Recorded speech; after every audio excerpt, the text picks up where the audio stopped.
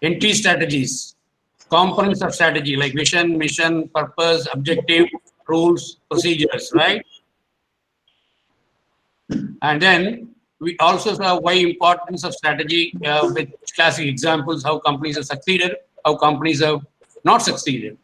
One strategy I have taken up is the diversification strategy, right? Diversification strategy, I have taken the example of ITC, I have taken the example of TCS.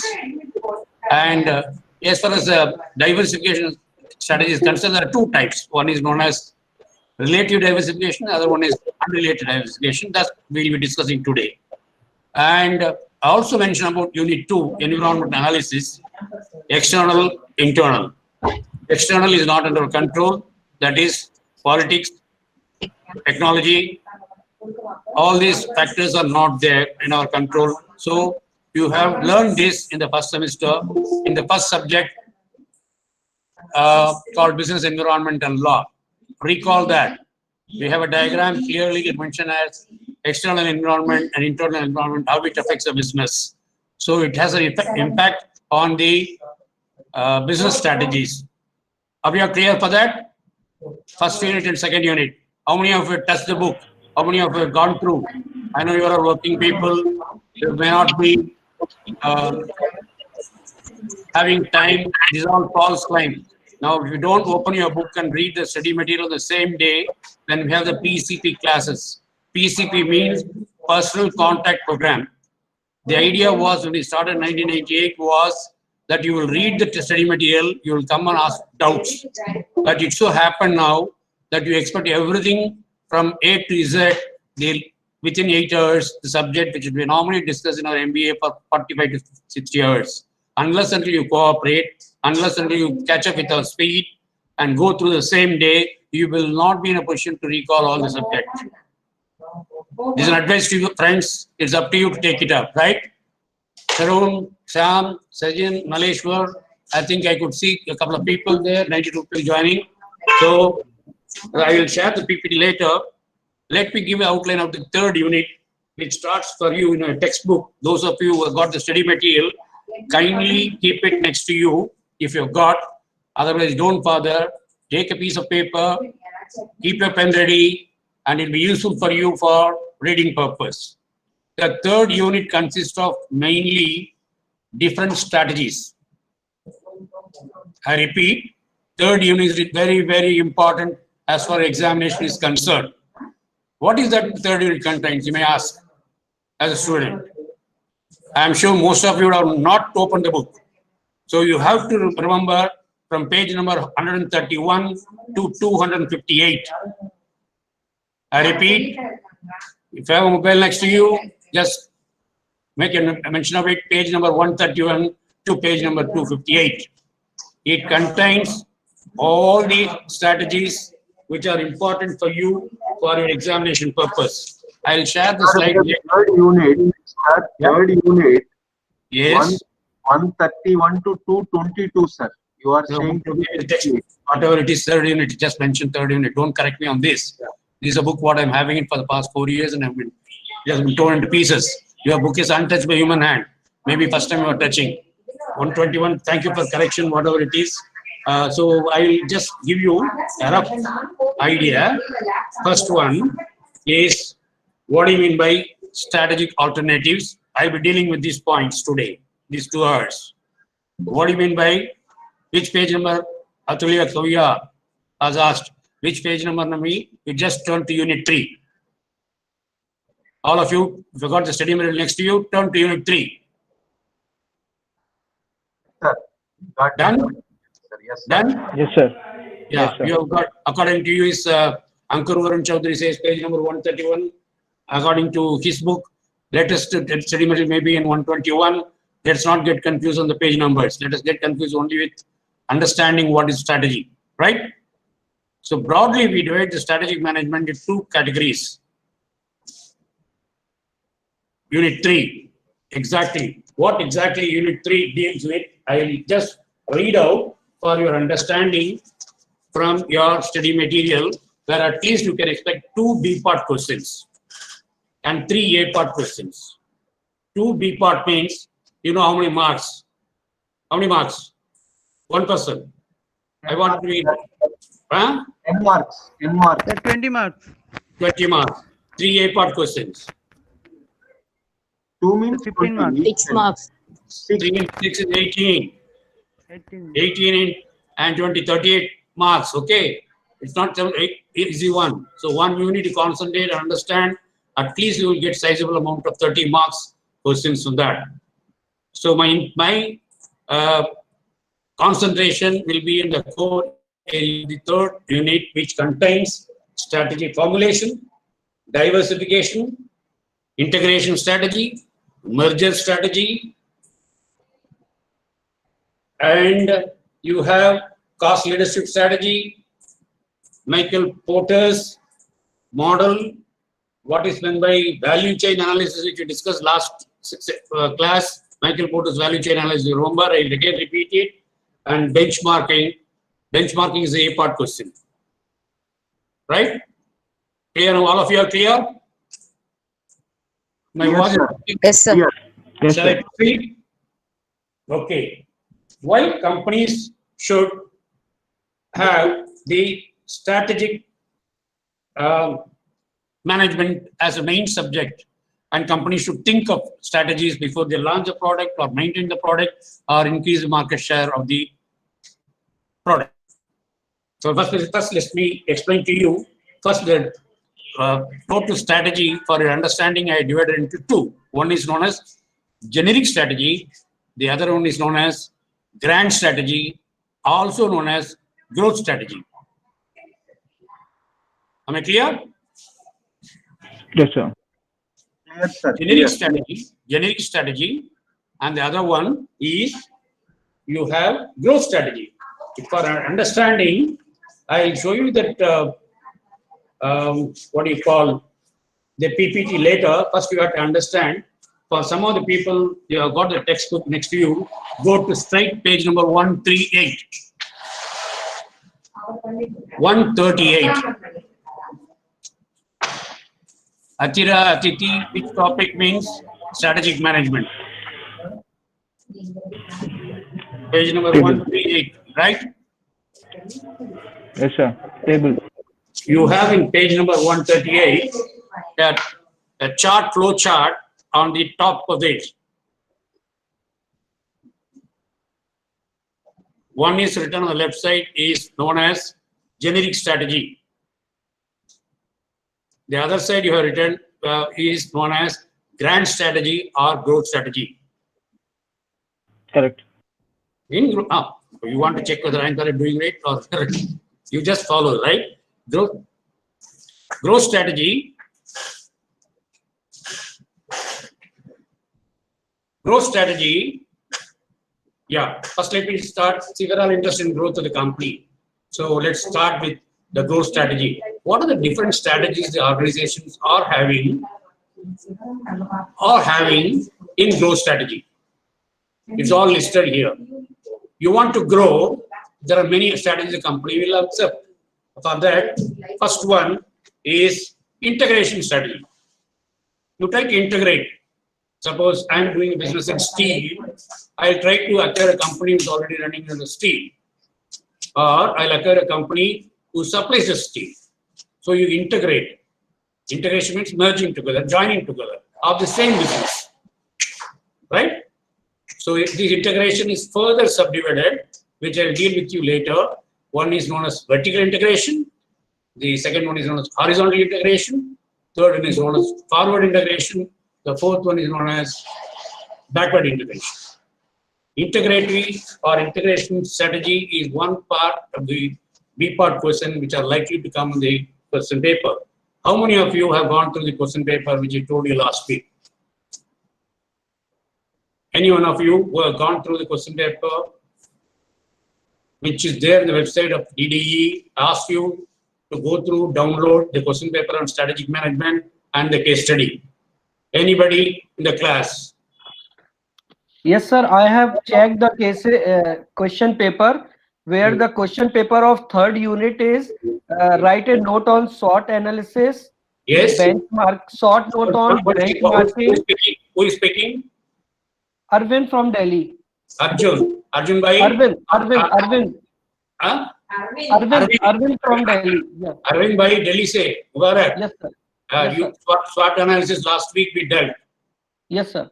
Okay, we'll again do the SWOT analysis. Yes, No problem. That's I one have question. attended. Yeah, I That is have one attended. question. Okay. And second next is, what are the need for R&D strategic plan? Okay. What is the need for R&D strategy which we'll be discussing today? Number 2. Number Yeah. 3. Benchmarking. Just now we mentioned you about benchmarking. Yes, sir. This is a good, quite often asked question, benchmarking. Yes, good, Arvind. Go ahead for the benefit of others. Yeah, sir, wait, I'll do that. And Take 1 minute, 1 second, and then you can come. I want the class to be interactive. I want people to put the question in the chat box. I will answer as far as the time concern is also a very important factor. But I'll try state the need for modernization. Yes, modernization, yes. Then, Functional level strategies. yes, it's there in the unit 3 is a function level strategies. Yeah, Yes, sir. I'm only saying it's the unit 3 question, sir. yeah. This is from unit 3 questions, at least 4 questions. Yeah. But if you see some other question paper, they would have asked Michael Porter's value chain analysis. Okay, McKinsey 7S, which we last class discussed. Organizational, shared value, system, all is 7S McKinsey. It's There are 4 benefit. components. Yeah, Yeah. benefit of strategic evaluation and control. That is fourth in it. Now we are not going to try. First of all, we have to think of strategy. Okay. And we have to implement. Then only we have to evaluate. That's fourth and fifth unit. So don't go to that. Let's confine to 3 units, third unit. So any questions on merger and acquisition? Any question on diversification? Arvind, Yeah, I'm checking, sir. by this time would have been ready when you're coming for the class. Because every minute is counts. Horizontal and vertical integration or strategy. Yeah, but just now I mentioned integration of 4 types: horizontal, vertical, right? Forward, Yeah. and backward integration. 4 types of it. So I'll be giving you all this. Yes, sir. These are the all cases. Yeah. Yeah, these are the questions are repeated, no? If you see Yes, the sir. question paper, Yes, these sir. are repeated. Yeah. You Yes, guys, girls and boys and working people, with due respect to all the, some of the faculty members are also undergoing the PCP classes. So let me start the growth strategy. I'm sure all of you are with me. Growth strategy. Why we should think of growth strategy?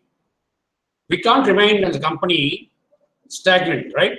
Year after year, we have to grow. The turnover has to grow. The shareholders' value should grow. The customer should get good products, new and new services. For that, we have to think of the growth strategy. The importance of growth strategy is 4 important points. To increase the market share, to increase the profit. Profit is not a dirty word in management. Profit maximization is the right of the company to make profit. I am sure the first semester was studying one subject called Corporate Social Responsibility, CSR. 2% of the total turnover of the company should be spent on social purpose. For example, I'll give you an example. Tendulkar, we all know the cricketer. He has adopted 2 villages in Andhra Pradesh, and from the money what he has got, he is maintaining the whole village, including education, sanitary condition, housing, every other infrastructure. When Pondicherry and Nagapattinam was washed away, very badly affected with tsunami, Oberoi, the actor Vivek Oberoi, has adopted some of the affected areas, and then he has given these known as corporate, whatever income they are getting, 2% of it is a must. It has been passed in the parliament, an amendment that every corporate, whether saying Govain or big companies in Nokia, whatever it is, they have to spend towards the society so that their name remains in the society. People respect this organization. The first is to increase the market share. Second is to have a good brand name and image. Third, to give new products and new services. Fourth, to give new technology. And the fifth is, after all, the shareholders have to get the benefit. So maximization of wealth of the shareholders. I repeat, the growth strategy is very important, and for that the company follows many growth strategies. One strategy which I discussed last time, which will just remain for some of them who were not absent last week and now present, diversification strategy. You have in a textbook, the diversification strategy is in page number 141. 1 second, I will give you. Old textbook 141, new textbook is just whatever it is, a research for diversification strategy. There are two types. One is known as related diversification, the other one is known as unrelated diversification. And one more point which I have taken from the textbook is also in your textbook is concentric diversification.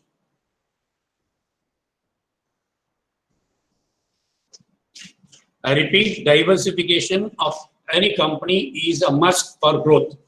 You accept it? We are given the example of Tata yesterday. Tata started with steel. Ended up with Tata Salt also, right? We eat every day Tata Salt. Is there any connection between the steel and salt? Can we call it a related or unrelated diversification? Unrelated, sir. Unrelated. Yeah. Then you have think of the related diversification. Think of any company. Can you just think of? Yeah, Tata Motors acquiring some foreign car company. Acquiring is not the one I'm talking about. That's mentioned. Talking about diversification means trying to branch out many areas. Tata's has developed Tata Steels, Tata Tea, Tata Consultancy Company. Okay. Aditya Birla Group company, Ultratech Cement, to gain the market share in the cement industry, it keeps on acquiring the same cement companies, sir, which we can say related strategy. Some time ago, they have acquired the L&T Cement. Okay, fine. Good example. Who is that? Ram Prasad, sir. Ram Prasad from Karnataka. Good. But let us not disturb our routine. At least some people should have some example to be given. Whenever you give an answer in a strategy, you give an example of your choice, which should get it connected to that particular subject, right? Diversification of three types I mentioned. One is related, other one is unrelated, third one is concentrated. Related diversification. For example, let's take Dabur. Dabur, what they do? Dabur hair oil, Amla hair oil, right? Then they came out with other hair oil, which is coolant, where Amitabh Bachchan is a brand ambassador. Navaratna oil. That is Imami, Navaratna oil, Imami. Whatever it is. So they are diversifying in the same area. Now many companies are getting merged. Every day we don't know which company bought what, right? So things are happening in a very, very fast way. So please understand and read for yourself.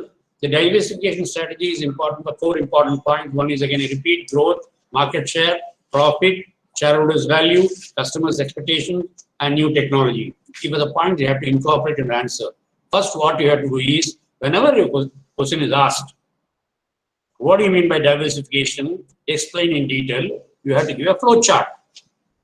Diversification, related, unrelated, and another one is concentric. Then you take one by one and try to explain. That's the way we explain in the answer sheet. You are given 44 pages. You have every right, you are paying for it, to explain each one boldly, clearly, written nicely. Then only you will get more marks. I want you to understand as a PG student, getting a pass is not at all considered to be important wherever field you are going. Above 60, first class is the main thing which is wanted. Okay, you understand this? First class is very, very important. So you have to have minimum 60% of marks and above. So you have to have plan for that. So let's go to next, diversification. After that, we have merger strategy. Merger and acquisition. This is what yesterday, first day I mentioned about how Coca-Cola entered into the country. Most of you may not be knowing, there was a period called George Fernandez, one of the industry minister, he asked two of the companies to quit India, that is IBM and Coke. He never wanted multinationals to operate in India, that is before 1991. So Coke has to withdraw from the Indian market. We have introduced a soft drink called 77, it's the year 1977, but most of you are not born, and the product was withdrawn and it was a great failure. When LPG, which you have studied in the first semester, came, liberalization, privatization, globalization, you have all the companies coming to India. So the idea is simple. Coke has got all the money possible. They came to India, they bargained with the Parley Industries who are manufacturing and marketing Thumbs Up, Mazda, and Limca. With 35 bottling units across the country with 65,000 workers and distribution network logistics was excellent. So what they have done is they bought the company and made the chairman of Parley as one of the sitting partners, and they entered into India. So that's known as buying the company, acquiring the company, and merging the company. Right. You understand this point? One example. Any other example, anybody, any participant can give other than Ram Prasad? Arun R is on the video. Can you contribute something, Arun? So can we say the bank merging is an example of this merger strategy? What is that? The merging of banks, private sector banks to public sector banks. Can we say that it's a merging strategy? No, that's a nationalization of the banks is a different strategy of the government policy. That we are not talking about. We are talking about corporates. We're talking about. Even banks are merging. Yeah, right. Now, recently, all the banks, instead of 21 banks are getting merged, right? That's also a strategy. Why? Why the strategy is adopted? There is a unit for you, which I'll tell you the page. The advantages of merger, advantages and limitations of merger. Once you merge, what happens? You have huge manpower. You have huge market share. You have huge customer. So you can reach and attain a leader position in the marketplace. That's one reason why the mergers takes place, which we'll deal with later, right? You merger and acquisition, we are given example in page number 143. So acquisition of Bharti AXA Health General Insurance with ICICI Lombard Insurance. Currently, Yeah. it has happened. Yes. So it is also a kind of related diversification, I think. See, what happens is, this is insurance company. You should understand what, I don't know whether it's been taught or not. Again, it's deviated from the topic what I'm having. IRDA, Insurance Regulation Development Authority, came to India, and only LIC was dominating, New India Insurance was dominating, United Insurance was dominating. No other players were there. Once LPG came, there are 19 companies entered into India, starting with Tata AG and umpty number, which I name it. I mean, Sundaram, TVS Sundaram has tied up with UK-based one for vehicles, four-wheeler insurance. You have Star Health Insurance has come. So many companies have come. That's a different area which we are not going to touch about. But for your purpose, don't even imagine going outside the textbook material for references and exam. First, you follow the textbook, then you do Google search and add some points to it. Right? That will be the right way of doing it. Okay, sir. Okay, fine, Arun. Sir, Vodafone and Idea merger. Yeah. That's the latest one. Is it a joint venture or merger? Yeah. Now the next question comes, what is joint venture? It's also a growth strategy. Is there a difference between a merger and a joint venture? If you don't have an answer, I'll tell you straight away. 1 second, I'll give you. Merger means, okay, since there is no answer coming from the participant, I'll tell you. Merger means two companies merge together financially and total financial restructuring takes place and the shares value, book value, everything changes. That's merger. Joint venture means I put 50%, you put 50%. Example, last class I told you, Hero, Honda, joint venture, marriage of convenience. For 25 years, we will run on joint venture and we'll have joint program and we will market the product and we'll achieve the market share. And Honda vehicles, two-wheelers have become the brand leader with this joint venture example. So let's first combine with merger, right? What is the next thing in the growth strategy? I talked about integration. I talked about diversification. I talked about merger and acquiring companies. The next point is joint venture, as correctly pointed out by one of the participants. Joint venture is other way of increasing the market share and doing entering into a country and establishing their brands. Many more examples can be given as far as joint venture is coming. And Vivek is looking at me. Can you just give me, Vivek, any example of a joint venture? Sajin Varghese and Vivek. Sir, Maruti Suzuki. Yeah? Maruti Suzuki. Maruti Suzuki joint venture. Good. Next. Sajin, can you give me, Sajin Varghese from Kerala, can give me example? Joint venture.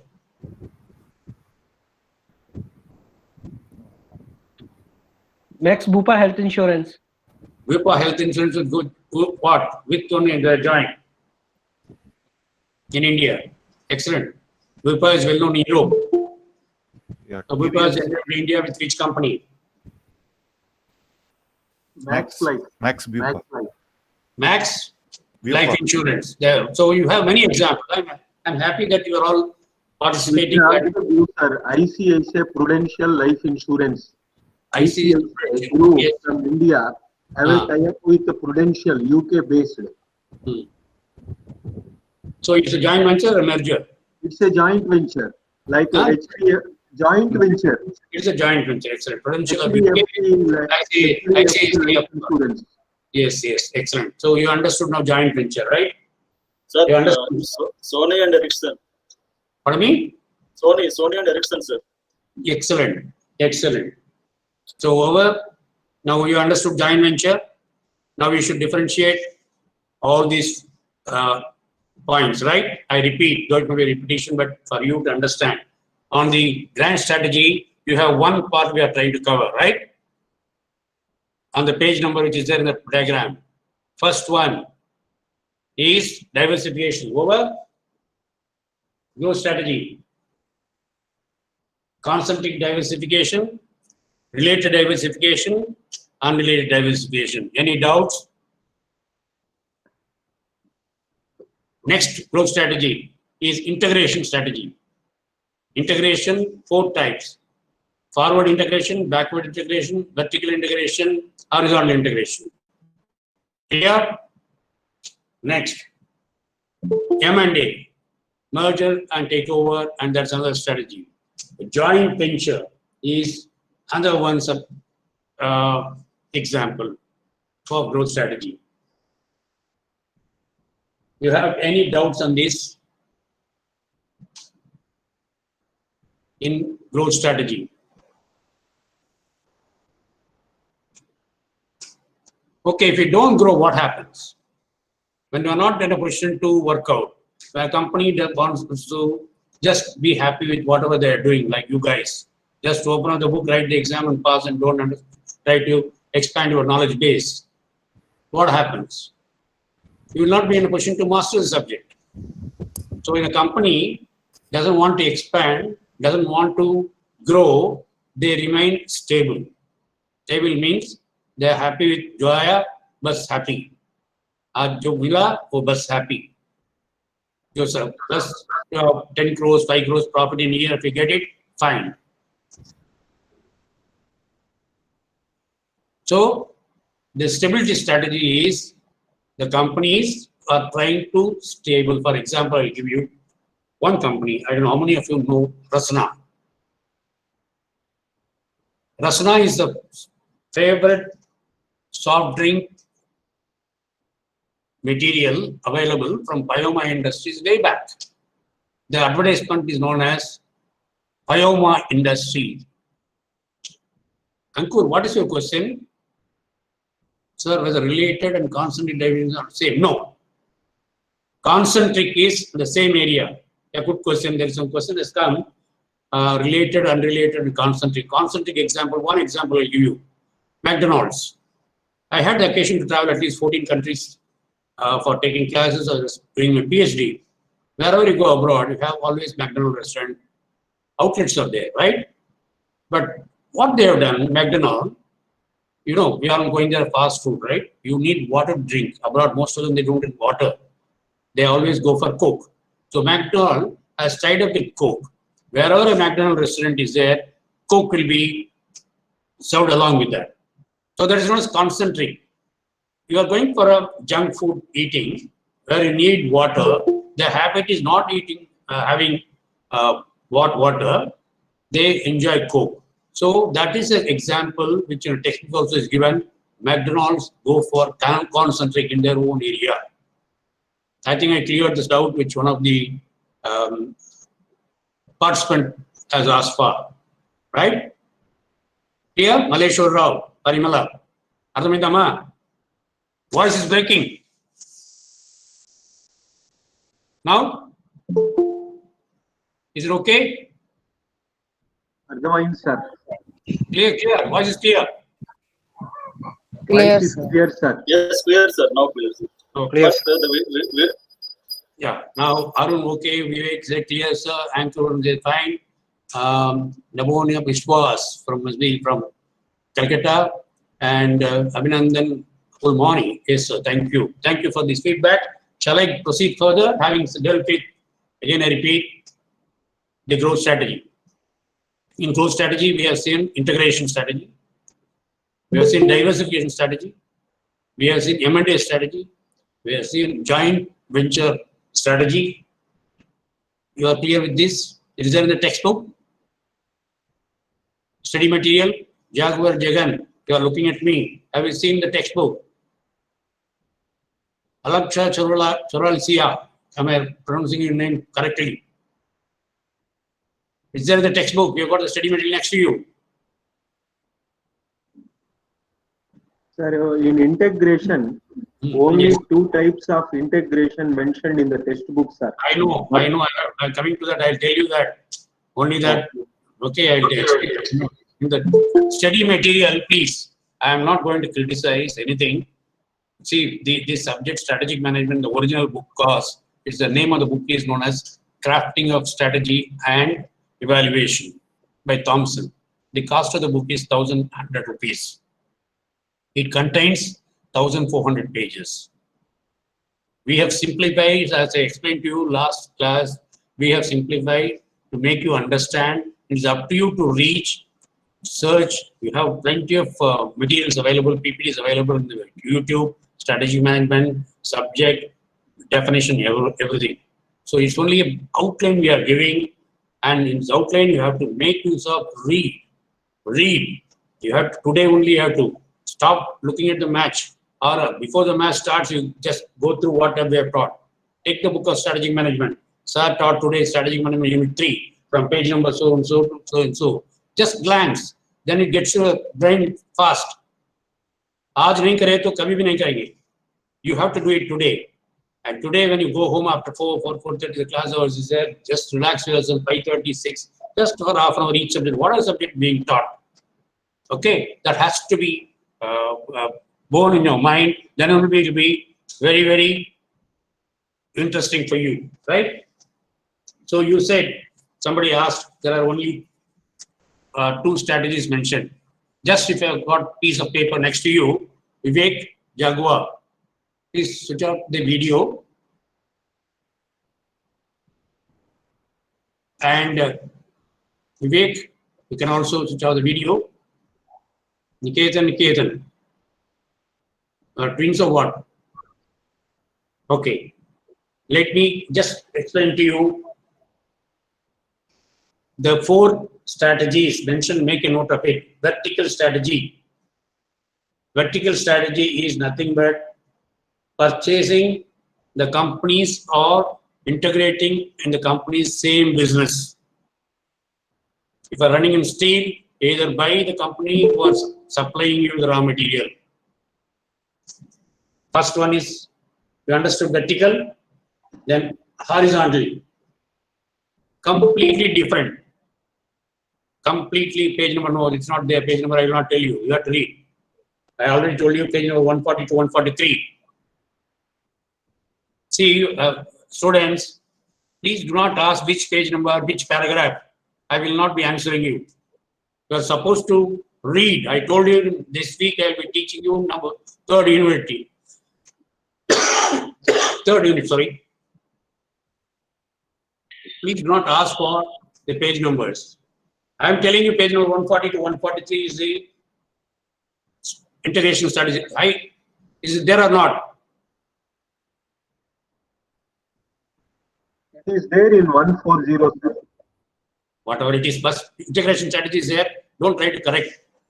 You have that guideline, right? It is Now, there. it's there. Backward integration. Example, Bharat Heavy Electrical. How many of you heard about Bharat Heavy Electrical? One is in Tiruchirappalli, one is in Bhopal, one is in Hyderabad. Tiruchirappalli, they manufacture what? Bhopal, what they manufacture? What they manufacture in Ramachandrapuram, Hyderabad. Bharat Heavy Electrical is well known. It's a leading public sector profit-making company. Any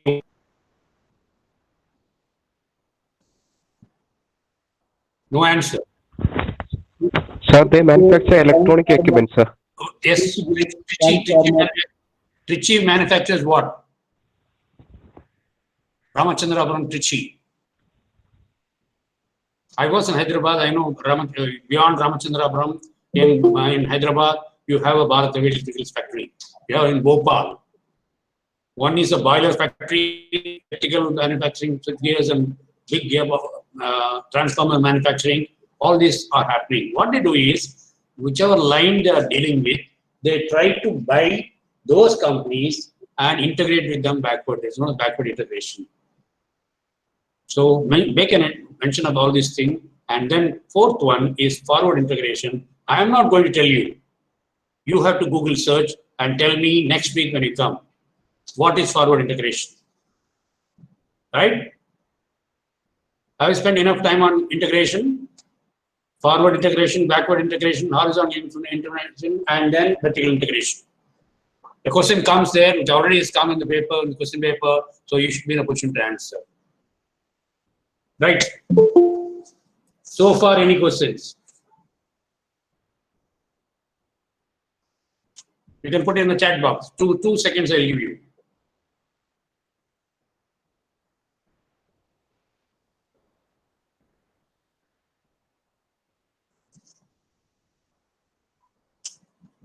Yes, Arun, there are 4 types of integration. I repeat, Arun, for the benefit of all, vertical, horizontal, backward, forward. Now I ask you to go through and Google search and give me, even when I give a break for 5 minutes afterwards, you can just get back to me and give me the answer for the benefit of all.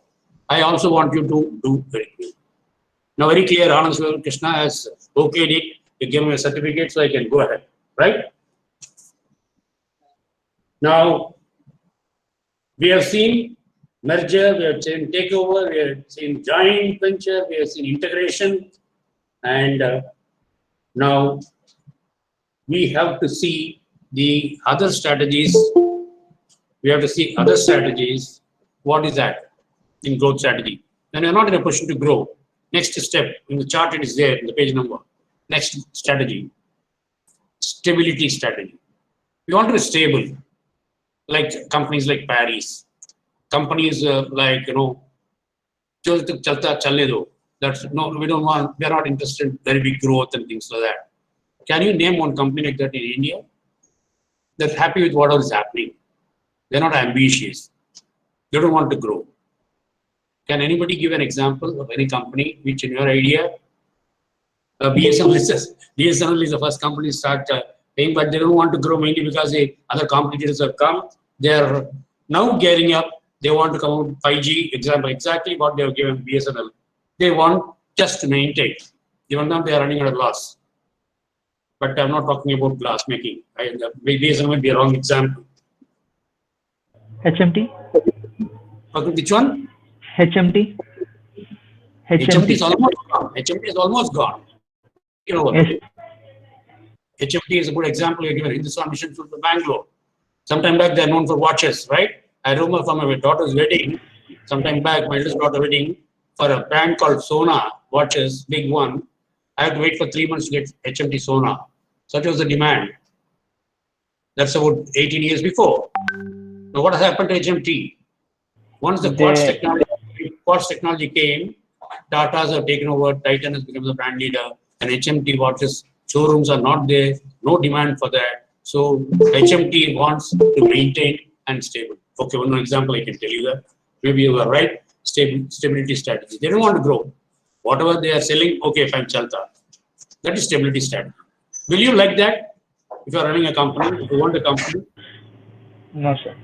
No. So stability strategy is not the right strategy for the modern world. Right? So that's one thing. Whatever profit comes, fine. That's fine. That's what the approach is. That's one strategy which will not work in modern days. Then, okay. We are not having growth strategy. We are also not stable. We are also not making profit. Then what you will do? What you will do? Suppose you are running a company and it's not running under profit for money months, you have to pay salary to your employees, you have to pay rent to the building, and you have to pay to shareholders dividends, and you have to have profit on your investment. What will you do? Next strategy. You close down, or you like to restructure the whole thing, reposition yourself. Diverse investment and answer coming. Yeah, next. Anything else?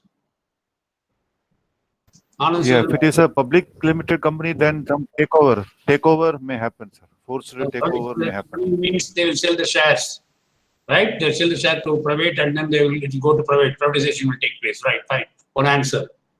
Then, Sir, can we outsource our workers, sir? what I mean, Can we outsource our workers like services? excellent. So the excellent. Now the point coming is again A part question, B part question. Thank you. You can and the video also you can be on. Okay, you can be on. There's no problem. But unmute yourself. Business process outsourcing, the BPO concept. Again, a B part question. Why BPO concept has come? Now, most of the IT companies, some of you must be working in IT companies, most of them are outsourced from USA, UK, and other countries, right? Whether, for example, a company I can tell you from Chennai, where I'm consultant, Nitari Health Services, they do the outsourcing of medical billing from abroad. Your medical transcriptionist is a new job which has come for us. That's mainly because they don't have time. The doctors dictate the prescription, and the nurses, they scribe, right, make note of it. We get the information because of time zone difference. We work in the night and translate and type it and send the entire material back to USA. For that, we charge per hour so many working hours $1, right? That's how the BPO companies are operating. When you are not competent enough to run your own business, you outsource it. My competency, core competency, I told you 3 important words in strategic management. Core competency, competitive advantage, benchmarking. Core competency means what you are good at it, you do it. What you are not good at it, leave it to others to do it. Can I do gardening in Pondicherry University? Is it my core competency? No. Give it to somebody else who can do in a better way, at a less expensive way. They can do the job. That's known as business process outsourcing. Now, one more question comes, which has come, I've seen and I was evaluating the answer sheet is, what is KPO? Since you asked BPO, I'm giving another question, counter question. Some of you must be working for KPO, some of you. If you're not knowing the answer, I will give you. No problem. So is that knowledge process outsourcing? Excellent. Knowledge process outsourcing, legal process outsourcing, everything is coming to India. So you as a management student, now you should be versatile. That's why we in distance mode, we try to give you some of the important topics, legal aspects of business, industrial law, business environment, marketing management, consumer behavior. All these subjects are taught to you in our distance mode with a limited time. Try to give all the inputs to you. It's up to you to grab the situation and try to understand the concepts. Management is still concept oriented. You understand the concepts, take down the concept for what today we discussed, right? Take a white sheet. Merger. How many companies have merged? What exactly is a merger? You have Google, friend, at your fingertip. Then take joint venture. How many companies are operating in India in joint venture? You get a hell of a lot of examples, right? The same way integration. What is strategy for integration? How the integration strategies work in India? What are the different types? All these are clearly given. Your textbook contains, your Google friend with you, you have the personal contract program. With all these things, you should understand it fast. Right? We stop at stability. And then now, when the company is not stable, when the company is not growing, then what you do?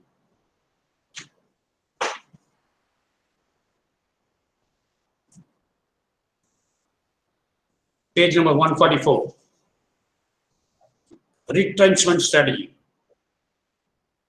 What do you mean by retrenchment? Retrenchment means you try to remove people from the organization, right?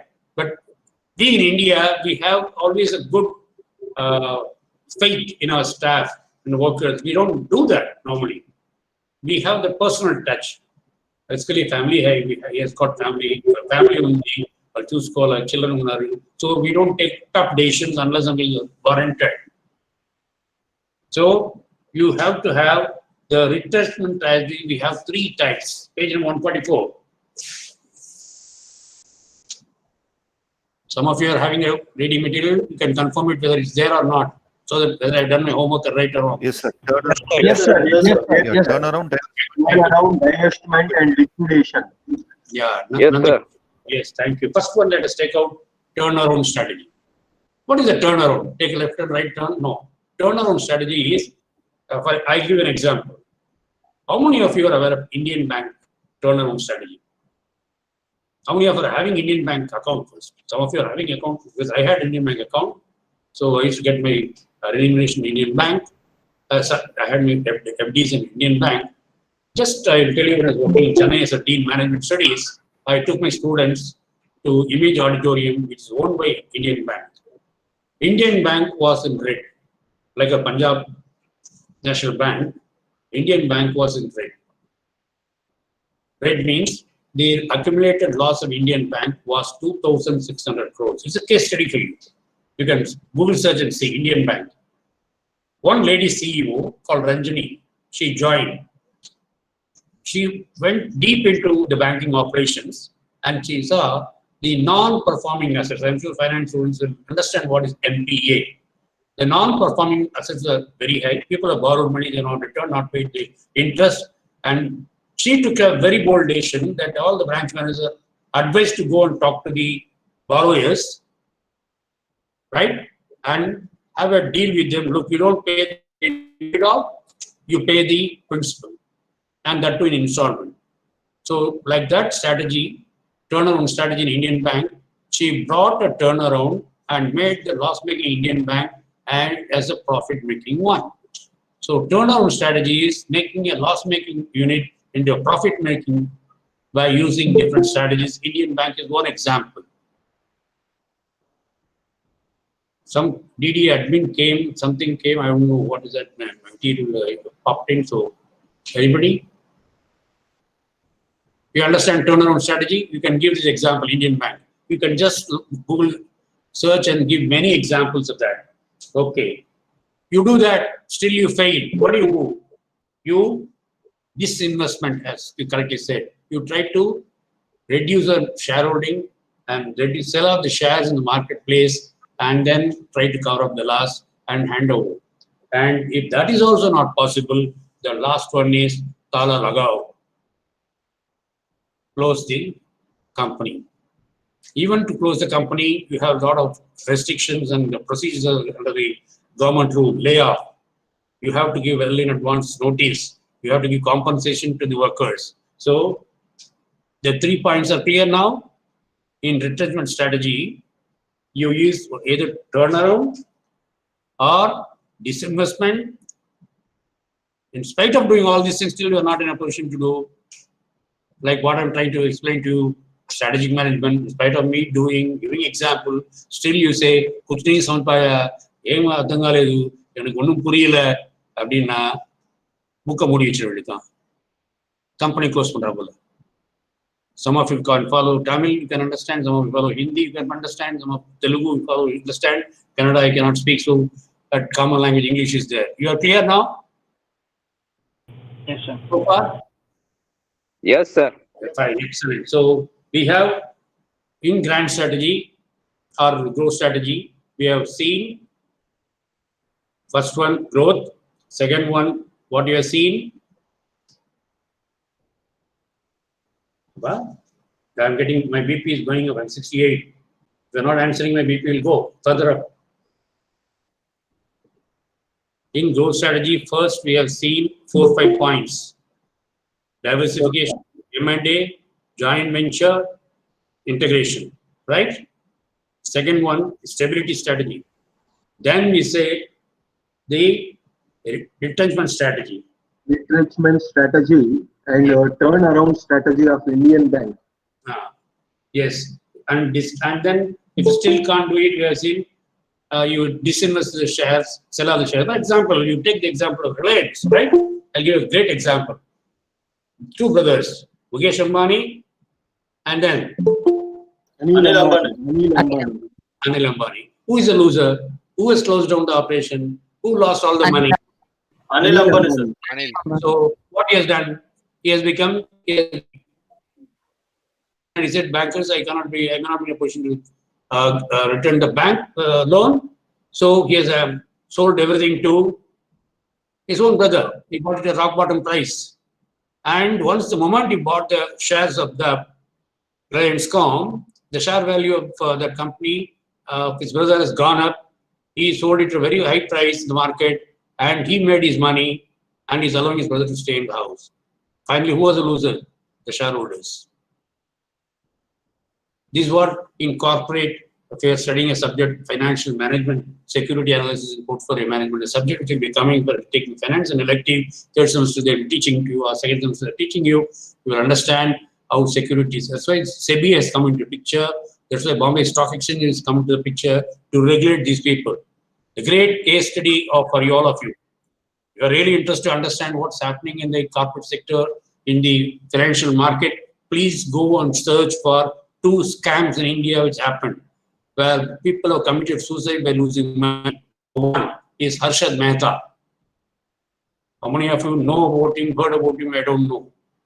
Harshad Mehta was inside trader. He raised the share value of the many companies in the morning, the evening got reduced, and it was DMAT was not introduced at the time. It was all transfer of books. Now we can buy the shares online, sell the shares online, right? Stock market scam.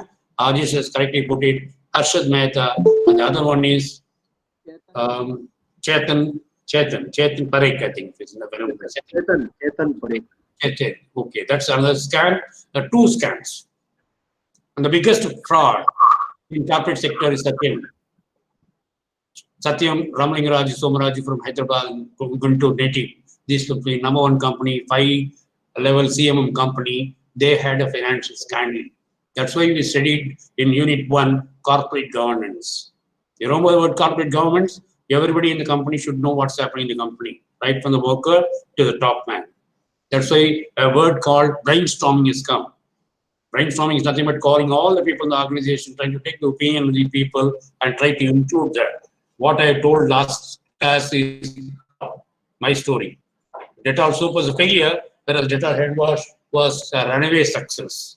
Because we in India, we have the habit, not only we, others, they use tissue paper, but we use here water before eating. After eating, we use water for washing. So if Dettol can be given as hand wash, the product will sell. The idea was given not by MBA, not by a PhD holder like me, not an experienced guy. It was given by ordinary salesman in my area, which I took it to Bombay, stabilize the product, launch the product, and that's a runaway success. So innovative ideas of a product will always give success to the company. You know, Dettol with the COVID has picked up, everybody knows, layman knows what is Dettol, right? So retrenchment strategy is over. Grand strategy is all you are clear about it. Now, I want you to go through the page number 47, bottom of your textbook. You have BCG matrix.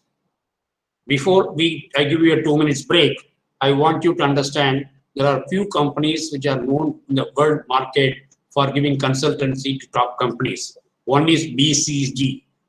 Have you heard about what is BCG in medical terms? Anybody? All of us have taken Vaccines, sir. BCG. BCG. Good. Who is that answering? What's the name? Lata. Lata. From where? Which part of it, Lata? Pondicherry. Oh, yeah, from Pondicherry. Good. BCG is given when? Good, Lata. You answer. Sir? BCG is given when? For what? It's a vaccine given for children. TB, tuberculosis. To eradicate tuberculosis. BCG Yeah. vaccine is given. During my childhood, I remember in the school they were given. Yes. What is it, right? So that BCG don't get done. This BCG means Boston Consultancy Group. Please make a note of it. Your textbook or reading material. What are the top consultants available which normally we use? One is BCG, Boston Consulting Group, which we are going to discuss now. And second one is McKinsey. We already discussed McKinsey 7, right? Last week. McKinsey 7S formula, structure, sales, staff, systems, Yes, sir. shared vision, right? Where McKinsey is another famous company. Because of Satyam scandal, the auditors for them, Arthur Anderson, got burst into the market and they merged together with E&Y. E&Y is Ernst & Young, another company, consultancy company. It's available in Chennai. Most of you, if you complete your MBA Finance, you can become a financial analyst in the company. They do recruit MBA HR, they do recruit MBA Finance. E&Y, Ernst & Young, E-A-R-N-S-T, and Young, Y-O-U-N-G, Young. Then KPMG. Yeah, big four. All the big four companies are the consulting firms. Another one has come from Singapore. Whenever we have a poll, they come AC Nelson. Sun TV, if you see, AC Nelson gives, right? AC Nelson from Singapore, another consulting company. These are the 5 top companies in the world, which they give opinions about the company, they give strategies to the company, and that company's the world market. So far we are clear. Now I am leaving you for 5 minutes break. Not for you, only 92 people are there out of 490. You okay? God only knows others about it. But those of 92 are lucky that you can understand a bit fast, right? I'll give you 5 minutes break so that I have my tea and then join you. But in the 5 minutes time, don't go away. You read this page number 147 BCG matrix. Cow, star, dog, question mark. Are you with me, all of you? Yes, Yes, sir. sir. So I can Yes, take sir. 3 minutes break or 5 minutes break. Okay.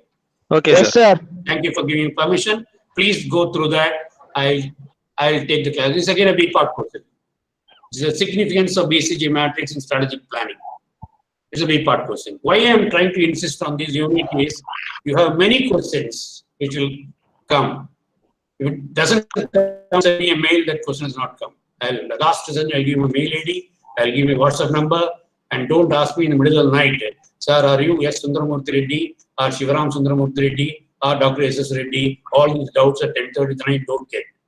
Please do not disturb me late night because I retired to my bed at 9:30 after listening to some international news. And then I have my personal agenda. I speak to my kids who are abroad, right?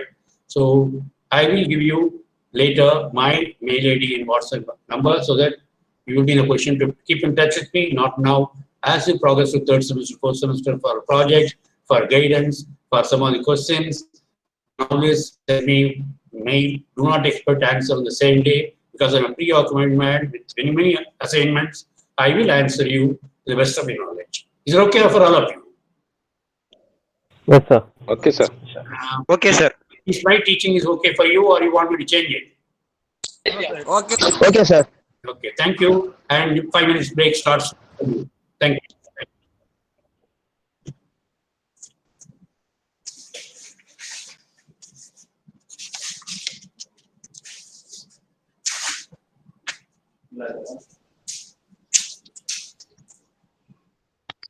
പോവാതെ ഇനി എന്താ late?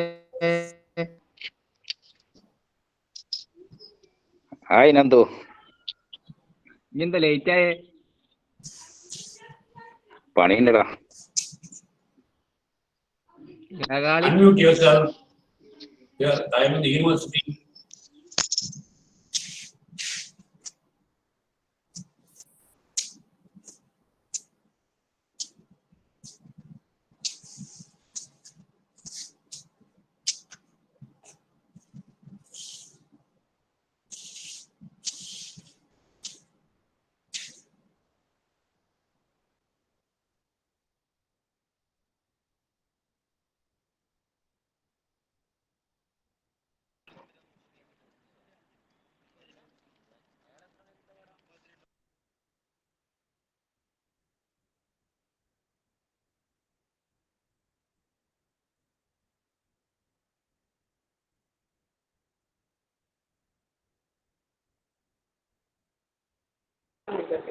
Hello, sir. Sir, you are there? വേറെല്ലാം പോയി. Sir ചായ കുടിക്കാൻ പോയി. കുറച്ച് കഴിഞ്ഞിട്ട് വാ.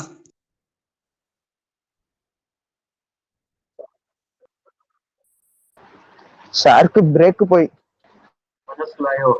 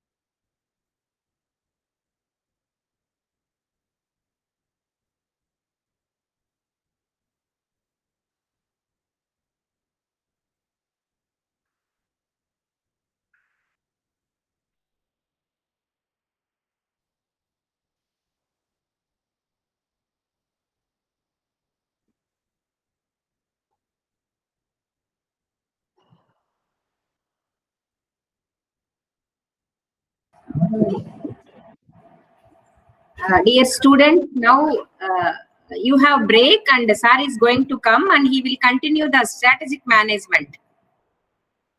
Thank you. Okay. Okay ma'am. Okay, ma'am. Sir came, madam.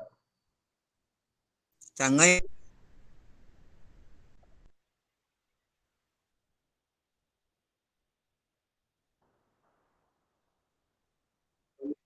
എടാ മോയെന്താ ഏടായാല്? Thank you ma'am.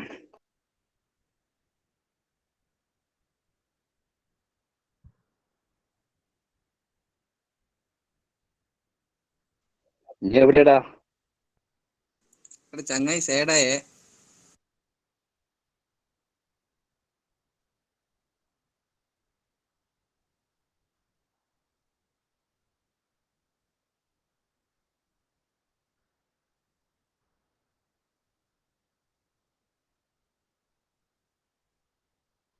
നീ 10 മണിക്ക് കയറിനി? ഞാൻ നിങ്ങളെല്ലാം ഉണ്ടോ നോക്കാൻ കയറിയതാ.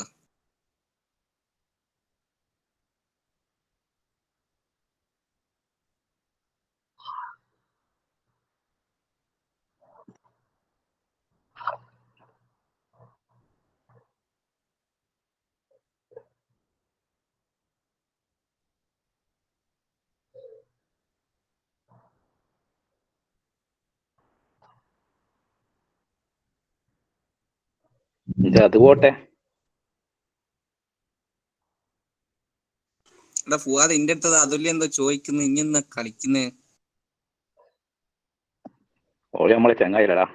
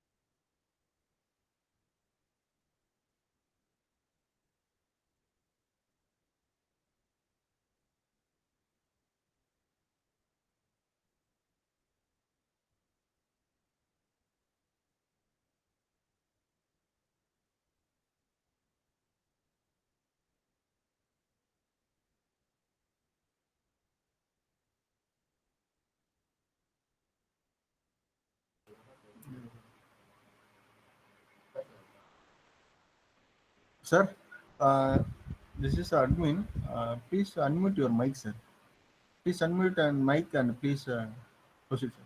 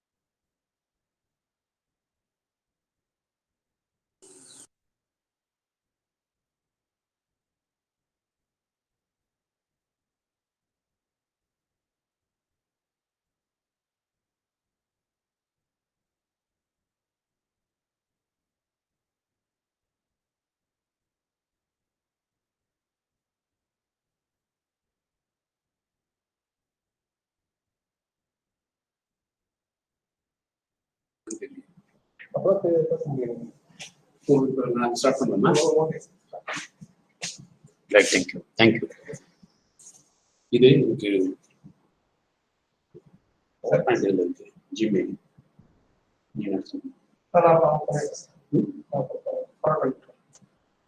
Printing is easier.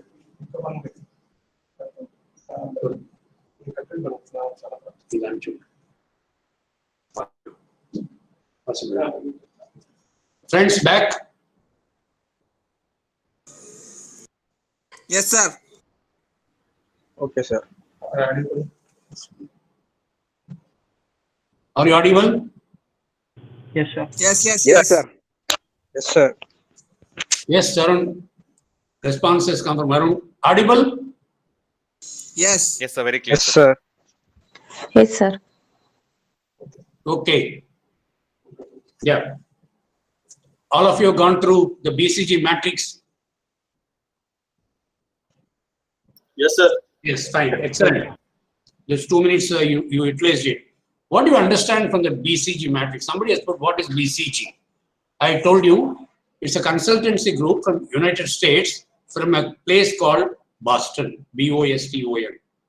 Boston Consultancy Group is a well-known group who give consultancy to top 300 companies. So they have given a model. If you are running a company, what we should do?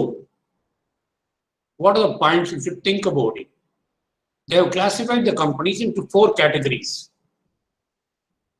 From the diagram, which is there in your study material, you have 4 columns, quadrants, right? The print is not clear, right? But I will try to help you out. First one is stars, top of the quadrant, stars. At bottom of it, cash cow. On the right side, you have on top question mark. And the fourth one is dogs, D-O-G-S, dogs. Clear? All the four are there? Yes, sir. Yes, sir. Clear, sir. Anyone can answer. Yes, sir. 4 are there, sir. Anyone can put in a chat box yes or no ticket so that it be. Yes, sir. Yes, sir. Yes, fine. Kavita has responded. Sharon has responded. I'm happy that people are just following. Ayush Roy and Yes, sir. Satya. Sir, once more, please. Yes, sir. Yes, sir. Yes, sir. Fine. Thank you, Lata. Thank you, Atirati. Fine. Once more. BCG matrix. Before I just left for the break, I mentioned there are 4 or 5 leading consultants company in the world, which normally is quoted in the textbook. One is McKinsey. We have in our textbook McKinsey 7 framework, which you pointed out last week. But according to McKinsey, there are 7 important factors which helps in organizational strategy. One is shared vision. Everybody should know what's happening in the company. We have a common goal. Style of the company operations. Staff, the human being, is an asset. Staff, the system. We have explained 7S. Can you add on to the other one? System, staff, style, shared vision, strategy, and then how many you want to Staff. go to that? McKinsey 7 framework. Staff. It's there in the textbook. You mentioned about the book, page number also. So that's one group, McKinsey. The second one is BCG. The third one, what I mentioned, as per the request from Lata or somebody else, the third one I mentioned is E and Y. Ernst & Young, E-A-R-N-S-T, and Young, Y-O-N-U-N-G, which got merged with Arthur Andersen, a famous consulting company in financial matters, and it has become one company as Ernst & Young. And then other company which gives consulting services in management is KPMG. KPMG. Is there across the globe? Even in India we have KPMG. Other company which I told you was AC Nelson from Singapore. AC Nelson. My own classmate is vice president of a consulting company which is well known in the international market, which they are good at financial management and advice to all the companies. If you are very particular about it, I mentioned it's slightly spelling you have to mention. Just make a note of it. Deloitte. D-E-L-O-I-T-E. Deloitte Dashu. D-E-L-O-I-T-E. Deloitte Dashu. D-O-U-C-H-E. Deloitte Dashu.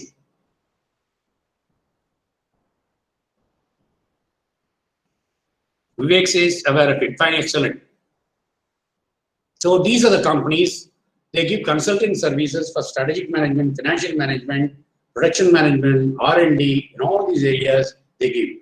So in this, what we are going to take up now, for the 10 minutes, is BCG matrix. BCG is given 4 columns, quadrants. Yes, PwC, PricewaterhouseCoopers, good. Thank you. I didn't want to load you. We call this information overload. As a distance mode student, I'm sure you are now very well equipped and think you understood my point very clearly. PricewaterhouseCoopers, another good consulting company. Good. Some of you must be working there. So coming back to the BCG matrix. Now you have x-axis and y-axis. X-axis, that means it shows the growth. Y-axis, there's the bottom of it, horizontally is market share. Right? Please follow very clearly this particular diagram. When the market share is high, when the growth is high, do you consider that as which category in this 4 points? I repeat the question. Stars. Arun, this is too much of your expectation. I told before the break, page number 14677, 146, at the bottom of the book, it is there, right?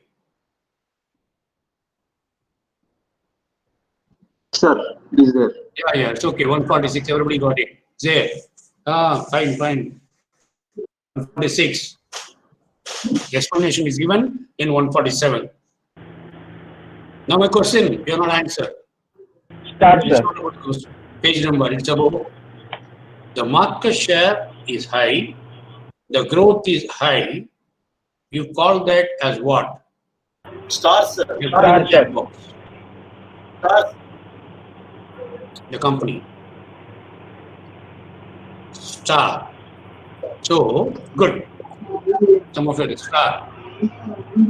Question mark? No, wrong answer. Question mark is, you have not understood the subject, that's a question mark. When company is doing extremely well, when it's growing, market share is growing, and when you in the market, when there's a growth, the market share grows, right? What is market share? Suppose 100 bottles of Dettol sold in the market. Okay, total antiseptic sold in the market is 100, for example. Dettol sells 90, then the market share is what? 90%. 10% is by several on other companies. So the market share is good, the market growth is good. So Dettol is a brand leader. The company need not bother, Benson need not bother much about it. So they keep advertisement and then grow it. So they're stars. The star, they don't need much of expenses, or they need continuous expenses to maintain. Your answer, please. For star, you need to spend more or less. Not to give it as an answer. Less is another answer. So you can, I would put it this way as a typical management student, you can say, since you already reached a market leader position, there is two types in strategic management you should understand. One is a market leader, the other one is market follower. Market leader is number one. Number two will not keep quiet. You try to reach number one position. Market leader will be followed by market follower. The market follower will try to reach the market leader position. They'll try all their strategies. It is up to the market leader to maintain their position by spending some money and effort to see that they retain the number one position. Right? You said it. Then cash cow. Yes, please. Some queries come. Then the question is cash cow. Cow, it gives a lot of milk. It's already giving a lot of cash. So do you need any time to be spent on this particular area of the company? For example, I'll give you Bullet, Enfield. Royal Enfield was withdrawn from the market. I was a proud owner of Enfield some time back. Royal Enfield was withdrawn from the market because it was expensive. Now Royal Enfield has entered the market, Indian market, with Eicher Motors, right? Eicher Motors share value has gone up because of Royal Enfield coming to the market.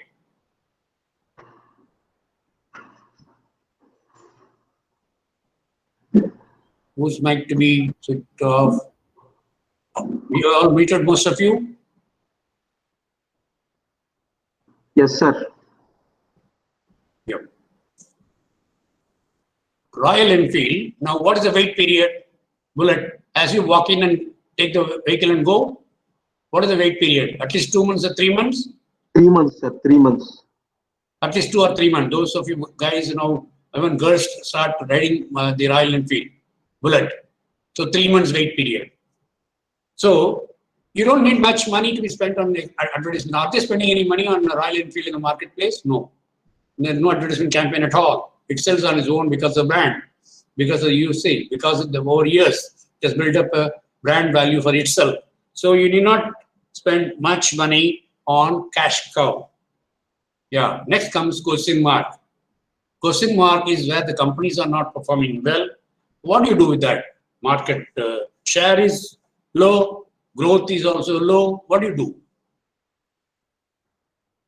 Let's take the example of COVID now. For the past 9 months, all the companies have taken a beating, right? Now, what should be the strategy? Question mark. Most of the companies have got question marks, right? So, what they should do now, the companies who are in the question mark area?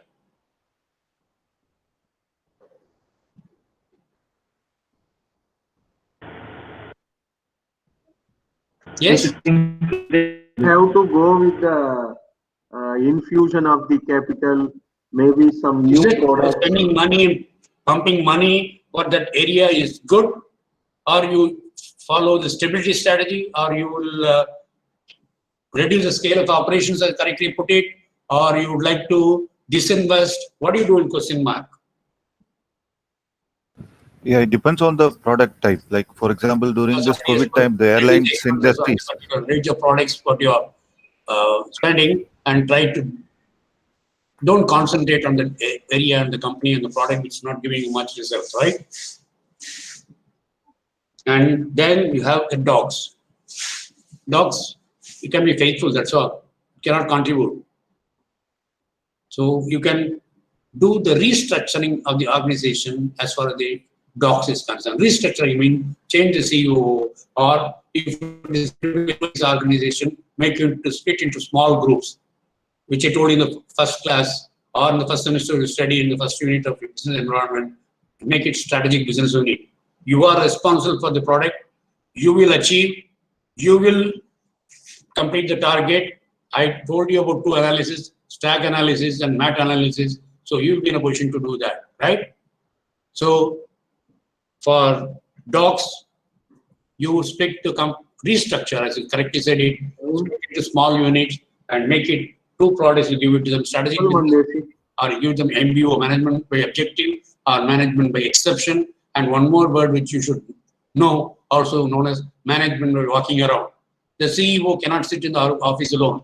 He has to mingle with workers and try to find out what is happening with them in the bottom. That's why a book called Bottom of the Pyramid is written by C.K. Prahalad. It's very, very informative and important in strategic management.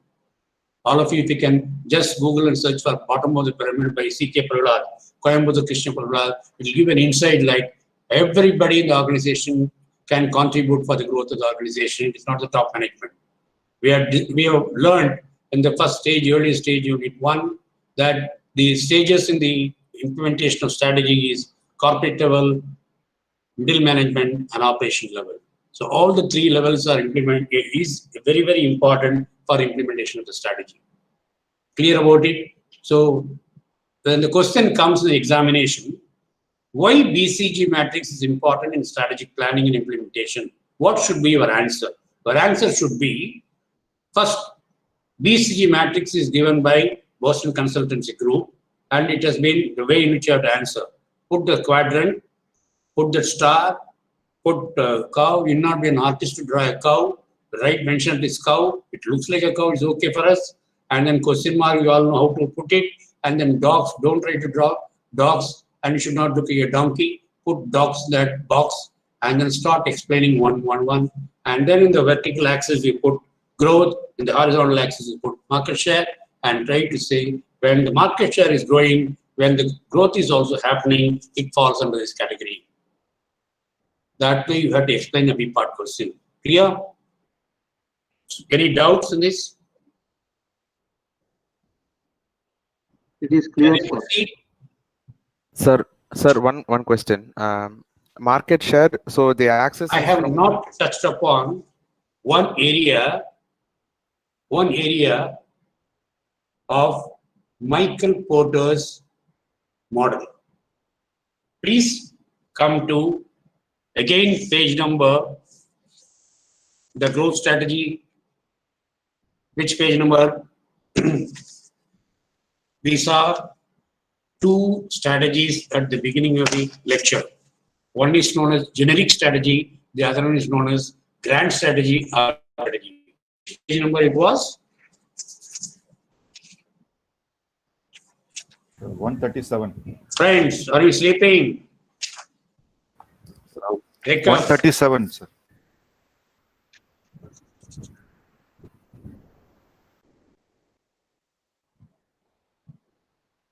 grand strategy 137. And Michael E. Porter, 138. Something called Michael E. Porter. Errors of printing, right? In spite of it goes for the other author for correction, it does escape sometime. Yeah, we are audible. I am audible to all of you. Yes, sir. Can you hear me now? Yes, sir. Yes, sir. Somebody has said that your speaker has got someone. There's no problem. Increase the volume now. Right. Now I ask you one question. Everybody is keeping quiet. Yeah, I can hear. You are audible. You are audible to me. No problem. That's why I'm answering your question.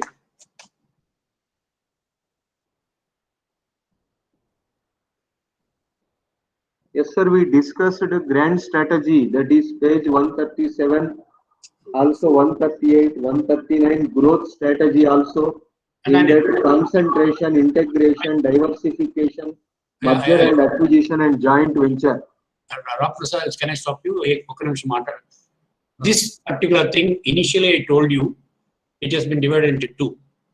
One side is generic strategy, the other one is growth strategy. That particular page, where is it?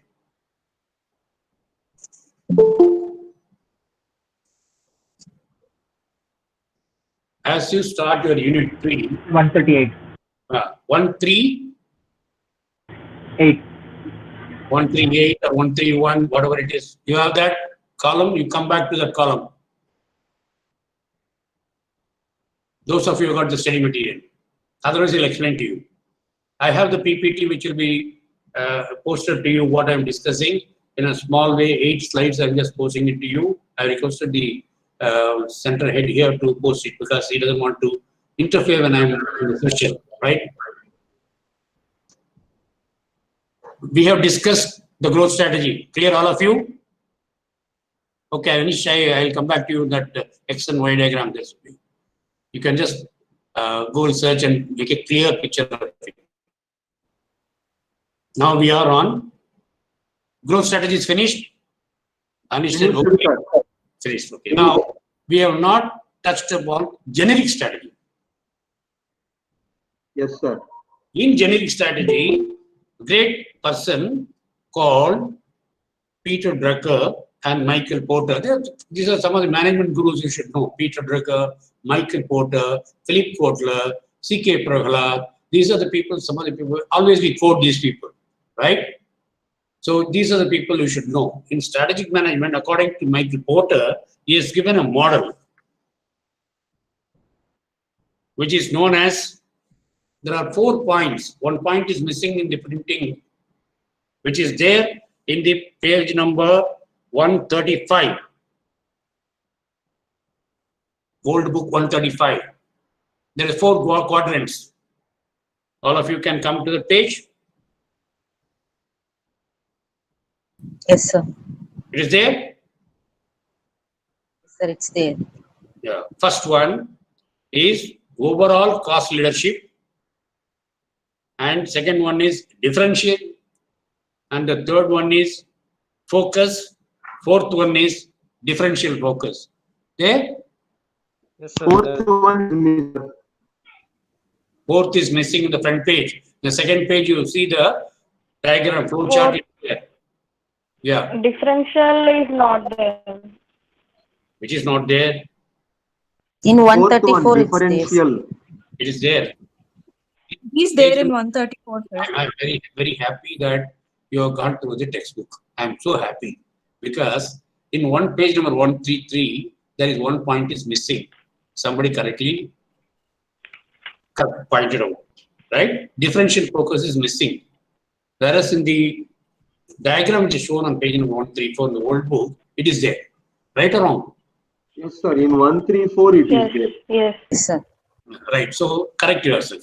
That you have to add in page 133, that 1 point. Otherwise, don't bother. Follow the diagram on page number 134. Let's follow the page number 134, right? Overall cost leadership. What do you mean by it? This is according to Michael. Overall cost leadership. Understand the concept. I don't want you to mug up. I want you to understand the concept. Cost leadership. Price to your advantage. Any example? I'll give an example. Then I think we'll understand. Hindustan Lever markets serve. Right?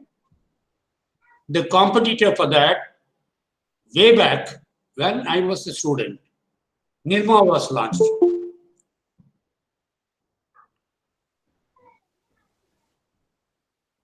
I'm coming back from my own time, then I'll come back to Geo later. Okay, fine. Somebody reminds me, Geo has come. Okay, fine.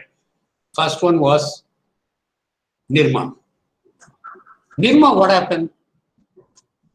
What is the launching strategy for Nirma? How many of you know about Nirma? Nirma has got a management institute also. Have you seen Nirma powder? Have you seen surf powder?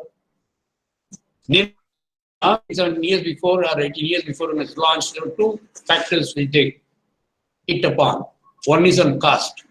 Hindustan Lever surf was very expensive, whereas Nirma, they were given on spoon. We in Indians, anything comes free, we like it, right? Any free offer, we bounce it. Consumer behavior, we study the subject called free offers. They have put one chamcha. Chamcha means spoon. In a Nirma packing, they have put one measurement spoon inside and marketed Nirma. The girl which came for a model, we all remember, some of you can see the Nirma advertisement, old advertisement. In that it says, the slogan, even now many people remember the slogan of marketing slogan of Nirma powder. This is a very good strategy what they follow. Anybody in the class who are attending? Nirma. If you don't answer in 1 second, I'll answer you. Excellent. Vivek has come out. Washing powder Nirma. And a song comes like that. Washing powder Nirma. Washing powder Nirma. Yeah, white girl with a small frock. Of course, now she has grown up and she went to Kathmandu in a plane crash. She passed away. The girl was a model for Nirma. Nirma was identified with a white skirt and a small baby and less expensive price. And Nirma swept the market. Hindustan Lever is a powerful company. Couldn't even. Yes, sir. I remember the song Arunar is selling. Right? There's a song. Sabki Pasand Nirma. Yeah, Hindi mein sahi hai. Thank you for helping me out in Hindi, Telugu, and Tamil. All the concept is simple. Cost leadership. According to Michael Porter, he says, if you can keep the cost less, you can take the leadership position. Is the strategy is good? What do you say? If you are a owner of a company, will you adopt this strategy? Yeah, maybe during the first initial stage. Yes, excellent. Initial stages, yes, absolutely. And take a market lead and try to kill the international brand name Hindustan Lever, which exactly what Nirma has done. But they have done, again, a failure model. We all accepted Nirma powder as washing powder. When it came as Nirma soap, did we accept it in India? No. It was a failure. Nirma soap was a failure. The strategy failed for them. So that was the wrong strategy. Right?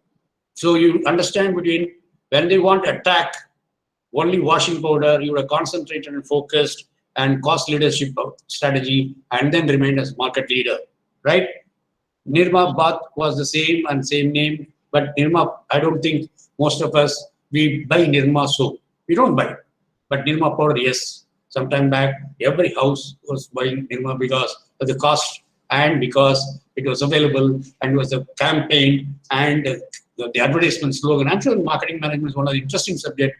The branding, positioning, STP, segmentation, targeting, and positioning, which we'll be studying, which will, I think, be dealt by my other colleague on marketing management.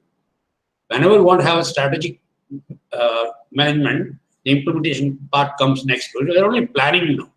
We are still in the planning process, right? Which strategy we have to implement, we will take it up in the next class. Somebody asked me in the beginning of the class, how to, first of all, we are not decided. We don't know. We don't have a wife right now. We're not married, but we are asking how many children. We have not worked out the strategy yet. Which strategy is ideal for which company? So we are listing out different strategies now. Then we will implement the strategies next week. Next, after that, we'll evaluate if the strategy is working or not, how to correct the strategy. This is the whole syllabus for you. Very simple. You understand? So let's go ahead. One example for overall cost leadership. Nirma, had excellent participation from all of you. Thank you very much. My work is becoming very, very simple. Now, differential strategy. We all know electrical switch means what? Which company comes to your mind sometime back? Anchor. Yes. Anchor. Is Anchor now selling? My dear friends, is it selling now? No, sir. Panasonic. No, sir. Havel India, sir. Now. Excellent. Who is the person? Prasad, sir. Now. Good. Ram Prasad is active in Panasonic. Havel came like a surprise about just 8 years before, if I remember correctly. What is the advertisement strategy used? You remember the small boy? I'll try to give you a hint. A small boy, small rod, welding rod. Small boy helping the mother while taking the dishes out from the pot. Because it will not melt with high fire also. Yes. So even there is high voltage. Yeah, even high. Thank you for helping. Who is the guy? What's his name? Maleshwara, sir. Malaysia. Andhra. Kakinada, sir. Kakinada. Kakinada. Manchi answer, pa. Correct answer. The mother will be there sitting and saying, and even when a very heavy electrical load goes into the wire will not catch fire, and that's what is there, no fuse. That's a series of acts. Havel. Now Havel started and they concentrated with a difference. Right or wrong? They shown a difference between Anchor and Havel is a household name now. Right or wrong? Yes, sir. Yeah. Now you got the different. You can have any number of examples of your choice, but I just gave you the current one. Right? Now the third point. What is that? In the quadrant. Focus. Yes. You remain focused. Now you are remain focused on only strategy management. You are not thinking of your IPL match or women's T20 match, nothing, right? Instantly, just for sharing small information, Mitali Raj is my second daughter's classmate when we are working in Hyderabad, up to 4th standard. My daughter took to dancing, she took to cricket. So Mitali Raj, when she was Australia, I was also there. When she came for playing, we hosted dinner for the entire team. So women's cricket, if you remember that, men were only focusing only on cricket was focused on men only. Now we start focusing on women. Right or wrong? We had the first T20, first World Cup. India came out to finals. We lost it in Lords. You remember Mitali Raj could not hit the highest scorer for Indian cricket for women's team, but she failed and she had a misunderstanding with her own coach and she was dropped. And then somebody from Punjab, she came, Hemant Kaur, if I remember correctly. Girls, correct me if I'm wrong. So she came and took up the entire cricket strong. So strategy, again, I'm coming to you. 5-day matches, gone, changing environment, limited over cricket. Now people still want fast result. T20 has become a runaway success. IPL has become a world's #1. So India has given a strategy to the world. Right? So remain focused. Focus on only one. Any example you can give? I will tell you focus. I will take the example of Nokia. Nokia is from a small country called Finland.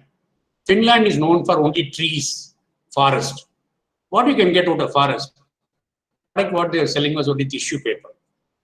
One fine morning, a CEO lady joined and said, "This is not going to be the area of focus for me in my company."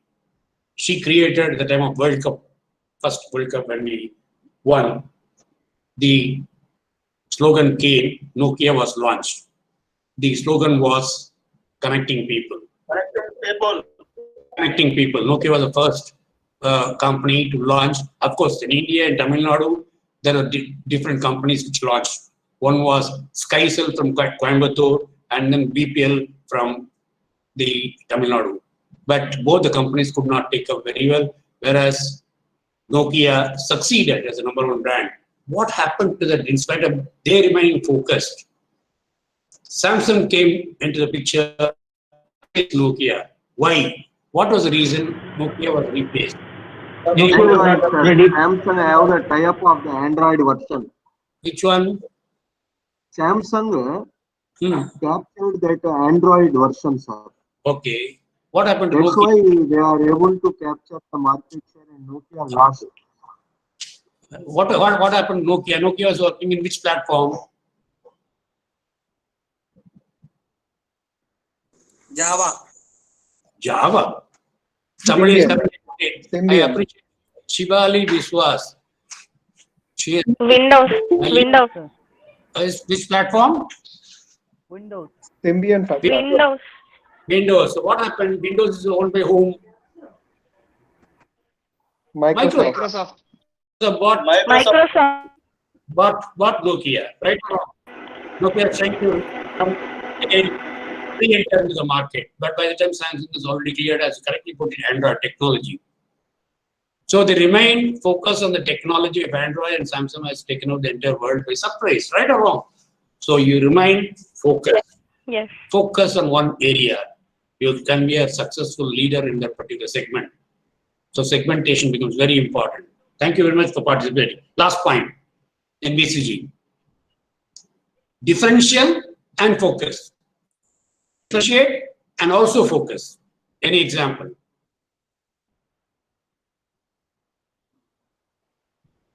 The idea of asking a question is not that I don't know the answer. The idea is that you should think so that you remember the exact. So we can say the example of Samsung, sir, because they are making mobiles and along with that they are also giving accessories like headphones and all. Okay. One example. Anybody else? I want two more participants to give an answer. So can we consider Tata as differential focus? Which one? Tata, sir. Tata Group's.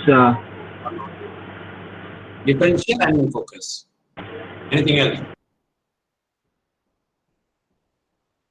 So now for the week question for you is find out what is differential focus. Next week when I meet you, tomorrow, it depends on the timetable what I get. I don't think I have a class tomorrow, only next week the coordinator is kind enough to give me. I will be first asking you, all of you, to give me an example of what is differential focus strategy company. What is that? DVD. Okay, Shran is given something at DVD. Anything else? Anything else? Not coming now. So let's leave it. Let's take the whole picture into the picture just to recap. Very, very important page. The generic strategy. Michael Porter. Can we say Reliance, sir, now differentiation and they are focusing on the market share also, like different categories they are entering. They are entering into retail. They are entering into telecom. Originally, they are. That comes under diversification. May not come into the diversification. Yeah. Somebody gave me pharmaceutical companies. Siva Subramaniam has given us pharmaceutical companies. What does that you mean? Pharmaceutical companies. They have a different base, customer base, like or. Which company you work for? I work for Roche for 20 years. I worked for Roche General Manager for 20 years, and then I took off to academics. Which company you work for? Why you I work for GlaxoSmithKline, sir. SKF GlaxoSmithKline. Okay, fine. Yes. Which division you are working for? Sir? Which division? I work for the HR team, sir. Okay, fine. So you are given an example. Can you give an example? Which company has given differential and then focus? Somebody has given Himalaya Drug Company. What is it they are giving different focus? Bonisa? Cantex 4? Okay, now I leave the choice to the students to come out with the answer next week, because without losing much time, let me go on this. Now I understood now. As a subject, I repeat again. Generic strategy, Michael Porter, 4 quadrants. Right? Then growth strategy. In growth strategy, you subdivide again into 3 categories. The first category, growth. Growth, we all know, we want, it's a market, as a good manager, the company has to grow. The company should have a good strategy. In the growth strategy, we have seen the first one is that integration. Integrations are 4 types. Then we saw the diversification strategy, which are 3 types. Concentric, related, unrelated. And then we saw M&A. Then we saw joint venture. It's about growth. Then we said, it is enough for us, we will be stable. That's okay for us. Stability strategy. Then we saw retrenchment strategy. In that retrenchment strategy, we saw about three important sub areas, right? And then we saw corporate restructuring, another strategy. Change the entire people. Lots of companies are changing CEOs because they failed. They change the CEOs. They get a better person from outside, or split it into small companies, the MBO, MBE, and then start doing their implementation of the strategy, right? And then SWOT analysis, which last week we had done. Again, it's a B-part question somebody pointed out. So I'd like to touch upon strength. You know about it. Don't waste your time. Then the opportunities, weakness, threat, SWOT analysis.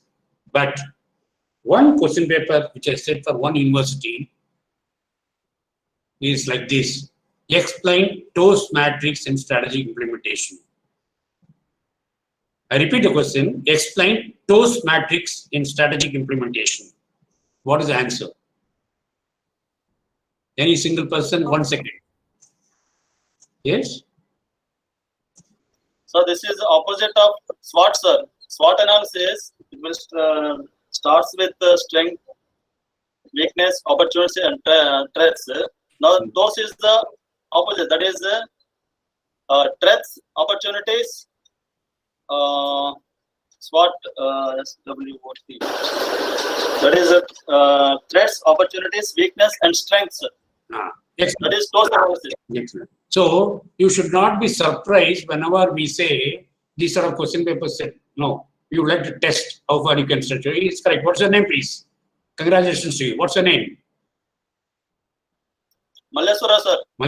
You've done it nicely. You see, why the question was set by me like that was, we know our strength. We know our weakness. We don't bother about it. We know how to correct it. But we should know what is the threat first. What are the opportunities available first, right? So you classify these points. Definitely your strength will help you.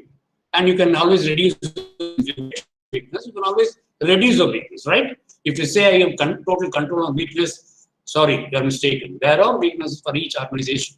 But as an individual, we will have weakness. So TOS matrix is another question. Another question which I put is again, I taught advertisement to my students regularly.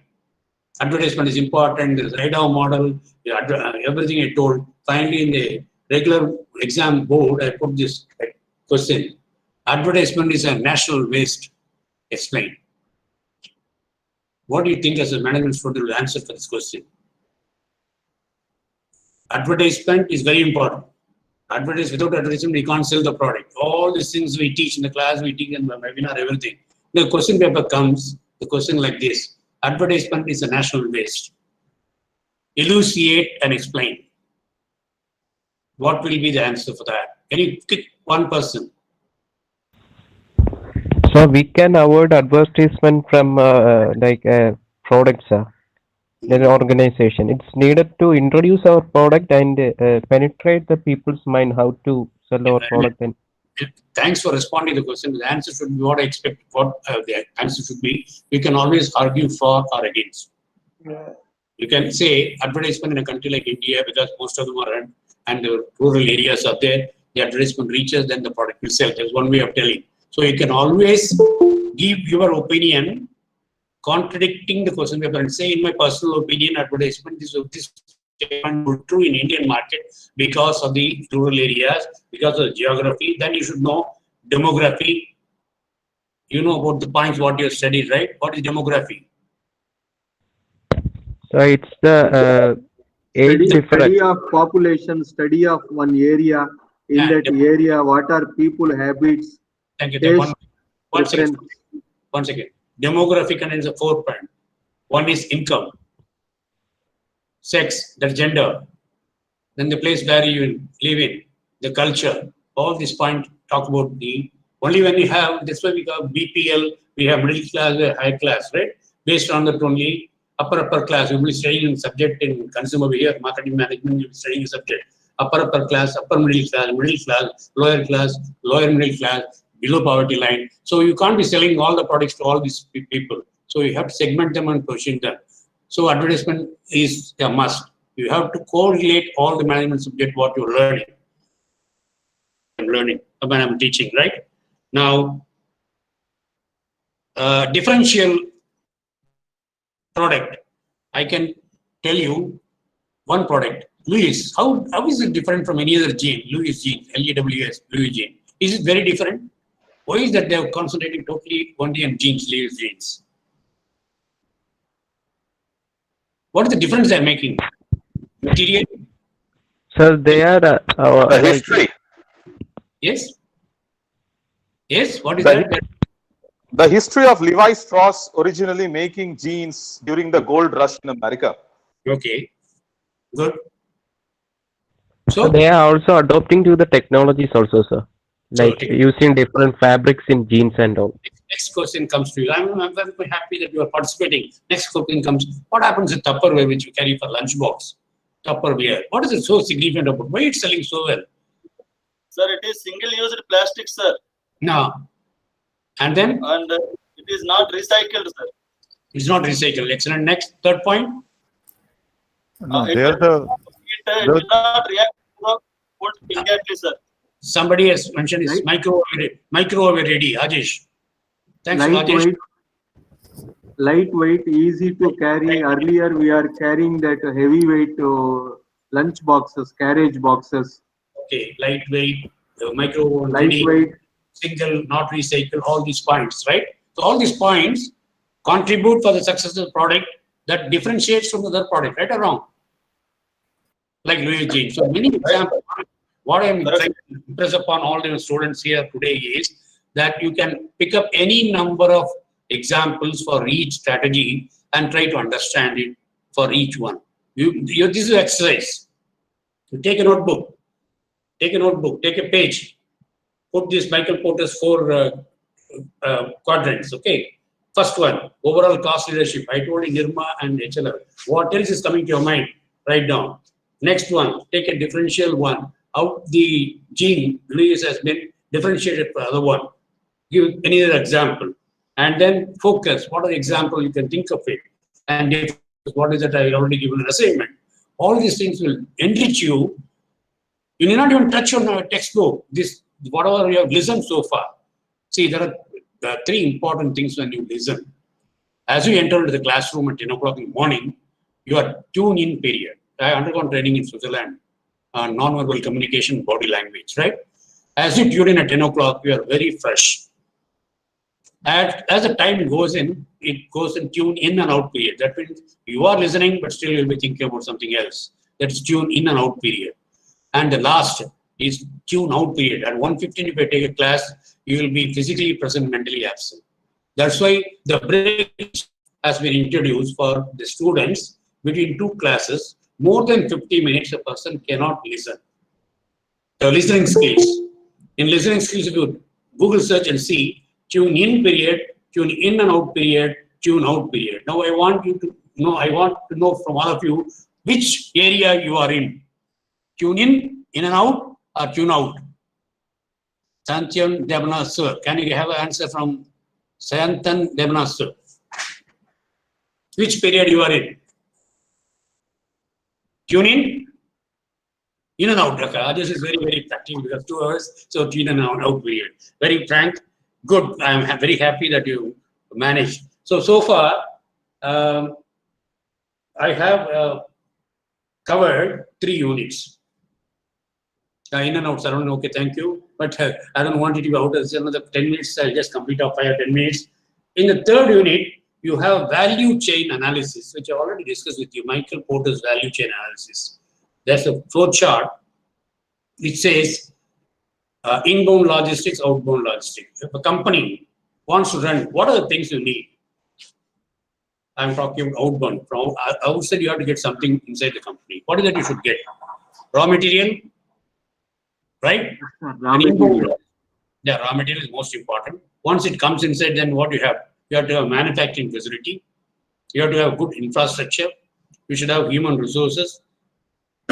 Sorry. Once you finish manufacturing, as somebody said, R&D is very important.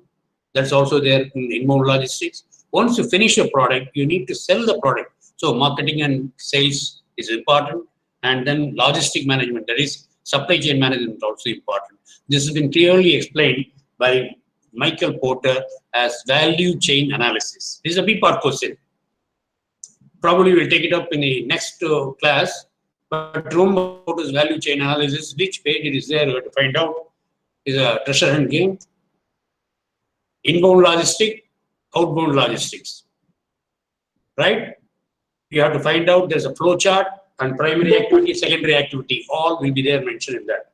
The last one before we make it is benchmarking. Benchmarking is the A-part question. Sometimes it comes in B-part. What is benchmarking? Is the bench market? No. Anyone? Benchmarking. Setting up benchmarking. A product that is setting itself as a from quality point of view as a standard one, like a benchmark, so that others also follow that. Sivasubramanian's answer is standardizing. Ram Prasad is saying Exam is also a type of benchmarking. So if 92 people in this call today, if everybody has got some number, I know how I benchmark against somebody else. Now, how you benchmark? Suppose I am a fund manager. So my mutual fund, equity mutual fund, how much returns it is giving, I will compare with the Nifty performance or the Sensex performance. Then I will take that funds as the benchmark. Okay. And then I start computing how my fund is giving returns when performed with the benchmark funds. Okay, fine. Taking all the answers. Thank you very much. Taking all the answers, I will put it this way. Benchmarking is nothing but setting good managerial practices which other companies can follow. I mean, clear. I think you have the answer is also given in benchmarking. It's a B-part question. Take that as input for you for this week. And I want you to do these three important things next week when you come for the class. Number one, the definition of core competency, somebody should point out and tell me. Second point is benchmarking. Third one is core competency. These points will be repeated quite often in marketing management. These three important, you can get an answer.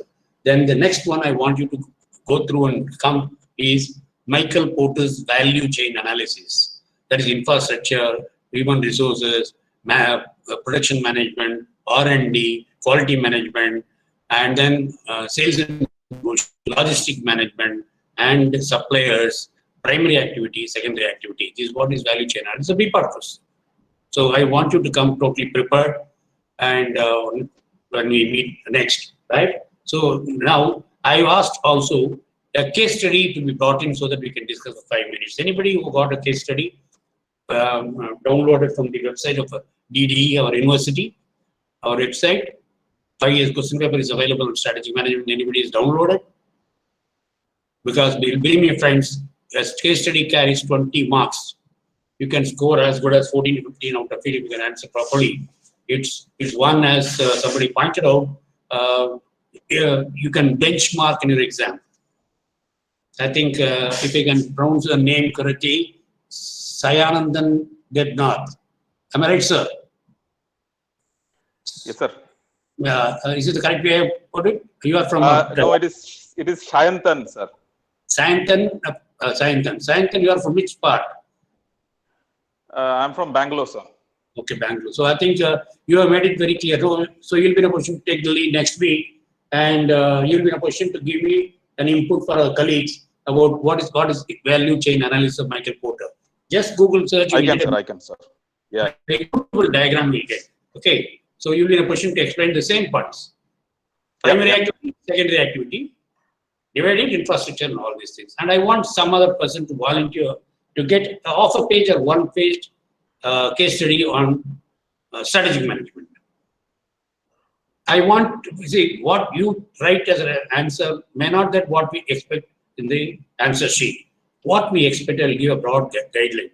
I will give a guideline, so that will be useful. And number 3, if you can get the 5 years question paper downloaded, some of the questions which you feel that you're not in a position to answer, you can ask me, maybe 10 minutes, last 10 minutes, I give Q&A, so I can clarify and which page, what, everything I can tell you. This is the 3rd assignment. The 4th assignment, before we give a break to you, because I think 12:15 is a break for 15 minutes the next minute. The 4th unit is functional strategies. Very, very easy for you. In an organization, what you have got functional strategy, I just give a brief outline so that you can understand, read properly and come. Marketing, you need, before marketing, you need production. When you want to have production, you should have TPM. Once you want to have TPM, you have business process re-engineering. Then you have the 6 Sigma. Then you have fishbone diagram. So you have to have quality management. And then R&D policies, HR policies, financial policies, HR audit, financial audit. Very simple. 4 functional areas. Marketing, production, finance, and then what? HR.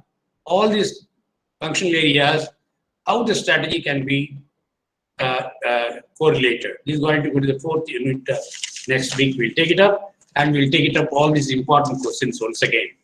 Now I will give you 3 minutes time for you to ask any queries so far which I covered before I take leave from you for a break.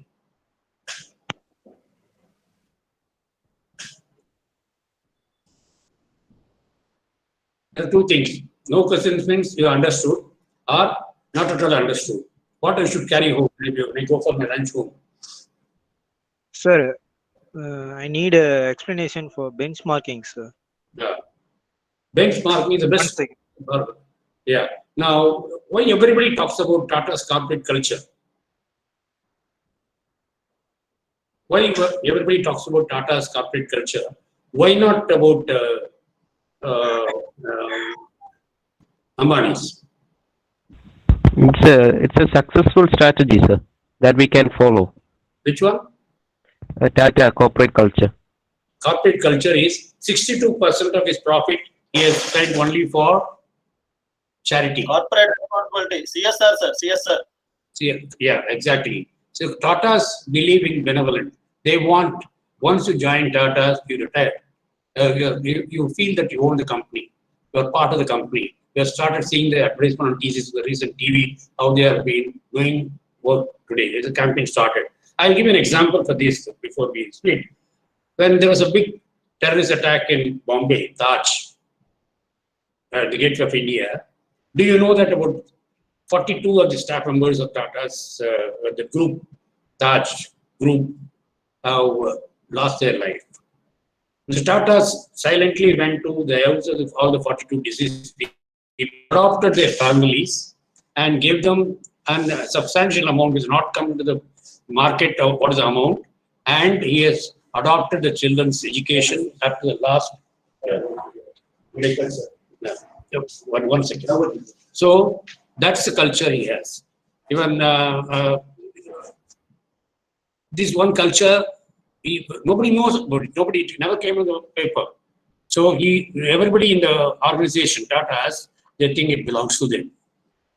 So that's the venture. That's why when somebody asks in Harvard Business School, what is the difference between you and Ambani's? Then he's a businessman. That's why he's got so many crores wealth. But I am not a businessman.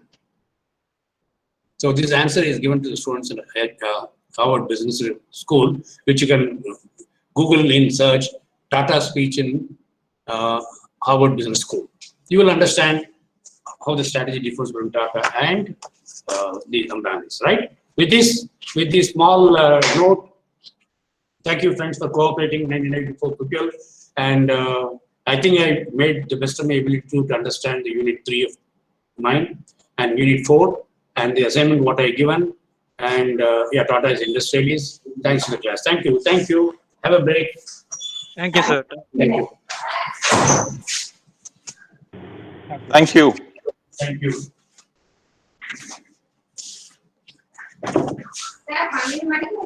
Hello students, this is Dr. Punita. Are you able to hear me? Yes, ma'am. Yes, ma'am. So what we will do is, as this class has been delayed, I'll give you 7 to 10 minutes break. Please come back by 12:30. Okay, Okay, madam. Okay, we'll start the class by 12:30.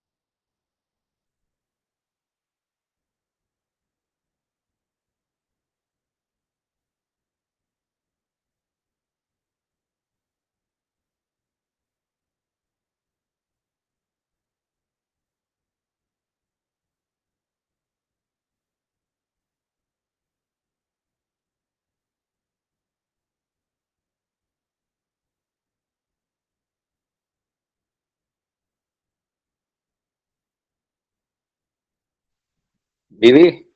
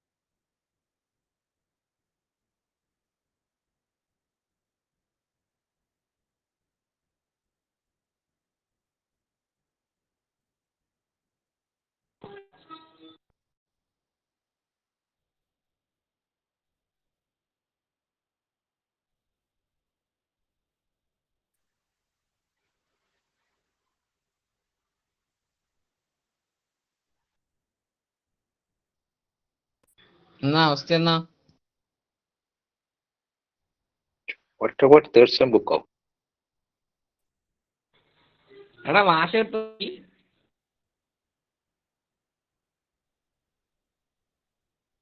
എന്തിടാ? മാഷ പോയാ? ആ മാഷ് ഇനി അടുത്ത ആള് വരും.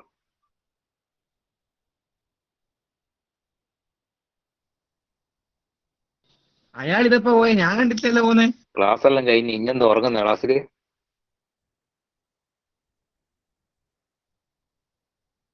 ഞാൻ 2 minute അങ്ങോട്ട് മാറുന്നപ്പോഴത്തേക്ക് എന്തൊക്കെയാണ് ഇവിടെ നടക്കുന്നത്? ഇനി ഉറങ്ങാനാ ക്ലാസ്സിൽ വരുന്നല്ലേ? എടാ ഓർ അക്കൗണ്ടിന്റെ ഉണ്ടല്ലോ പോണ്ടിച്ചേരി യൂണിവേഴ്സിറ്റിന്റെ. ഇനി അടുത്താരാ? സ്ട്രാറ്റജി കഴിഞ്ഞില്ലേ? അടുത്ത HR. സ്ട്രാറ്റജി കഴിഞ്ഞില്ലേ? HR ആ? പോവാതെ ഞാൻ പോട്ടെ. ഇന്നത്തേക്കുള്ള ഇനി അടുത്തെന്നാ ഇന്നത്തേക്കുള്ള ഇനി അടുത്ത HR ആവൂല. HR ആ അച്ചാറാ?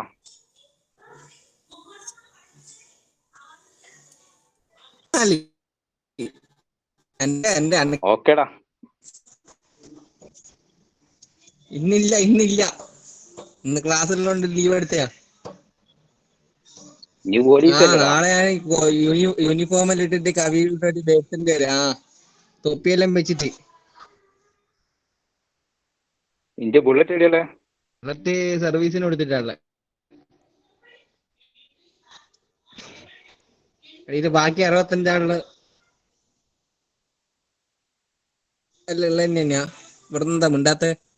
ഒരു ക്ലാസ് ആകുമ്പോൾ ഒച്ചപ്പാടെല്ലാം വേണല്ലേ? ഇതെന്നാ ഇവരെല്ലാം കളിക്കുന്നേ? രാംപ്രസാദ് ഓ നിങ്ങളോടൊന്നും മിണ്ടൂല. രാംപ്രസാദ് ഒന്നും ഇല്ലടോ. അയാളെ ശരിയാക്കാനുണ്ട്.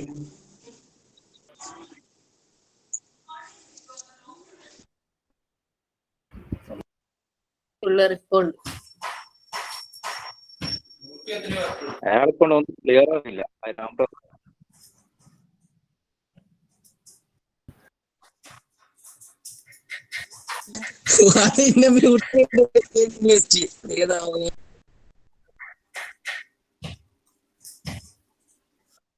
എന്തെന്ന്?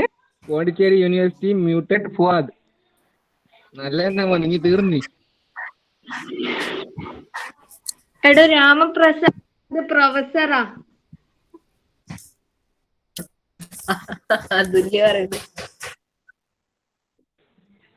പ്രൊഫസർ ഒന്നുമില്ല, ചെക്കൻ. അല്ലല്ല, അയാള് മണിപ്പാൽ യൂണിവേഴ്സിറ്റി.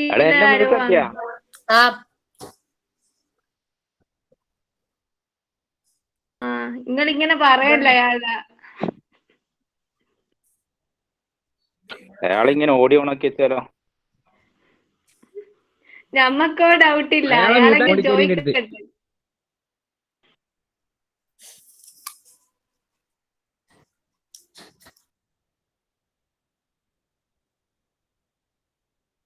എന്തോ പറഞ്ഞല്ലോ ഇതൊക്കെ.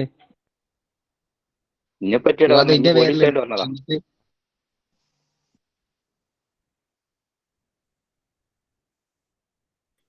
പോലീസാന്ന് അറിയല്ലേ? ഞമ്മക്ക് ആകെ മലയാളം അറിയുള്ളൂ, അതുകൊണ്ട് ഇപ്പൊ സംസാരിക്കാൻ പറ്റുള്ളൂ. അതുല്യന്റെ അടുത്ത് മ്യൂട്ട് ചെയ്യാൻ പറഞ്ഞിട്ടാ.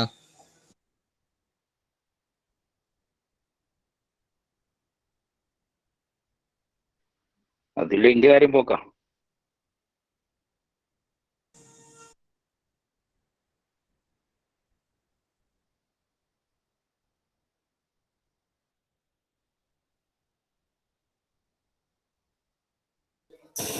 നന്ദുവിനോട് അതുല്യനോട് മ്യൂട്ട് ചെയ്യാൻ പറഞ്ഞു. Exam online ആയിരിക്കൂലേ?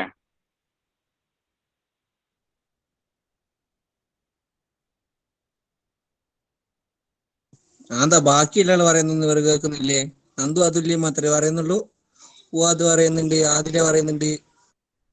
ഇതെല്ലാം മോശാട്ടാ. Exam online. അല്ലല്ല, തന്നെ തന്നെയാണ്.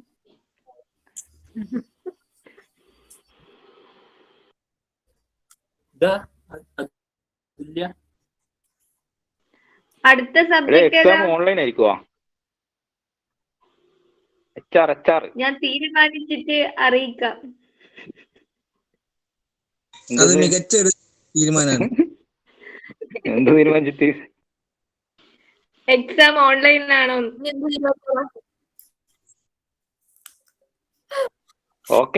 ഓക്കെ ശരി എന്നാല്.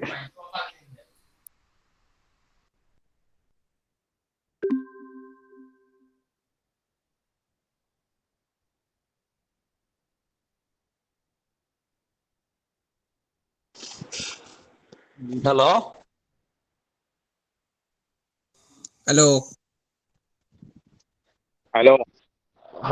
ഞാൻ രാജേഷാണ്. ഹലോ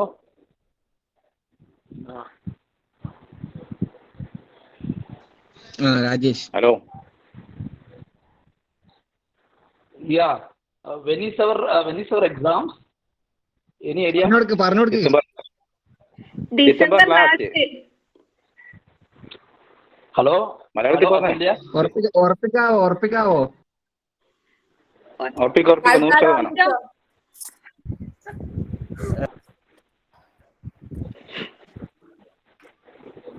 കേൾക്കാൻ വയ്യ.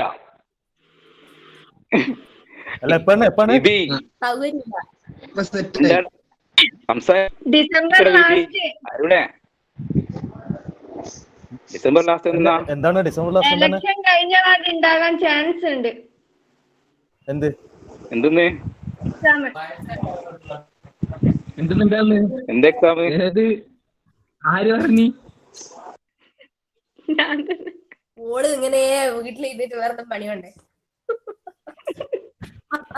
പണിയൊന്നും ഇല്ലല്ലേ? ഞാൻ ഓഫീസിലാണല്ലേ. ഇത് പോയിനല്ലേ? ഇപ്പൊ ഓഫീസിലൊന്നും പോക്കില്ല അതുല്യ? ഓഫീസിൽ തന്നെയാ. ഓഫീസിലെല്ലാ കളിയും കളിക്കും. തോന്നിയ പോലെ.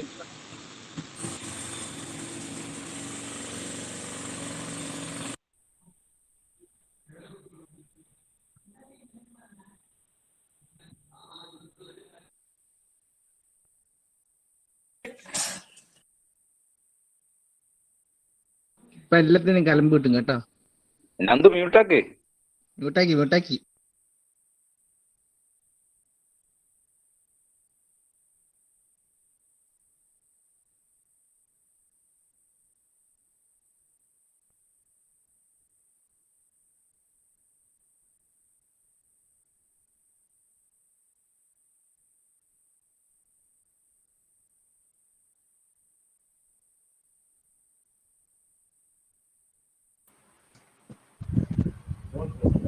Please don't present in between the lecture session program. Madam, Preeta madam.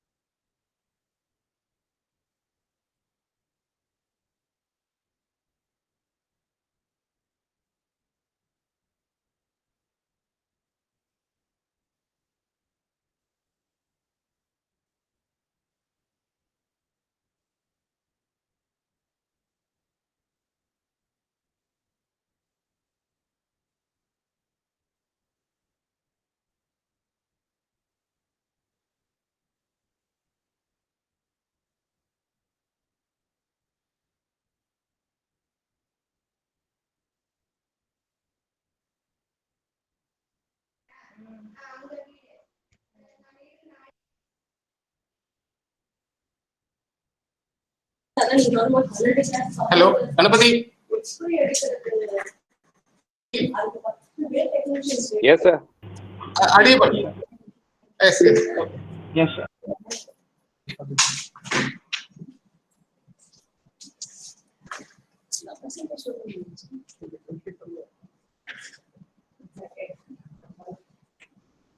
Hello, good afternoon, students. Am I audible now? Yes, ma'am. Yes, madam. Very much audible, madam. Okay. Just hold on. I am opening up the PPT so that it will be easy for us. Okay, ma'am. So while I'm doing that, if you have any doubts which is regarding the last class, we can continue.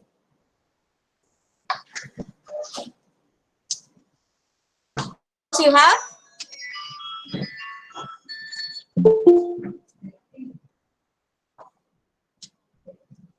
Right, till we open the PPT, I think we will start the second unit now. Last week we have seen the introduction. What is HR, what is HRM, how a HR manager should be, what are the qualities you need. All these things we have seen as an introduction. Hope you all now know what is the essence of HRM and what we are going to see in that. Okay, so now what we are going to see is the next stage of HR. We need people. People has to be absorbed into the organization. But you cannot just like that take people first without knowing some of the basics. So for this one, we call it as a selection process. Now time to open the PPT so that we can look at the images what we have given. It will be easier to understand what I am going to say. Just hold on.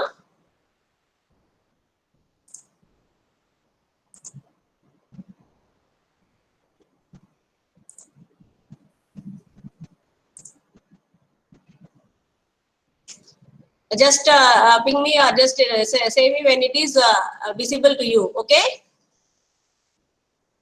Okay, lesson number, madam. Lesson number. We are starting unit 2 today. Unit 2, HR planning, human resource planning. HR Lesson planning 6. we have seen in the last week itself. HR planning we have covered last week. So we are entering into the selection process. Are you able to see the screen PPT? No, ma'am. Yes. Yes, ma'am. Right. So we continue now. Yes, ma'am. So we call this process as selection process. It's a process which is having a lot of steps which has to be carefully carried out. Because in the first session itself, I told you, people are the assets of the company. There is one quote from a famous CEO, you know, when people go out of the office at evening, the net worth of the company comes to zero. That is what his quote says. Because the assets leave the company by the evening. Whatever the other things we have, we need people, qualified people, capable people to run the show. So people are responsible and they are the reason for any company's success. So now you imagine how important it is to place the right people in the organization. So that's where the selection process becomes a very important activity of any organization. Selection word is very easy. Say for example, let us take a small example. How you understand selection. We do a lot of selection, decision making on selection in day-to-day life also. For example, you go to a hotel. This is for this example you imagine for men or those people who eat out a lot. The menu card gives you a lot of things. You have to select what you need. What would be the base of your selection? How will you select? What is the basis? Anybody?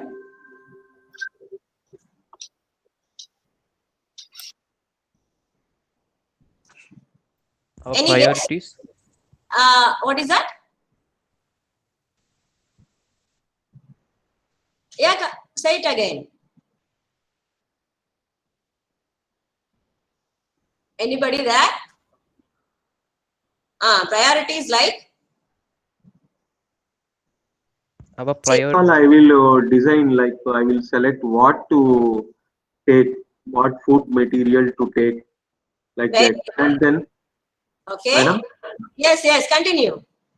So I will go first. I want to, then I will go through the menu card and what are the different soups available, what is the tariff, and then I will select like next item, like that.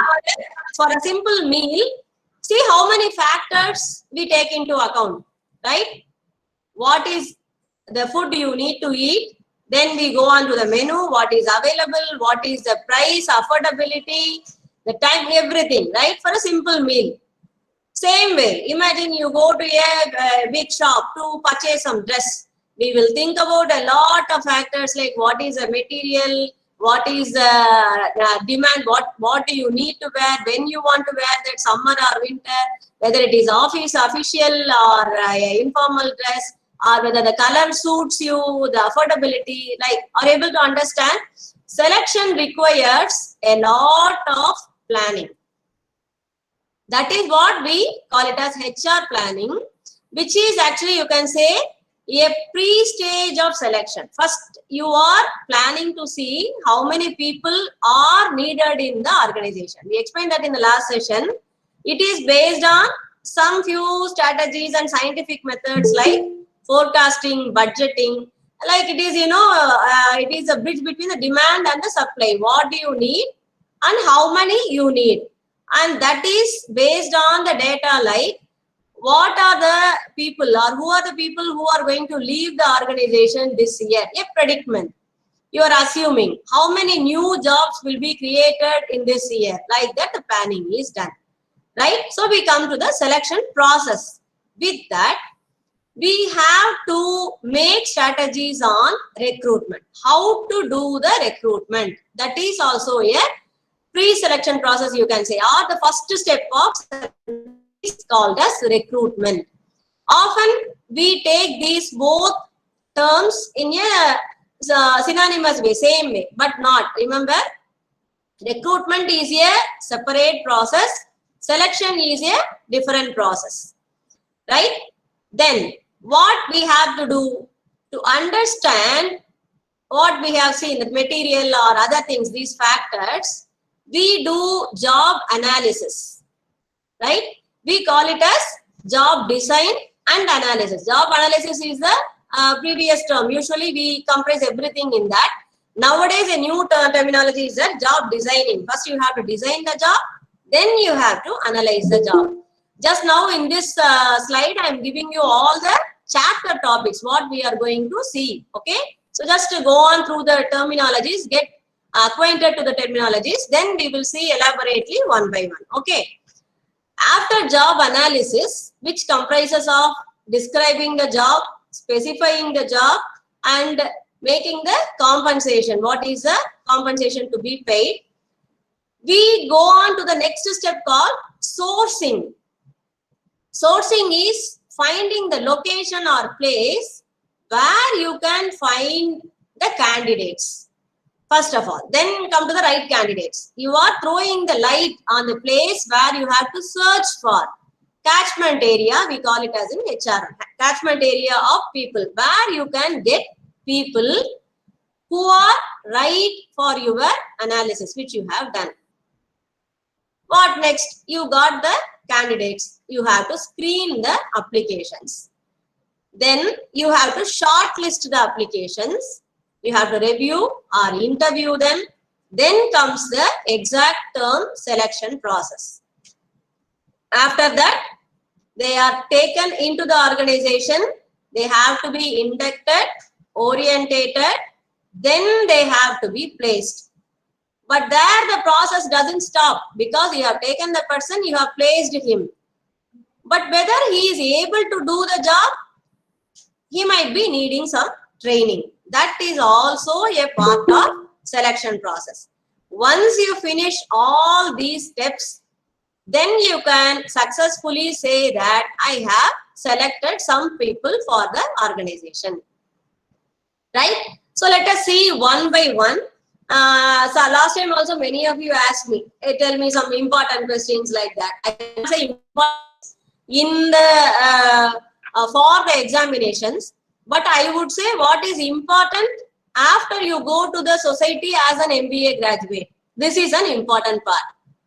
Any HR job you are going to take, the first step is this, and the foremost important step is this. So I would say that give attention, learn properly the process. And another one point, I have listed out many steps in the selection, but all these steps need not be followed in all the selection process. It depends on your requirement of the job, right? Now, job analysis. What is this job analysis? This is a part of recruitment planning. Let us clarify what is recruitment first. See, recruitment is the first process, as I told you. Recruitment is getting the proper people to apply for the job.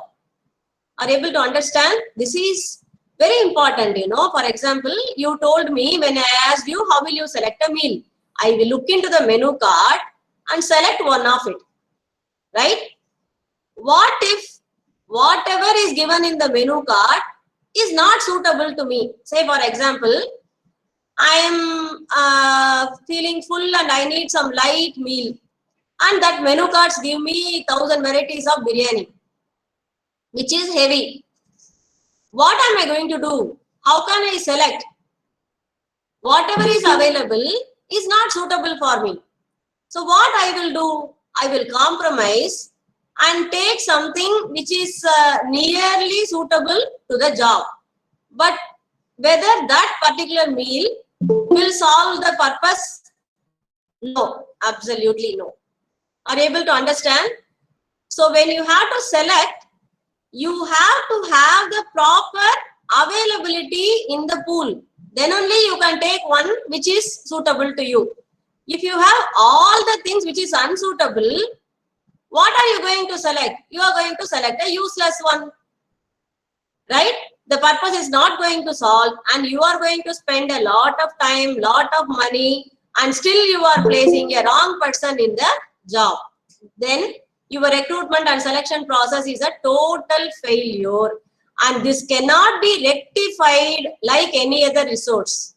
I want to stress this point. For example, you are buying a wrong machinery. It is not working properly, or it is not giving you the product which you need. What you will do? You will exchange it, right? Yes, simply you will replace it immediately. Is a machine going to fight with you? No. Can you replace a person wrongly placed in the job? You cannot. It's not so easy. Yeah. So this is a very important decision. You cannot say that I selected this person because out of the 100 people who attended the interview, this one was the best in the worst. Am I right? Are you going to get satisfied with that person? No. So recruitment is the deciding factor of your success in the selection process. Are you able to follow? So this recruitment. Now the question arises, how can I get proper people in the pool? How I can make the people come to apply for the job? There is a secret. You make the analysis so clear and pakka so that there will not be any confusion, and then you have to advertise, you have to pull the people to apply. Are you able to understand? It is not only marketing and advertisement needed for selling your products. You have to market the jobs also so that you will get the best person. Then you can think about strategizing the market and selling your products. If you are pulling a wrong person who cannot sell your products, then you are failing in placing a person in the sales department. Are you able to understand?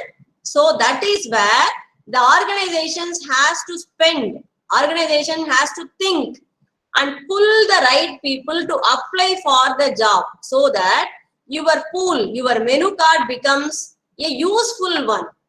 There are so many things in the menu card which is suitable to me. Then I will go for applying the factors and the selection process, which will be the right meal for me for that period of time. Am I right? So the first thing in this one is analysis. What is a job and what the duties and responsibilities in that job, where that person has to perform, and what is a qualification required, and what I have to pay back, compensate for the work he has to give it to me. Right? This is a total analysis. In that, what we do, we divide that into two major categories. That is called as job description and job specification. Let us see the process. Organizational analysis is the HR planning. What we do there, what is the organization's requirement in various departments of the company. With that, we make the jobs where, how many, why, and when we need all these questions to be answered. So you need the job's name. For that, then what we do as a HR department, say for example, a mission department is asking me a person, foreman or a mission man to run a particular mission. I am from HR department. I may not know what is the requirements to run the mission. I have to collect the data, right? I need a person in finance department. I have to collect the data from the finance department. What is your requirement? This is data collection, right? Then I have to describe the job. What is the job name? How it is described? From that comes the specification. When this is the job, then I need a person with specific qualifications to do the job. So what is job description? It is a statement that outlines the specifics of the particular job, right? What you have to include is here. You have to name the job, give the title. We call it as designation, designation of the job. Then position description. Position description is where that particular job is placed in the hierarchy. Who is the superior, who will be the subordinates, and who are all will be the peers. You have to describe the position where that person is going to be placed. And what are his responsibilities? Automatically then comes answerability. Who he is answerable to and where he can extract the responsibility from. That is from the under. And what are the objectives of this particular job? What you are imagining to achieve. What you are going to get as a holistic picture for the organization. Then a little more specifically, specific responsibilities, right? They will be like two parts where, say for example, a monthly report and a daily report. That is what you will be doing at the end of the day. And what is specification? Specification is employee's characteristics and qualifications. Characteristics is not about only the career characteristics, also the charisma, what we call how he is going to be. For example, the particular job is a team leader. Then I should see a person who is having a charisma, who is having a attitude as a team player. I cannot select an introvert. Yes. Also interpersonal skills. Yes, that is what. So you have to think about that along with the qualifications. Because say for example, you need a team leader. I cannot just say I need a person who has completed PG. Are you able to get my point? Any postgraduate cannot be the person who I require to be a team leader. A team leader requires characteristics, who can be a team player, right? So this is how specification is written. Exactly what I need in a person to take up that particular job, right? Then comes the selection. As I told you, job advertisements for the recruitment. That is the first thing. I have some pictures for that. Let us see. See, this is 2 advertisements which are given for jobs, right? Just go on, look into it. You will see the intriguing nature and the explanatory nature in these 2 advertisements. First, take the first one. What the title says? Talent acquisition, right? See, they are not saying that we are hiring. I need people. They say talent acquisition manager. It's a advertisement for HR manager. Are you able to figure it out? What is talent acquisition? Why I took it is you can see 2 things in this one advertisement. You know, I am calling up the advertisement for talent acquisition manager. Otherwise, you can name it as human resource manager. But by that, say for example, I am not HR. I am a computer person who is willing to apply for IBM. By this terminology, what comes to my mind? So this company is interested in talents and nurturing that, optimization. See the word in that. Talent acquisition, optimization. What I will feel, I'm feeling a positive thought towards this. So these people are looking for talent. So if I perform well, if I am really good enough for the job, I will be elevated easily. This is not a company which is just going to look for people and keep them in the place. Are you able to understand? So look and see the wordings what they are giving underneath. A passion for building and motivating world-class, high-performing teams. Think the positive words they are using, right? So, if a person who is willing, a young person who is willing to grow up with the company would certainly be pulled towards this one. And the same way, when I am very particular about these things, I can be easily weeding out the unnecessary applicants. You know, see for example, talent acquisition. A person who is not willing to be part of a fiery, passionate team, what they will think? Say for example, a dull person or not a dull person, or you can say who is a traditional one, conservative one. What he will think? Oh, this company seems to be expecting a lot from the job. So what I must do is, I may not apply so that I'll avoid some humiliation, simply, right? So I'm able to weed out those who are not suitable for the job also. The same way, look into the second one. What it says, we are looking for computer engineers who like to solve difficult problems. Call us on this number now. Where is the number?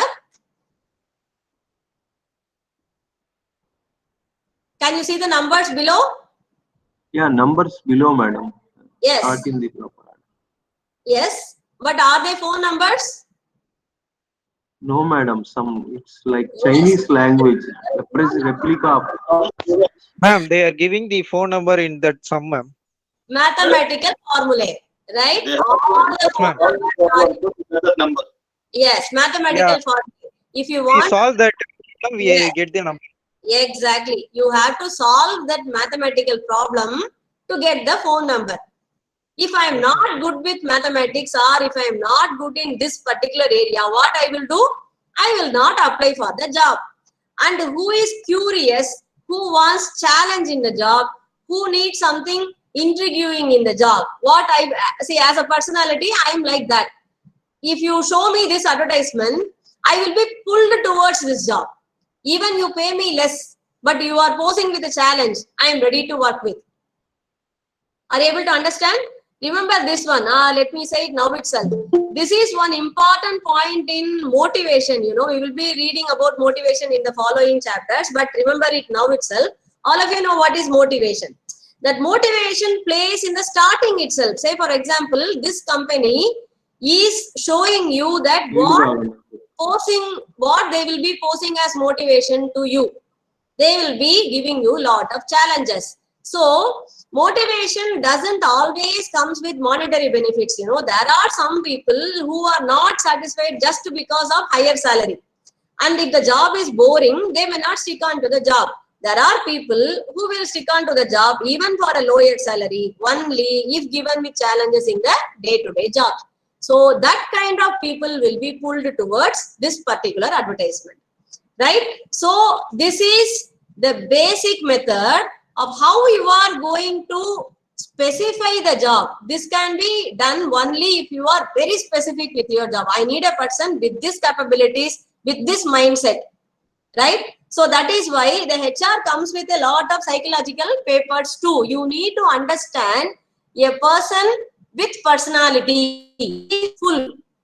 You cannot take up just a person with educational qualification or intellectual for that. Yes? Ma'am, your PPT is not visible. Of all of you, selection process, Yeah. I have shown. Nobody is seeing that? No, No, for everyone. It is there on the top with minute letters, madam. That's all. You can pin it and you can see it. It will become big. Now? Are you able to see now? No, no. No, ma'am. No, ma'am. Your screen is not there. Hello? Okay, just hold on. I'll check what happened. Till now, you were able to see, right? Madam, please. Yes. Till now we can't.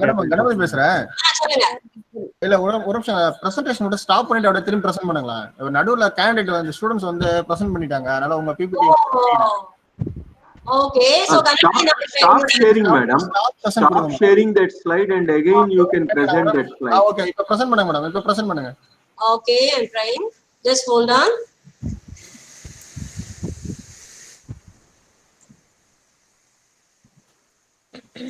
Just hold on, I'm trying.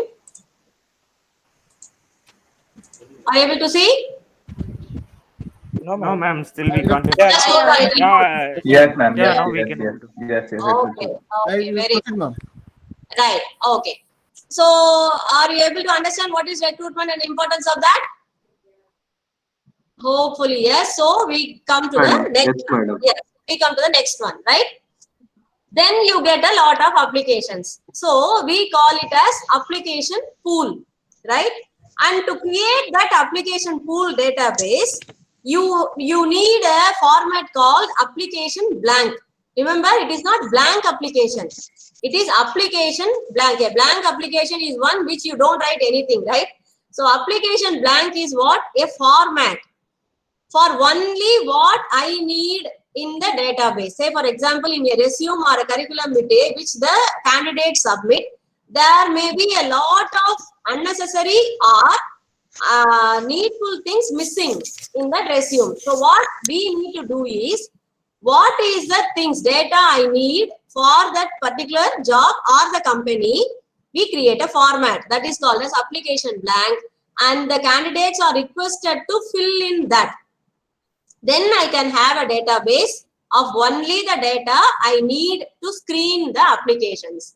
What is screening? Screening is like evaluation of the application of the candidates. I analyze and give marks sometime to see who are all comes in the top, or weed out who doesn't match with the required qualification. Say, for example, I need a mechanical engineer or diploma holder. I am getting something else like electronics or something. I can be very particular. and I can screen that application out, right? So that process is called screening applications. Sometimes this has to be outsourced or this has to be computerized, you know. For example, like the recruitment process in BSRB, Banking Recruitment Board, or where you take thousands of people in a factory as workers, all these things, you need screening as a important process. Say, for example, I need 1 or 2 jobs in a high cadre job, then the screening will be very easier because applicants will be less and the pool will be a little smaller in size. So it depends. The process. Why I am mentioning this is the screening of applications has a different kind of methods how to do this.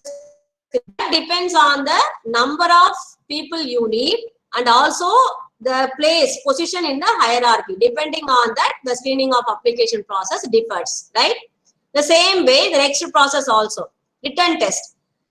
When you need screening in a large number, written test is a easier way. You know, you can post a test. So you can filter the applications easily by marking. Whoever has crossed a particular mark, you can take them, so that your analyzing time will be little lesser. So that is why these tests are given, written tests are given. Not only written test, there are so many methods to find the eligibility, capability of the person. Say, for example, in all the jobs, you don't have to look into the qualification and the intellectuality. I need a tailor, right? What I will be looking is a good eyesight, a good motor coordination ability, right? What is motor coordination ability is, for these kind of jobs, you need a coordination between your eye, hand and mind. We call it as motor coordination. Like if it's a driver, you need mind, leg, hand, eye.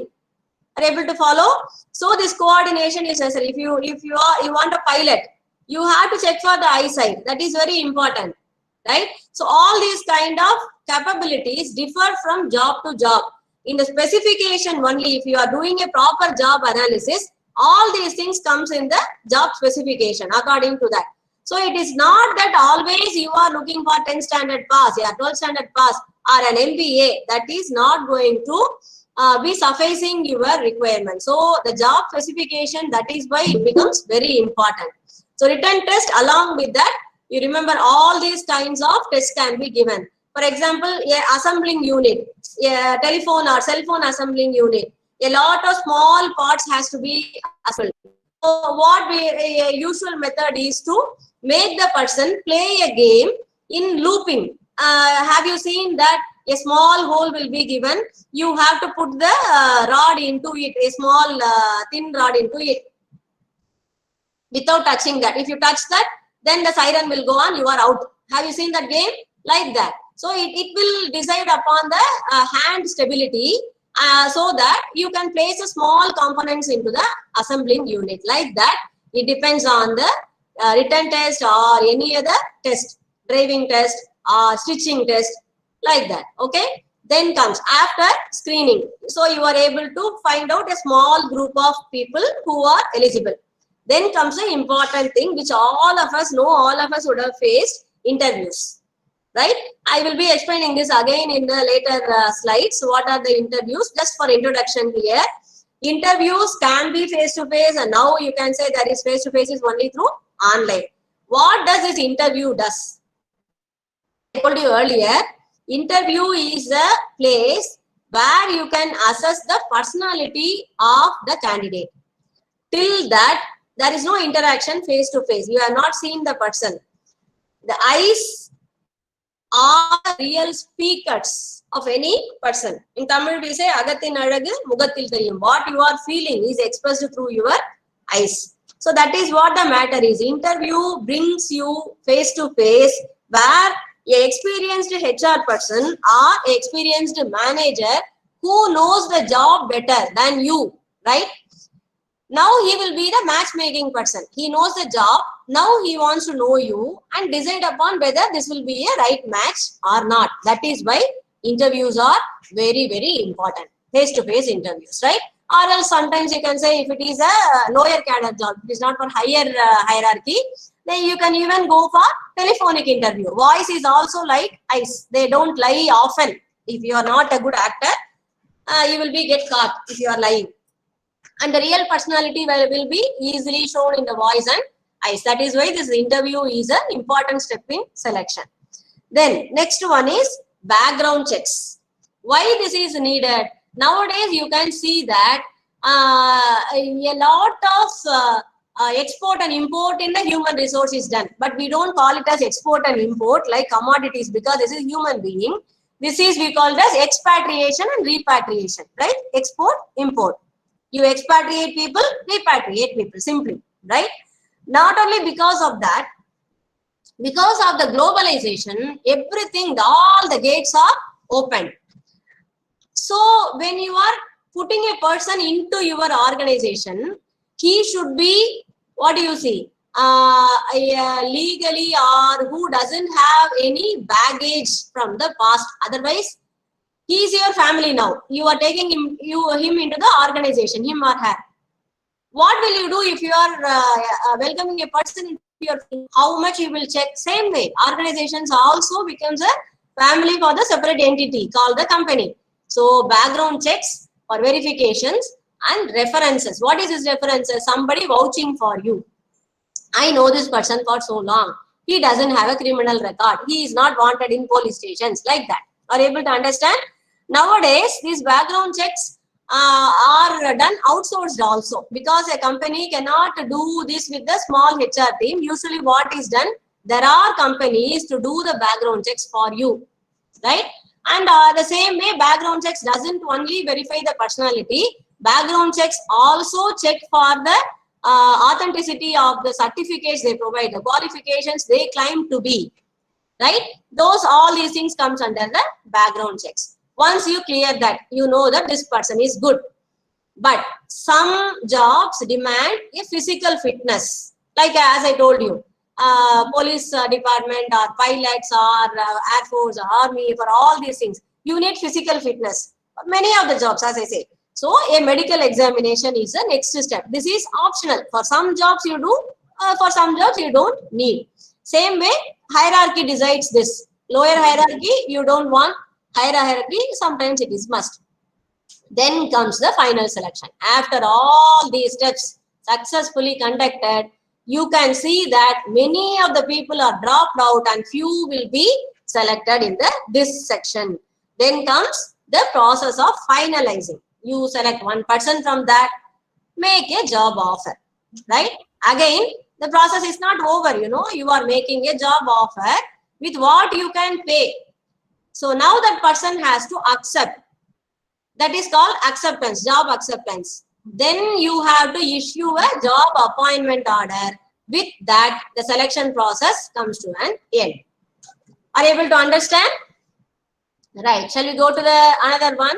Say, for example, I showed this as I show the first two job recruitment pictures were full of letters, right? You have to read. Now look at these two. First one, what it says? Looking for a new job. Why this girl is looking for a new job? This is a superior. Whatever he speaks is, sounds to her like a old record. So she is thinking for a new job. Simply, see, you have to interpret. Are you bored with your old job? Come join job zone. Right? Simple. The same way. See, now what will happen? You are pulled. The same way, this one is exactly what is the literature meaning for this? Head hunt. Right? This is one of the important selection process, which is called as head hunting. What you interpret from this picture, a HR manager is carrying a person to his company. Head hunting. It's not, don't take it literally that you have to cut. See, for higher hierarchy cadres, all the selection process steps will not work out properly. For example, you need a managerial cadre people or higher than that, vice president or CEO or a MD or all these directors. For you need someone for a higher level of hierarchy. You cannot pull people such easily for job advertisements and apply to your organization, which is like what you say, hurting to their ego. I cannot see, if I am a CEO, I am not going to apply for other companies requesting to be a CEO again, right? So you cannot go with this process for higher hierarchy. There is a separate selection process for that. We have to look into the competing companies where well-experienced person is already working that particular job. Then you have to shortlist among them. You have to arrange for secret meetings if the competitor is well aware that you are headhunting for a job. Then after the meeting, you have to pay more than what they are already receiving. Or you have to, as I told you, motivation cannot be, need not be monetary always. So if the person is already earning a lot and your company is small, you have to post some other things like perks you can say, or more authority you can give, something to motivate that person. And then you are going to take that person to this company. Are you able to understand? So selection process is different for various cadres of the company. How you are going to decide this? By the job analysis once again. As we are running out of time, I'm just trying to finish off. If you have any doubts, I will finish with this slide and we can discuss. And tomorrow's class, we will compensate for what we are losing time in this one. Okay? I'll take some 10 minutes from the strategic management class as we did today. Okay. Now look into this interview. We are coming to the interview section. Just I want to start with this slide and conclude. We will discuss it tomorrow. Read this. A question is asked. What is the answer? My short-term goal is to bluff my way through this job interview. My long-term goal is to invent a time machine so I can come back and change everything I have said so far. Right? This is what usually the mythology or what many people believe about interview. Just they can bluff through the way, thinking that whoever is posing the question is not going to listen to the answer or is not going to give weightage to the answer. You think that in that area, I can say whatever I want. I can impress people just by saying something. Many of us don't take interviews seriously. With that note, I conclude today's session and I open for 5 to 10 minutes for discussion or queries or clarifications, anything you say. Right? Start. You can unmute one by one. Don't all of you. Just you can ask the questions. Or you can put it in the chat box too. Somebody has mentioned PVR, police verification report, that it can be used for background checking. Yes, that is true. And there are, as I told you, this is a bigger process, and the police verification report is not needed for all the jobs unless some, say for example, financial jobs where you need some guarantee. For other jobs, there are outsourcing companies who can do the verification for you. Right? Okay. So shall I take it that there are no doubts? Ma'am, Yes, yes. Ma'am, with the slides, ma'am, if you can just help us to refer with the textbook also, it will be more easier, ma'am, for us. I don't get your question. The slides? No, while explaining, ma'am, if we can use this thing, textbook explanation or ask us to refer some part of the textbook also would be easier actually. Yeah, sure, I'll do for that. us to follow. Yeah, there are so many textbooks available, and there are two kinds of textbooks you have to categorize first of all. One is Indian based textbooks and others abroad, foreign based textbooks. Why? Because in HR you have to be very particular about the cultural difference. Okay, what are all the practices that is used in foreign countries? In foreign countries, you cannot say all the countries are equal. European countries' policies are totally different from American, and American companies are totally different from African, and African companies are totally different from the Arab countries. So all these things, and the same way, Japan and China itself has a lot of distinction between the policies and practices of HR. So in this case, you have to be particular about which book you are referring. Indian HR is totally different from all these things. If you are planning to work here, then you refer to some HR books which is based on Indian policies, like that. If you want to know others, you can read foreign authors too, right? So if you want, I'll tell you some books in the next class, particularly for that chapter. Yes. Madam, Mr. Sajjan is asking, when you are explaining, will you refer to the textbook? It will be easy for us understanding. No, madam, we have got the study material, textbook of Pondicherry University, textbook of Pondicherry University, study material. Any topic you are explaining, this is so and so lesson, so and so unit, so and so page number, like that. I have told you this is unit 2 and we are seeing selection and recruitment process. In the starting, I told you that. No, lesson number and page number might be he's asking. I don't know where you got this question or how you got this practice. Actually, see, the study material is self-learning material, right? It's very simple. You can go through it anytime you want. But the classes are to make you aware of all the other things outside the study material too, because it's very small. What we are giving you is a comprised, concise, and it's a very small amount of dosage which we are giving. So the classes are to make you exposed to the other things outside the study material also. So what I may be presenting you many times are not present in the study material. So if you want particularly the page number of the study material, it will be like a school that just I will be explaining to whatever is in the study material. I don't want to do that. You are in post-graduation, and that's why it is better for you to read the textbook or study material what you are referring to, and still you have any doubts, you are open to ask any time in between the class. Clear, madam. Thank you. Clear, madam. Yeah. Yes, right. So additional. Can we get this presentation, madam, so that it will be useful for us? Yeah.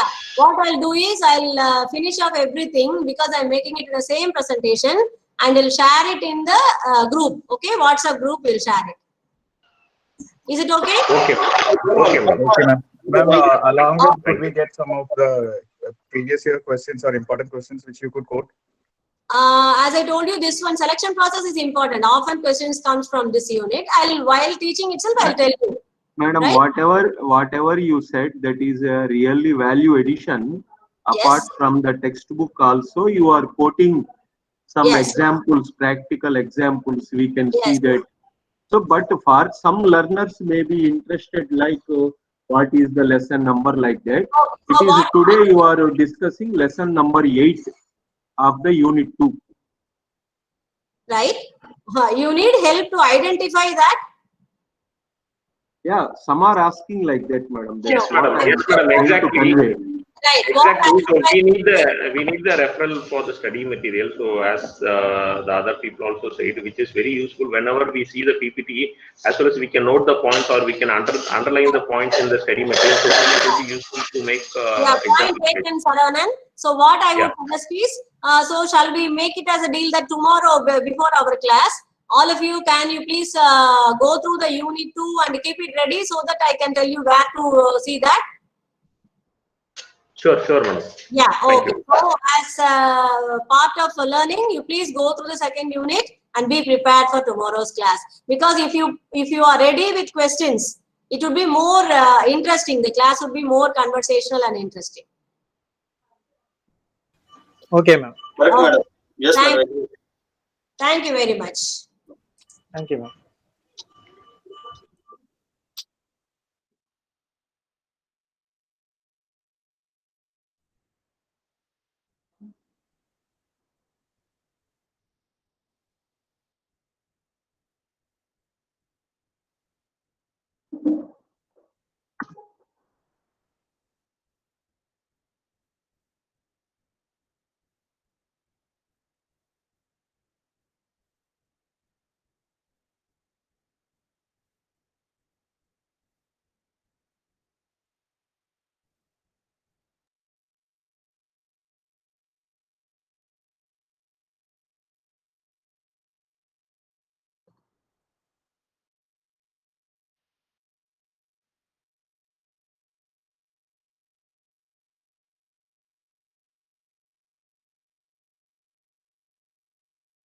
I had put the message in the chat box. You can see Unit 2 HR planning, human resource planning. It is comprising of lessons 6 to 10 and page number 83 to 148. Today madam gave the overview about lesson number 8, selection process recruitment. Thank you. Thank you, Sazin Varghese.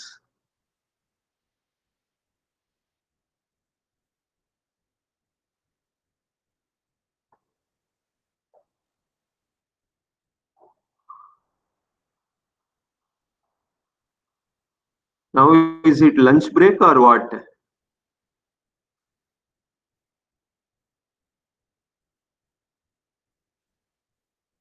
Next class 2 p.m. Next class will be started at 2 o'clock. Now this is lunch break then. Yes.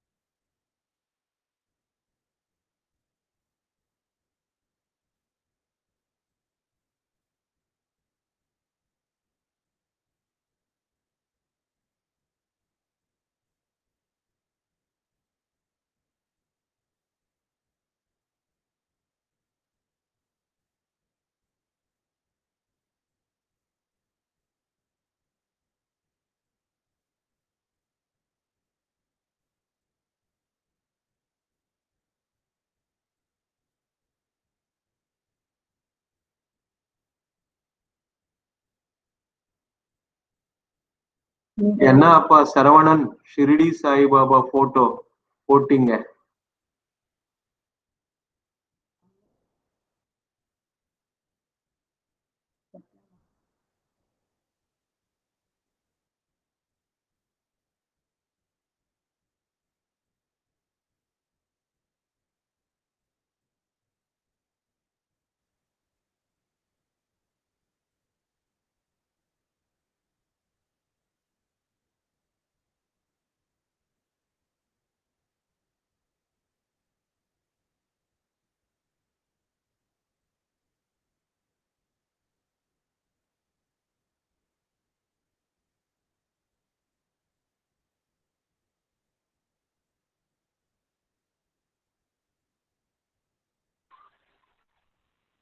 We write our exam online.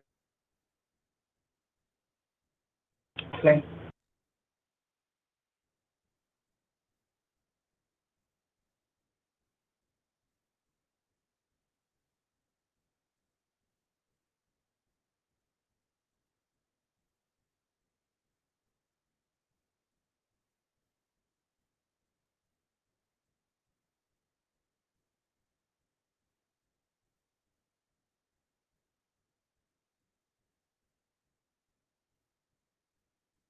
Yes, sir.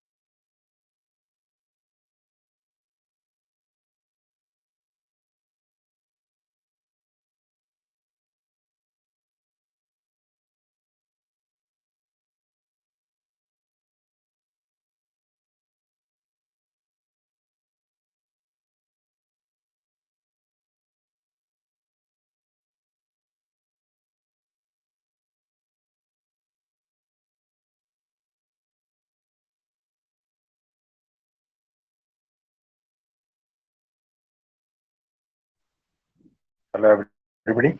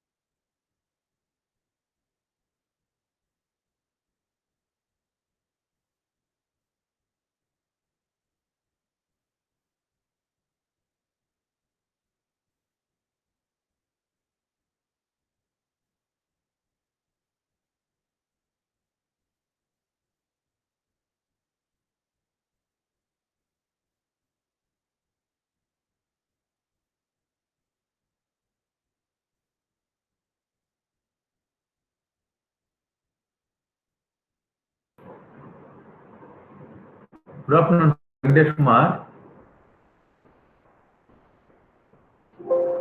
Nizam, sir.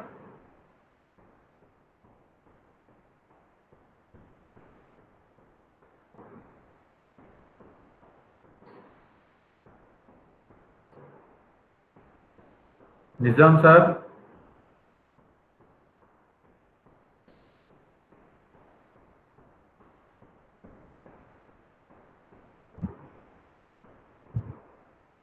Ideally வந்து இந்த screen நடுவில் இருக்கணுமா, இங்கே இருக்கணுமா?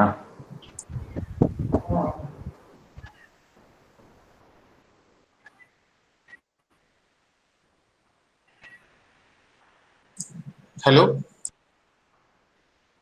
Sir, audible, sir? Yeah. Yes, sir. Okay, sir. Okay, sir. Thanks.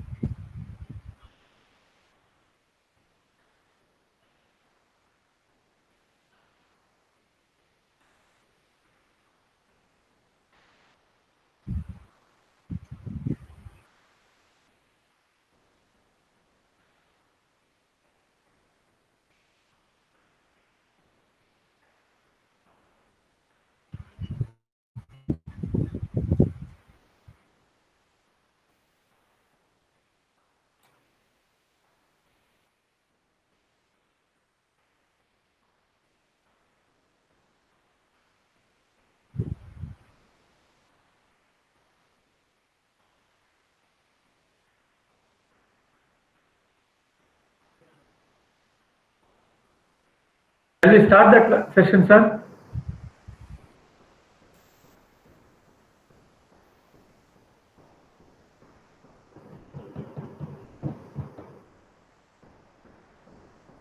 எழுதிட்டே இருக்க வேண்டும்.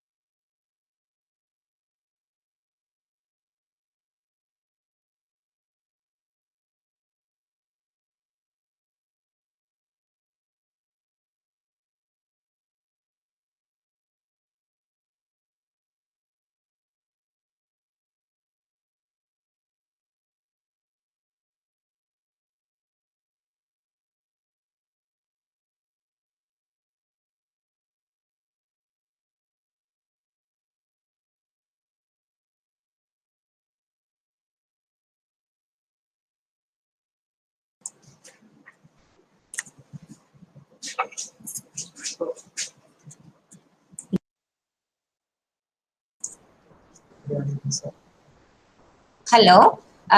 Sir, good afternoon, sir. Good afternoon, madam. Audible, sir? Yes, madam. Okay, sir. Thank you. Shall we start? Yes, sir. Okay. Good afternoon. In the last session, we have formulated a mathematical situation. It is a coffee shop problem. We formulated and we derived a mathematical model. Since it is a two variable problem, a special case, we obtain solution through graphical method. As a continuation, it is the second problem, that is a furniture manufacturing, which is having 4 resources: time requirement for desk and chair production, total time availability, it is given. And we will try to formulate this problem as a mathematical model. Let us consider x1 as the number of desks to be produced, x2 to be the number of chairs to be produced. So the objective is every chair production you get 25 rupees and every desk production you get 40 rupees. So 40x1 plus 25 x2 is the objective function, and constraint 1, that is your carpentry constraint.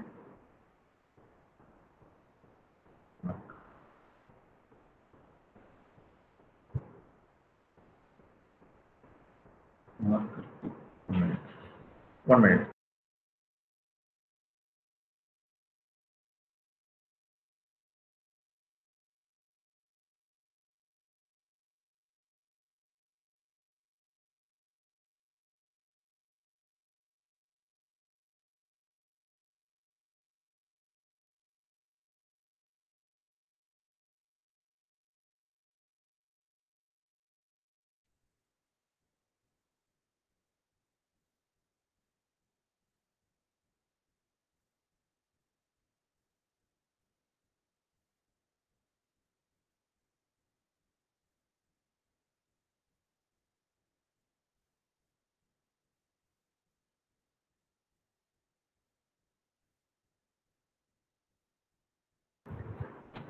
So we have carpentry section which is having 120 minutes, and every desk production we need 4 hours, every chair production we need 2 hours, 4x1 plus 2x2, we cannot exceed 120 hours per week.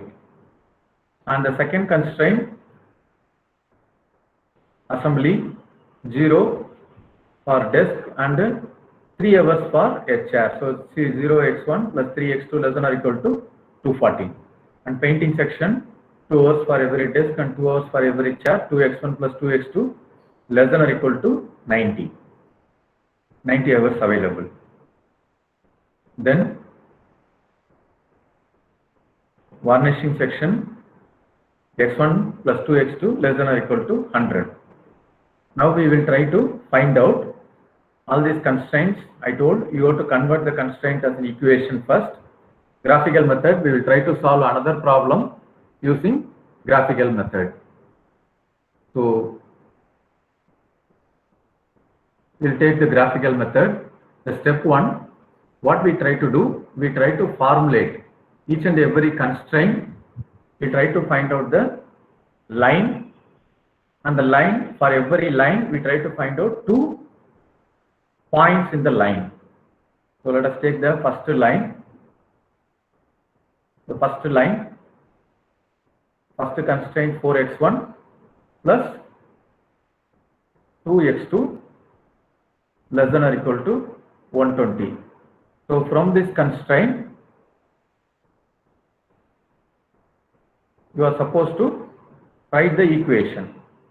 The constraint is the area, equation is the straight line. So we try to decide the straight line first. From the straight line, we deduct the area. So I write the equation 4x1 plus no screen. I am presenting already the screen. Already the screen is shared. You join left, leave the meet, then again join in case if it is not visible.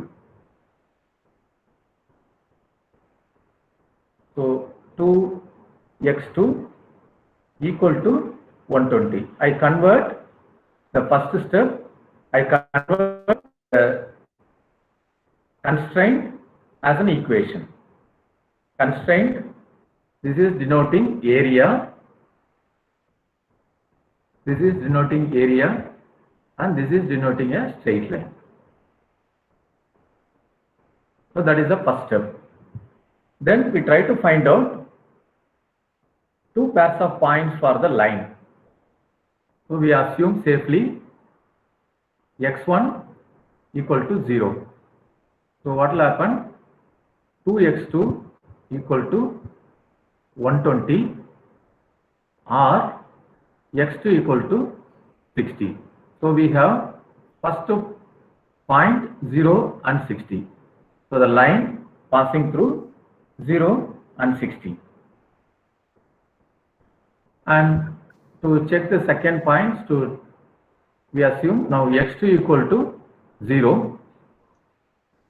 So 4x1 equal to 120, x1 120 by 4, you get 30. So 30 comma 0 is the line. Fine. So we have one point here and another point here for this line, for the first constraint. Second constraint,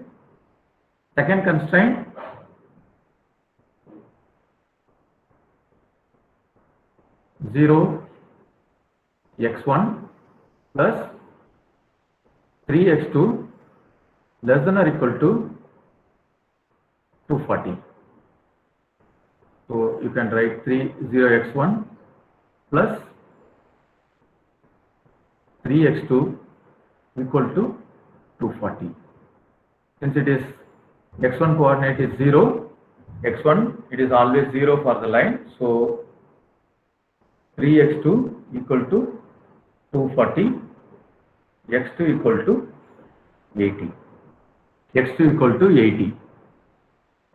So it is a line at x2 equal to 80 parallel to x1.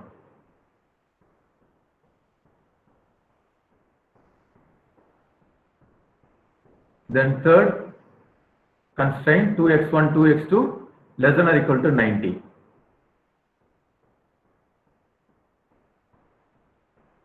Two x1 plus 2x2 less than or equal to 90. So the corresponding line is 2x1 plus 2x2 equal to 90. So we assume as usual x1 0, so x2 will become 45. So we get 1.0 and 45. The line passes through 0 and 45. Then we assume again x2 0, so x1 will become 45.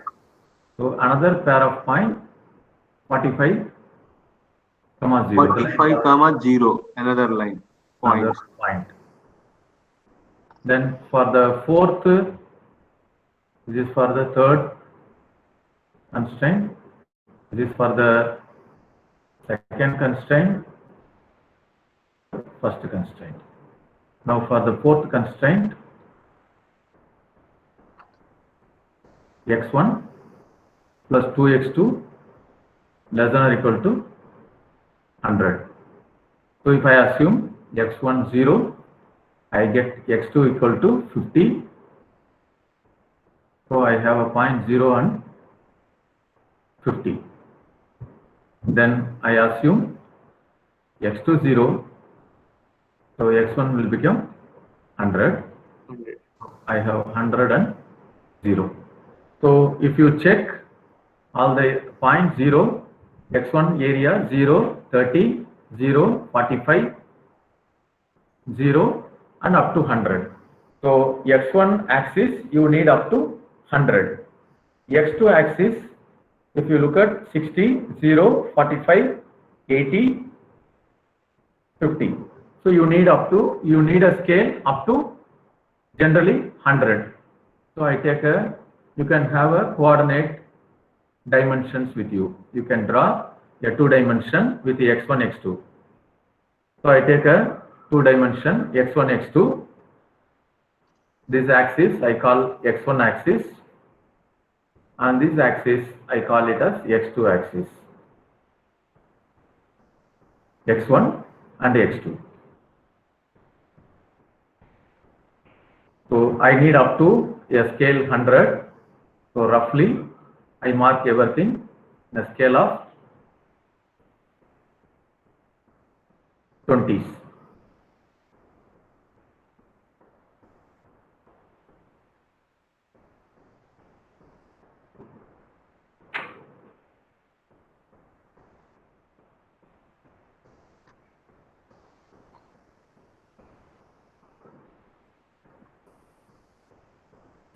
So I marked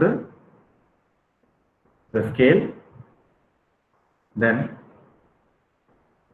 my first line 0, 60, 30, 0. 0, 60. So this is my point 0, 60, 30 and 0. 30 and 0 roughly here. So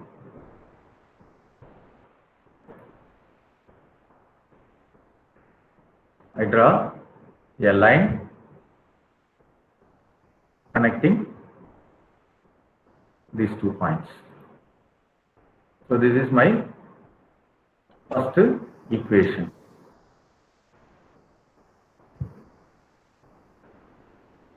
Clear?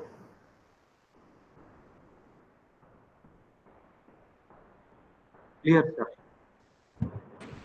Clear, sir.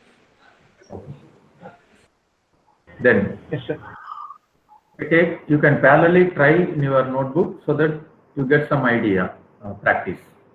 Then second constraint, you see that x2 should be always 80. When x2 will be always 80? So x2 will be always 80. That means this is the point. x2 will be always 80. So this is your second constraint. The second constraint. Sir, in the second constraint, yeah, for we have noted 0x1. Why like that, sir? 0x1?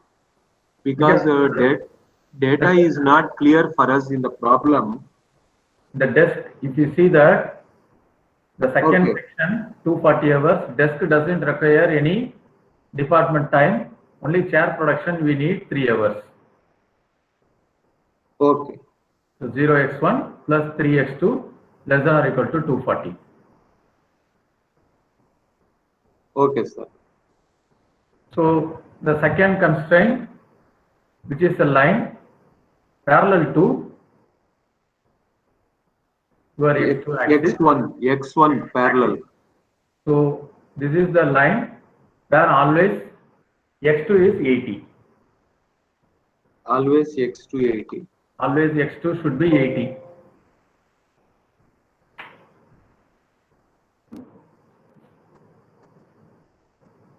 Third constraint.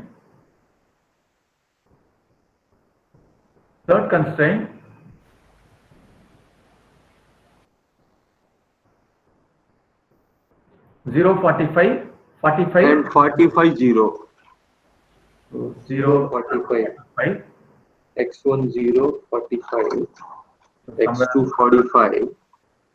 Somewhere here. And 45 somewhere X1 here. 45. So you have a line connecting 45 and 45.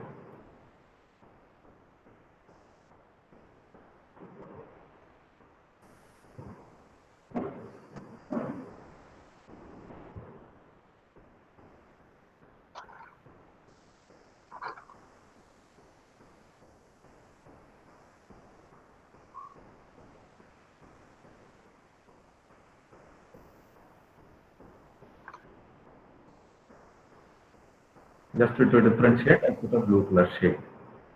So that is the third constraint.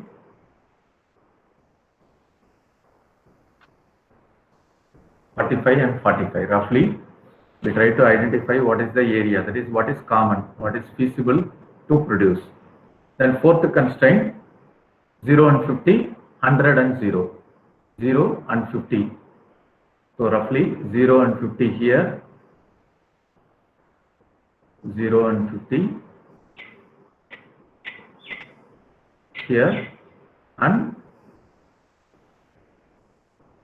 100 and 0. So 100 and 0. So we connect another pair of points.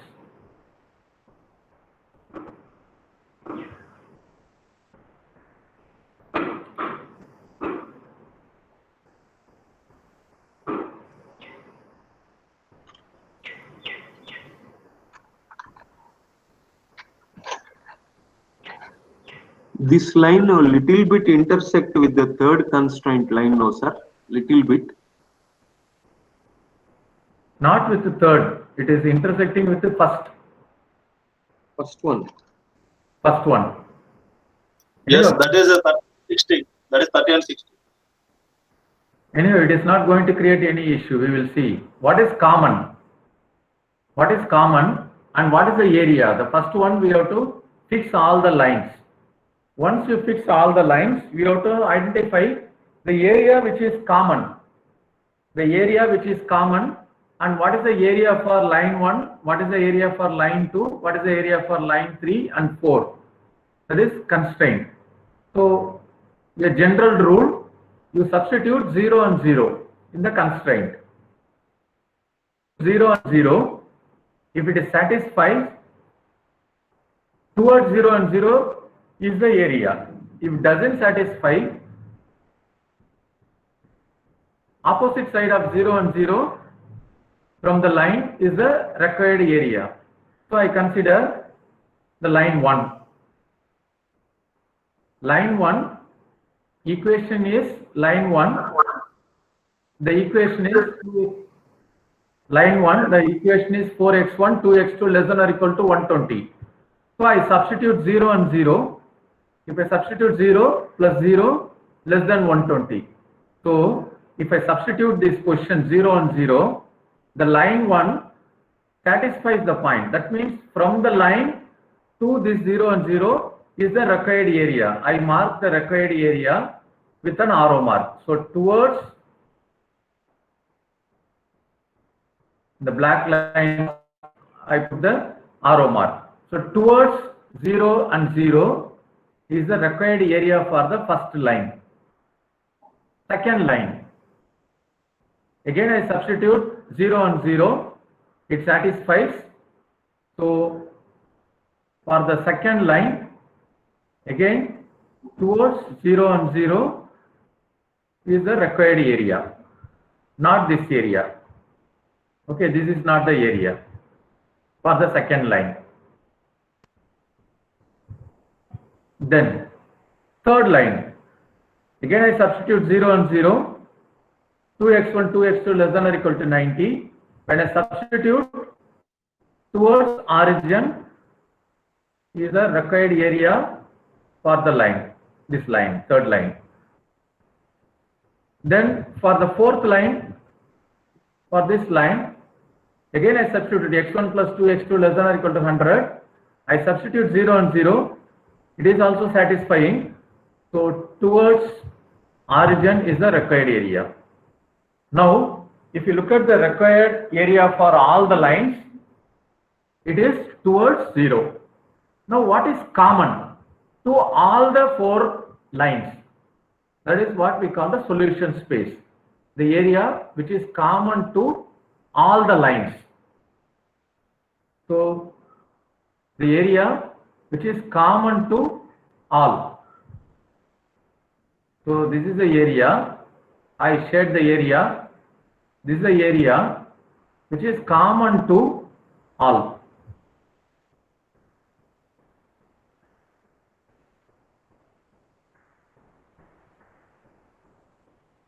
This is the area which is common to all the lines. All the 4 constraints. This is the area which is common.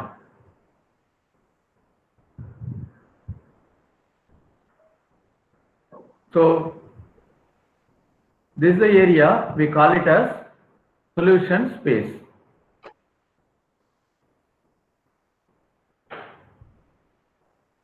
So this area, we call it as solution space.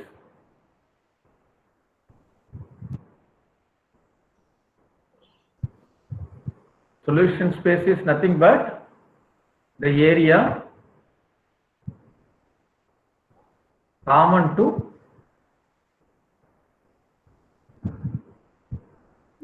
all constraints. So only whatever be the numbers which are here, that combination you can produce. If you decided to produce some number here, say for example, a constraint which is satisfies 2, say for example, if you want to produce 60, 0 and 60, if you decided to produce 60 disk, you can see that the 60 desk and 60 chairs, 60 desk and 60 chairs, it will satisfy this constraint. Second constraint will allow you, but you cannot produce painting section. You cannot use 60 chairs and 60 desks. 2 hours, every 2 hours required, 2 hours required, 60 desks 120 hours, 60 chairs 120 hours, you need 240 hours. So any point which is here, you cannot do any production. Whereas the point which is available here will satisfy all the constraints in the problem. So that is called the solution space, area common to all constraints. So that is the feasible, which is nothing but this is the feasible combination. This is a feasible combination. Only this is the combination you can produce. Any number in the shaded area is the combination of desk and chairs you can produce.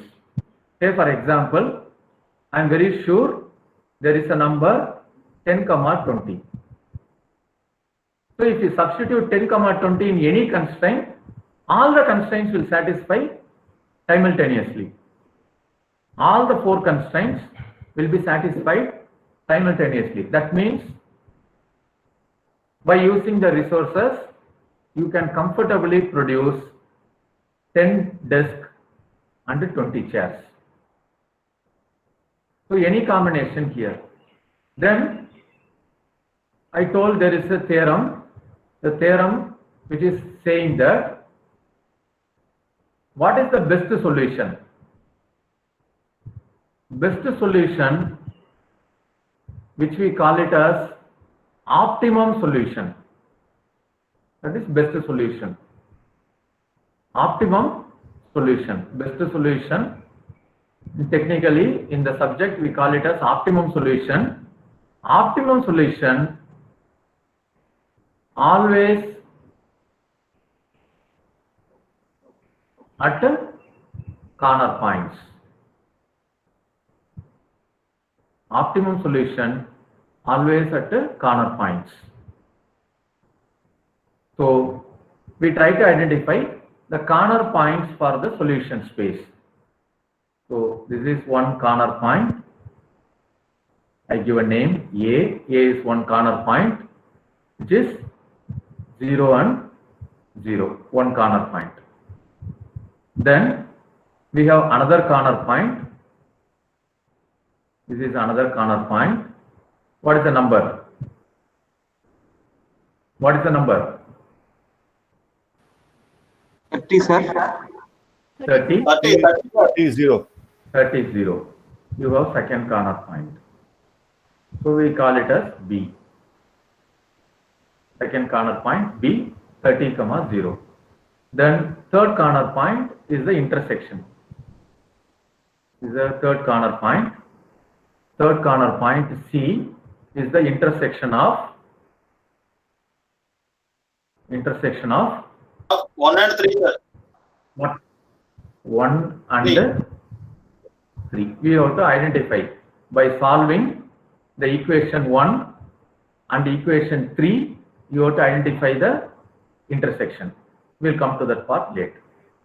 Then fourth corner point. This is the fourth corner point, which we call it as D. What is the fourth corner point? 50, sir. 0. 0.45, sir. 0.45. 0.45. So can any one of you solve equation 1 and equation 3 quickly and find out point of intersection?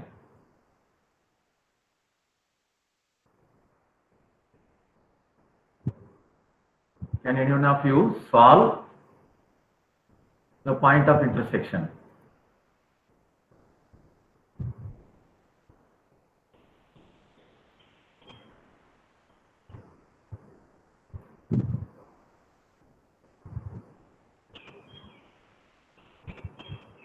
What is the point of intersection?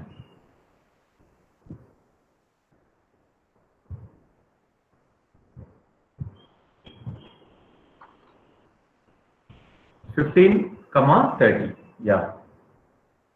So the point of intersection, roughly we have identified 15, 30.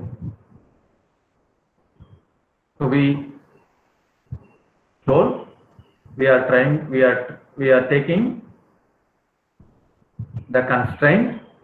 From the constraint we are trying to find out the line. Then we solve and get the pair of points. Solving means nothing but we are trying to find out what are all the 2 points through which the line passes through. For every line we identify 2 pairs of points. Then we, in the scale coordinate system, we try to fix the lines. The lines are fixed. Then we try to find out the area for each line. We substitute a common arbitrary point 0, 0.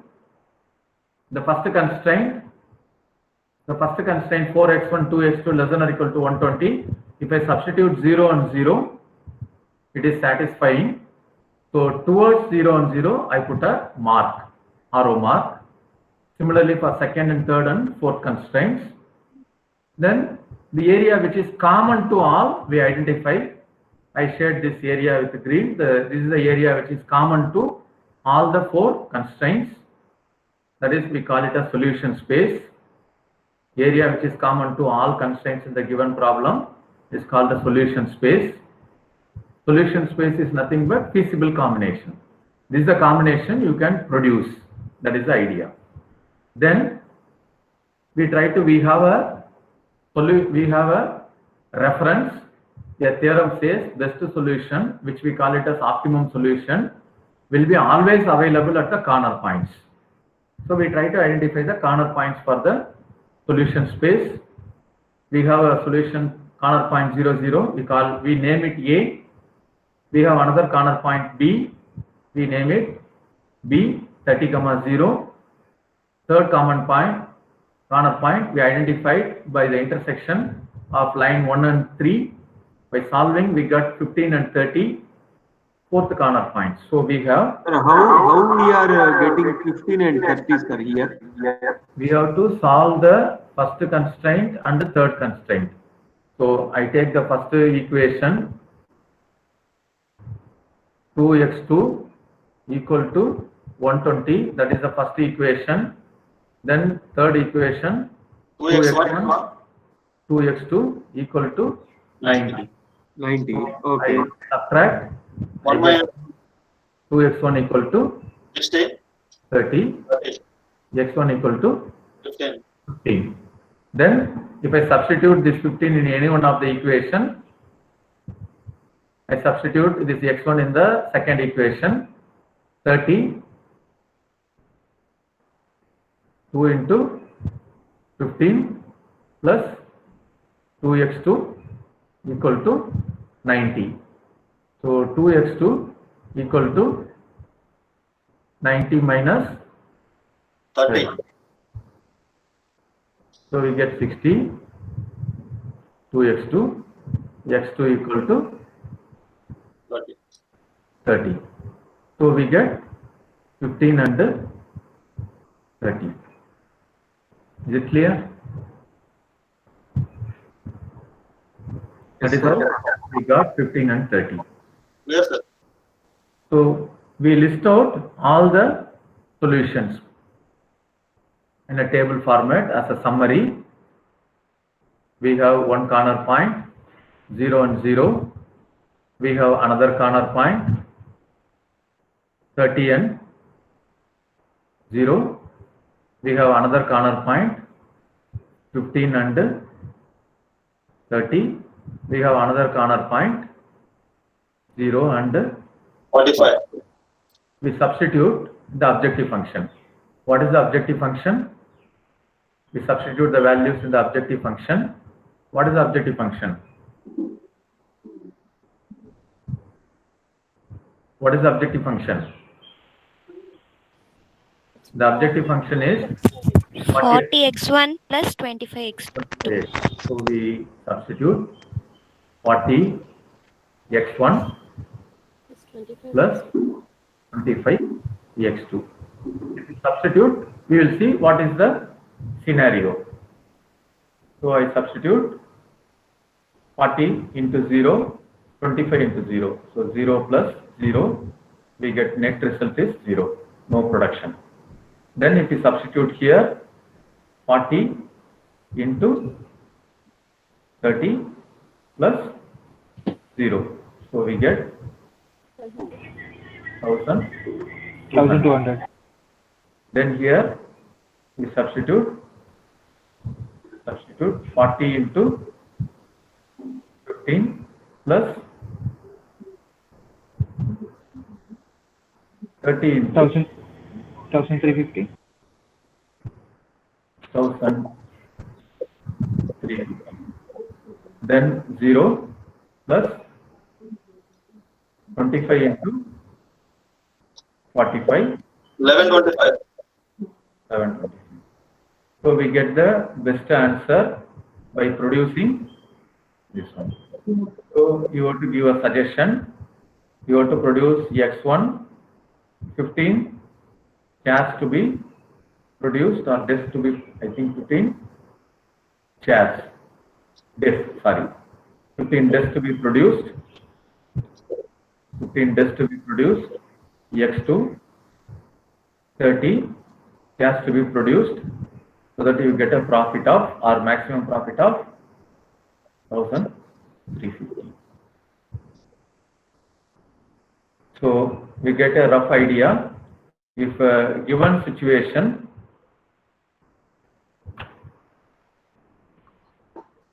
I have a given situation, furniture manufacturing. The furniture manufacturing is summarized in terms of a mathematical expression. We call it as mathematical model. Mathematical model is nothing but a summary of a given situation using mathematical symbols and numbers. Then we try to solve. Since it is a special case, only two variables are there. Number of constraints can be anything, but only if you have two variables, you have an option to solve using a method called the graphical method. So we have a graphical method to plot the equations, constraints. We write everything as a equation. Equation is nothing but straight line. From the straight line, we try to deduct the area. This is the process of a method called the graphical method. Any clarification?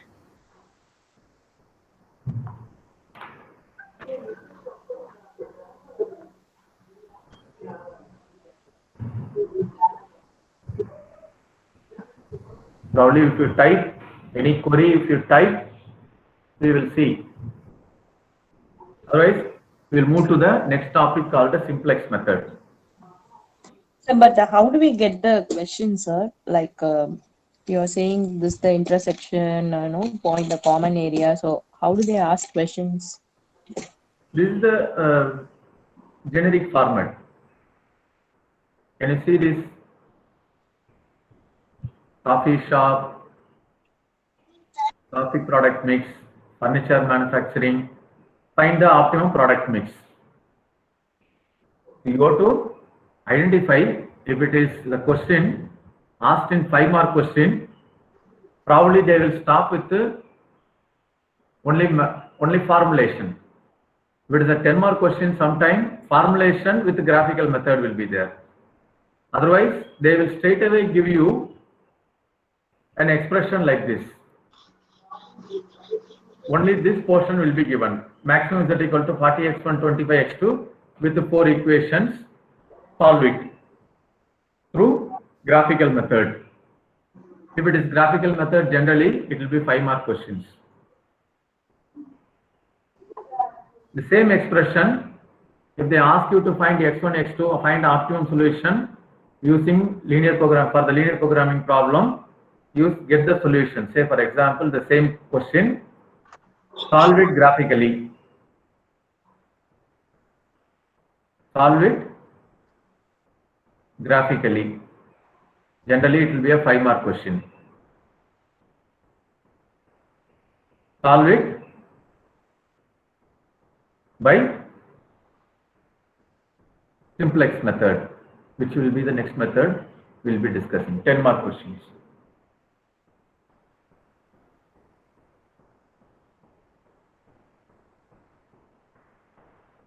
So we have one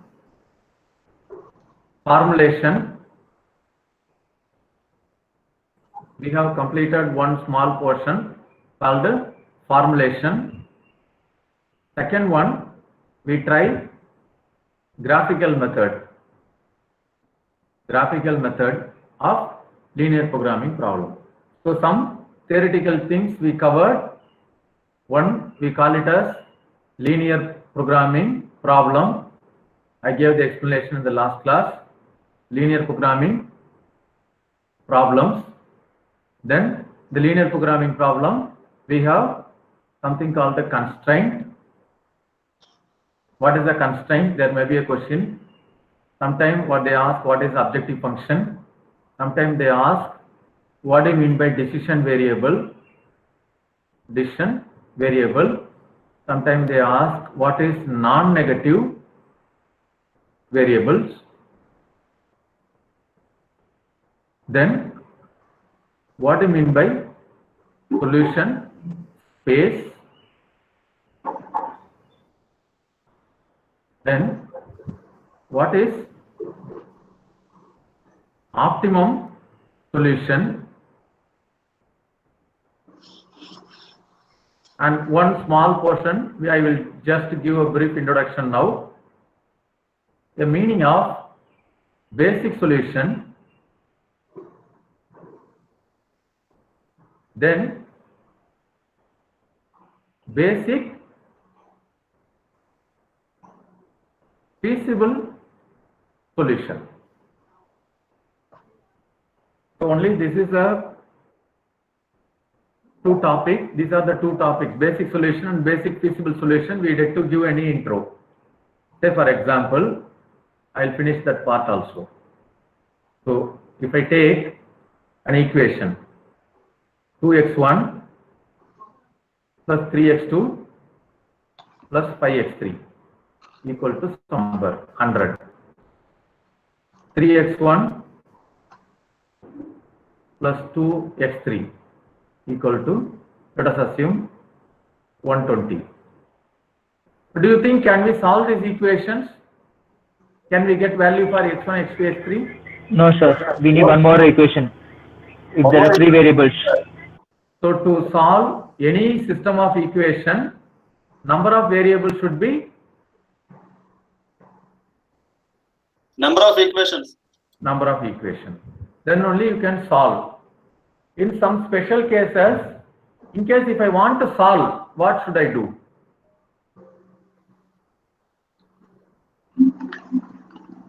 Either I have to go with 0, one variable should be 0. Yeah. So when number of variables more than equation. If this is a situation, we are in a very similar situation, more number of variables but less number of equations. So what we do, we assume v minus e variables 0. That is, here we are assuming any one of the variables 0. Suppose if I assume x1 0, what will happen? I will get 3x2 plus 5x3 equal to 100. Then 2x2 plus 2x3 equal to 120. This is one scenario. Alternatively, what I can do? I may assume x2 is equal to 0. Here I can get a solution. So I will get one solution here, x2 and x3. Some x2, some value for x3.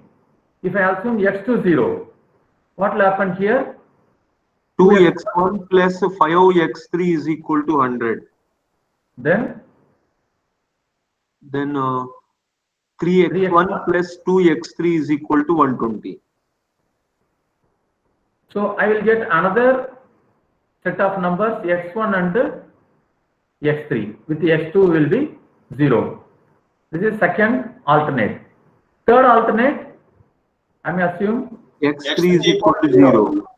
So if you look at, I get one choice, one solution here.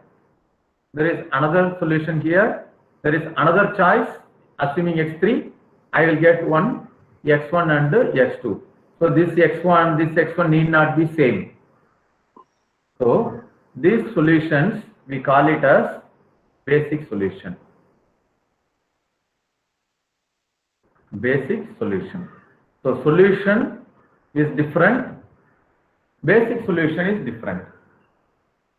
Solution, whenever you have variable equal to equation, we can call it as solution. Whenever we have a situation v greater than e, number of variables are more, we assume some variable 0, we get solution. So to give a different name, solution. If all the values in the basic solution, so whatever value we are getting x1, x2, x3, if everything is greater than or equal to 0, we call it as basic feasible solution. Basic feasible solution. So these are the topics we have covered so far. So if you look at formulation, graphical method, linear programming problem with a brief introduction to what is a constraint, what is objective function, decision variable, non-negative constraint, solution space, optimum solution, basic solution, basic feasible solution. So these are the topics which we covered so far. Any clarifications? Sir, can you please read out from number 3 onwards? Linear Programming problem, constraint, objectives, function, decision variables, non-negative constraint. Sometimes these are all the questions which are attractive for 2 mark or 1 mark. Write a short notes on objective function. What do you mean by non-negative constraint? What do you mean by solution space? What is optimum solution? Sometimes I noticed in few question papers, these are all the terms available for a combination, 3-4 questions together, 3-4 choices together, they may ask a question in a 5-mark question. Clear, sir. Thank you. So the next topic, this is a method that is suitable only for 2 variable. Graphical method is suitable only for 2 variable situation. In case if I want to solve any problem, we need a generic method. So to give an introduction about the generic method, so we need for any variables, any number of variables. If I have any number of variables,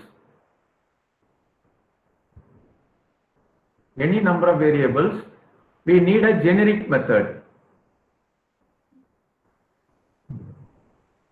So that generic method, we give a name called the simplex method.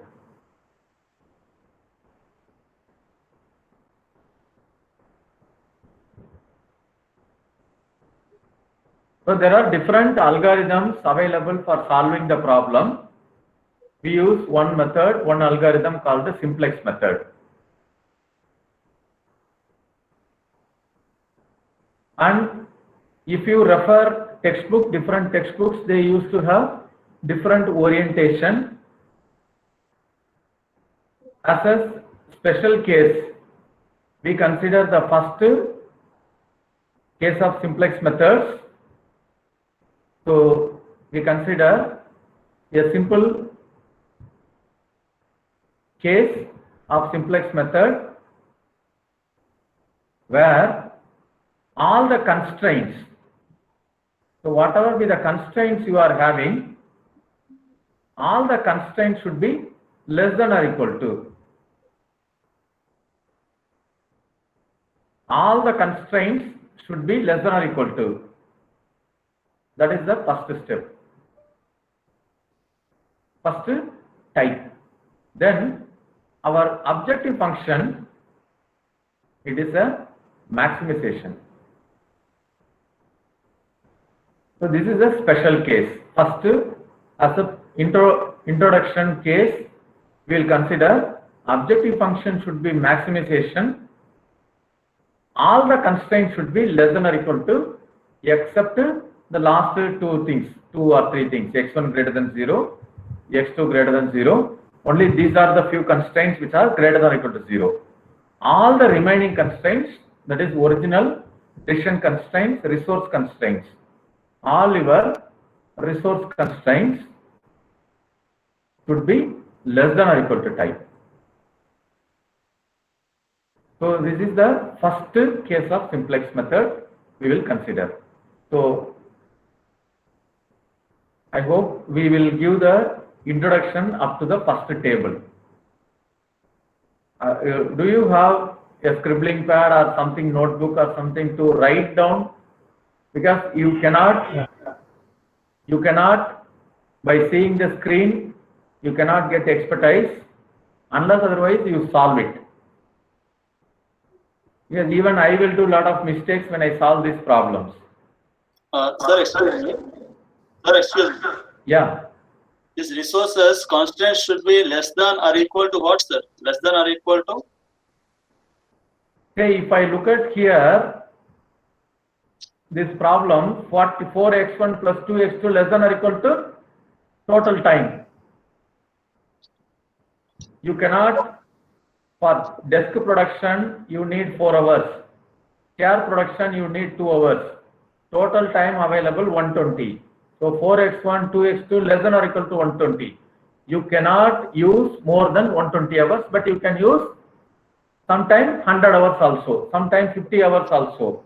So within the time limit. Time. These are the resource limitation. You cannot exceed. Okay, sir. Clear, sir. So all the resource constraints should be less than or equal to type. So sometimes, say for example, the same problem, if the manufacturer says, how much you are producing, what is the best solution? We identified the best solution for the problem. The graph, we told 1530, sir. 15 and 30. 1350, no? Before the decision is the manufacturer says 1350. both the products together, that is x1 plus x2, I need at least 30 items. I need at least 30 items. What do you mean by at least 30 units together? Number of chairs plus number of tables.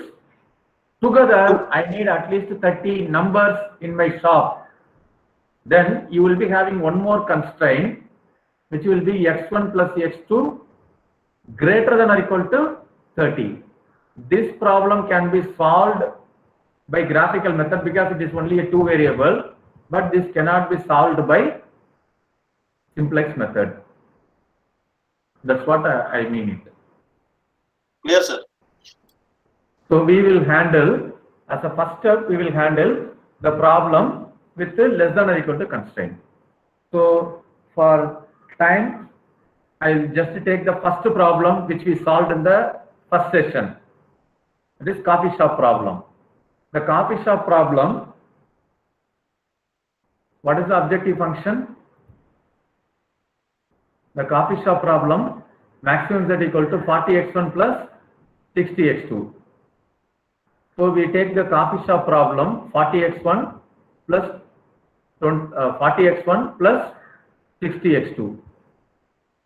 So maximum is equal to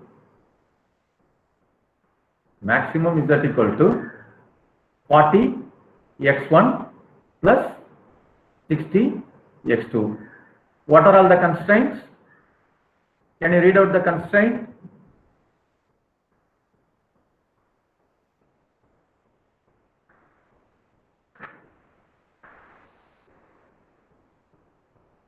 Any one of you?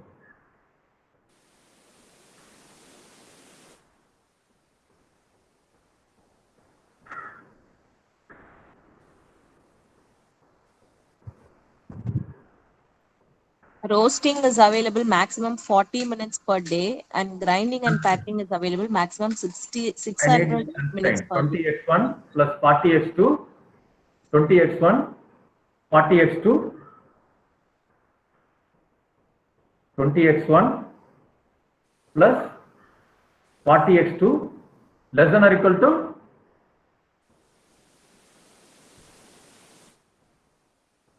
400. 400. Then second constraint,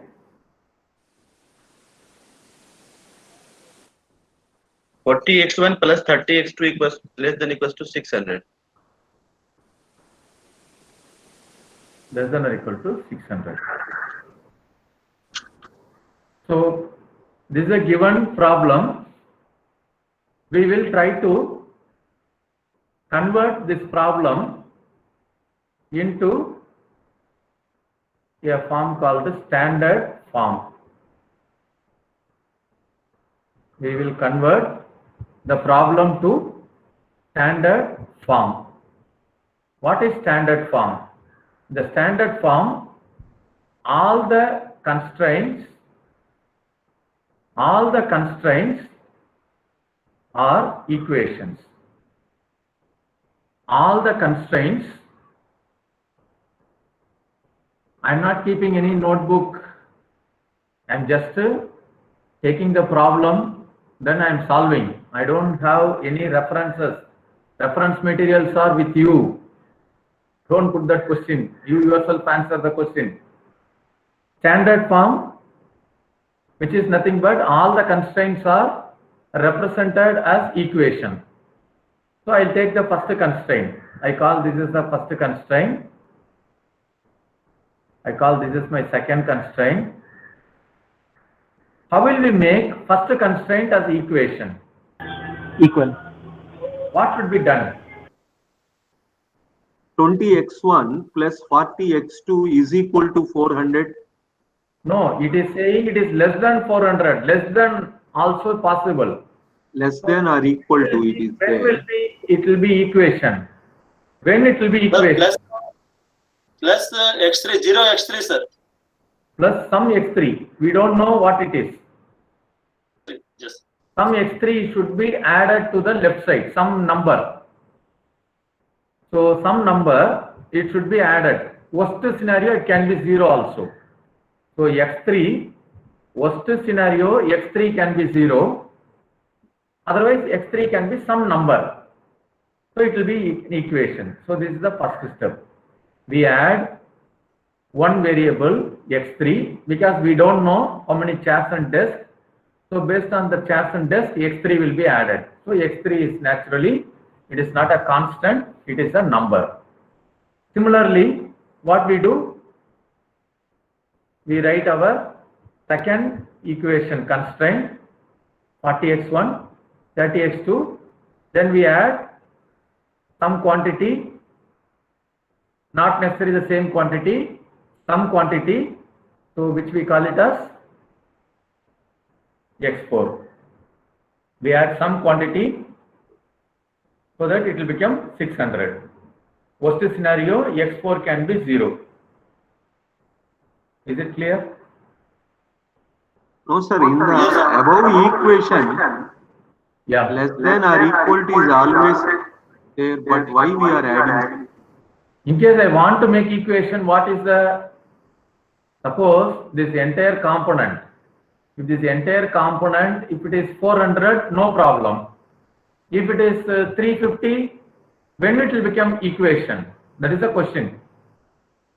Only if you add something to the left, it will be equation.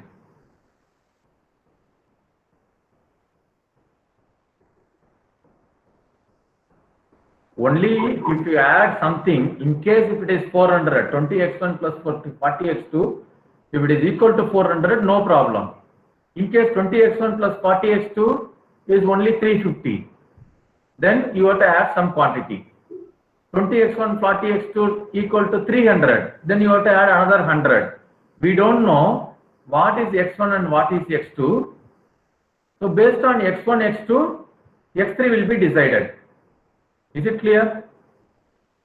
Based on So Clear, we sir. don't know what is x3. X3 is a variable. Worst scenario, it can be 0. X4, worst scenario, it can be 0. So this is the original decision variable. X1 desk, X2 chair, X3 we don't know what is the meaning of X3, and we don't know what is the meaning of X4. You know that 400 is the roasting section time. You know that it is grinding and packing time. You know that 20 minutes required for grinding, roasting. You know that 40 minutes time required. You know 40 minutes time required. You know 30 minutes time required. But we don't know what is the meaning of this X3. You don't know what is the meaning of this X4. Is it clear? We introduced two variables X3 and X4, but we yet to give any meaning for that. Is it clear? We stop here. We'll continue in the next section. Yeah, you tell. What is your question? Ram Prasad. What's Yes, your sir. question? No, sir. No question, sir. Understood that one, sir. We'll continue in the next session. Time up. Yeah. Okay. Thank you very much, sir. Thank you, sir. Thank you, sir. Thank you, sir. Thank you, sir. Thank you, sir. Chandrasekhar, sir, is already there. Finance man.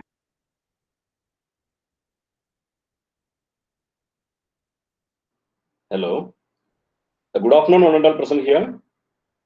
Myself, Dr. Chandrasekhar. Good afternoon, sir. Can you hear me? Yeah. Okay. Good afternoon. Good afternoon, sir. Good afternoon, sir. Yeah, good afternoon. Okay. So I hope you can remember about the last class. Any one of you can remind me what we have discussed in previous class?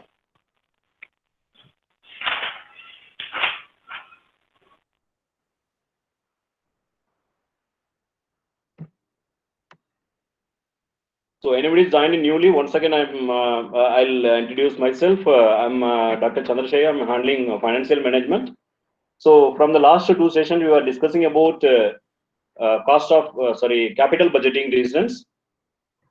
So I have shared many things through the slides as well as the Excel sheet also. So now I have created a Google sheet as well as the Google slide. I'll share you link at the end of the session in the chat box itself. You can use that link and whatever the material you want, or if you want to copy the problem, or if you want to utilize a slide also, you can take.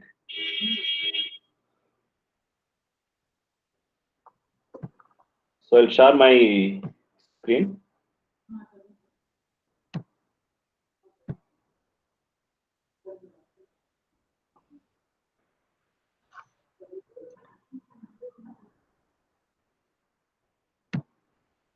Can you see this one?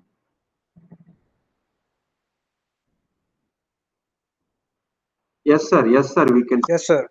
Yes. Okay. Yes, we can see. Okay.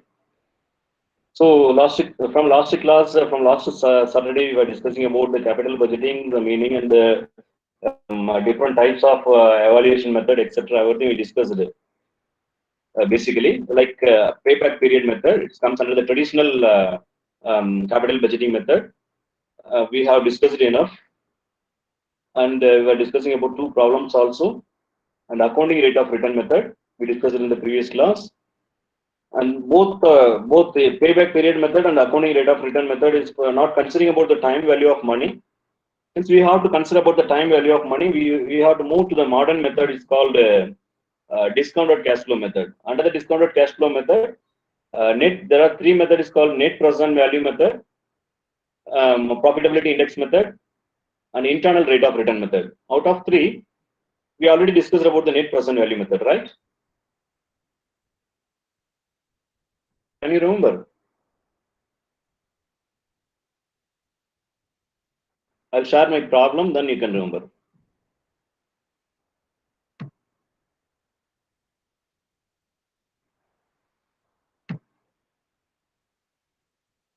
Can you see my Excel sheet?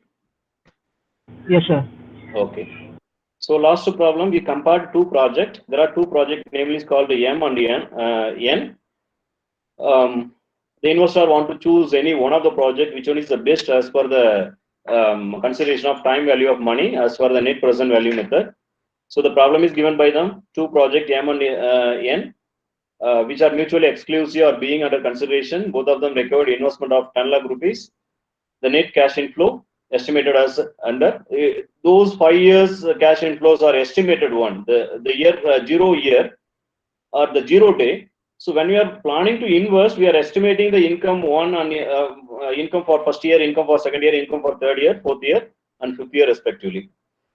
And so for this kind of project, we are expecting 10% rate of return. The 10% rate of return is called a discount factor or risk-free return. The company targeted rate of return on investment is 10%. If they are investing 8 lakh rupees, they are expecting 10% from investment each and every year. So you are required to assess the project on the basis of their present value using the net present value method. They are asking to calculate under the net present value method. The discount factor, that means the discount factor, time value for every 1 rupee investing today is given by them. The discount factor is indicating that if you are investing 1 rupee today, the value of 1 rupee at the end of the first year, it will be 0.909. The value of 1 rupee what you are investing today, the end of the second year, 826, respectively, up to the fifth year is given by them. The fifth year end, it will be 0.621.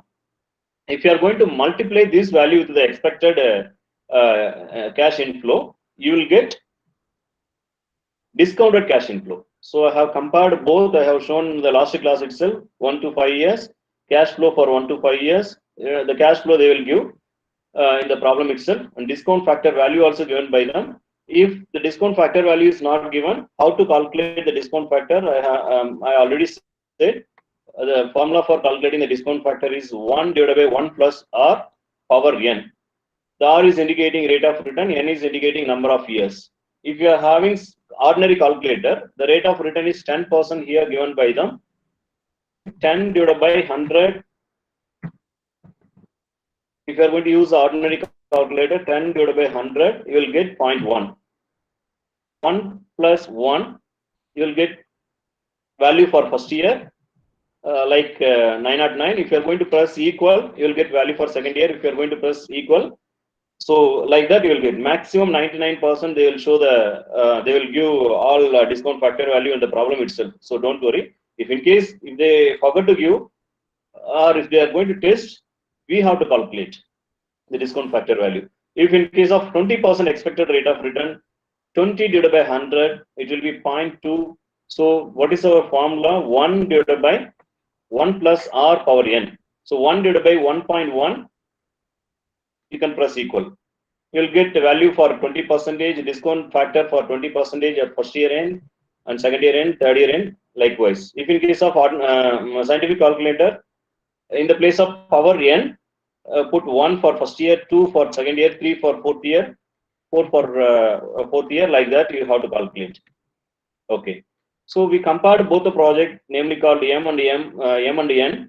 So the net present value of N is more than M. So we are giving suggestion, the decision. Project N is accepted because higher net present value than the project M. Okay, are you clear? You show that calculations are like suppose discounting factor 10%.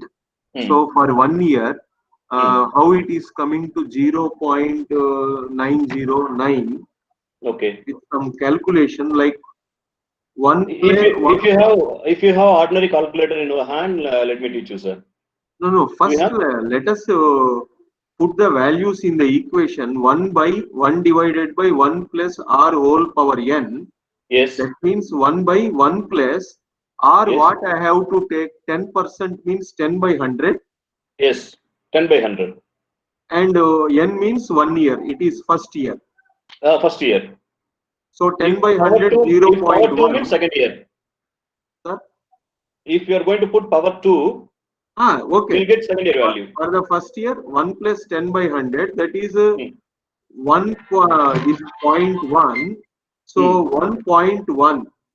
Yes, 1.1. Power 1 doesn't break. So 1 divided by 1.1, you mean to say 0.909. Yes, sir. Okay, now I understood. Okay.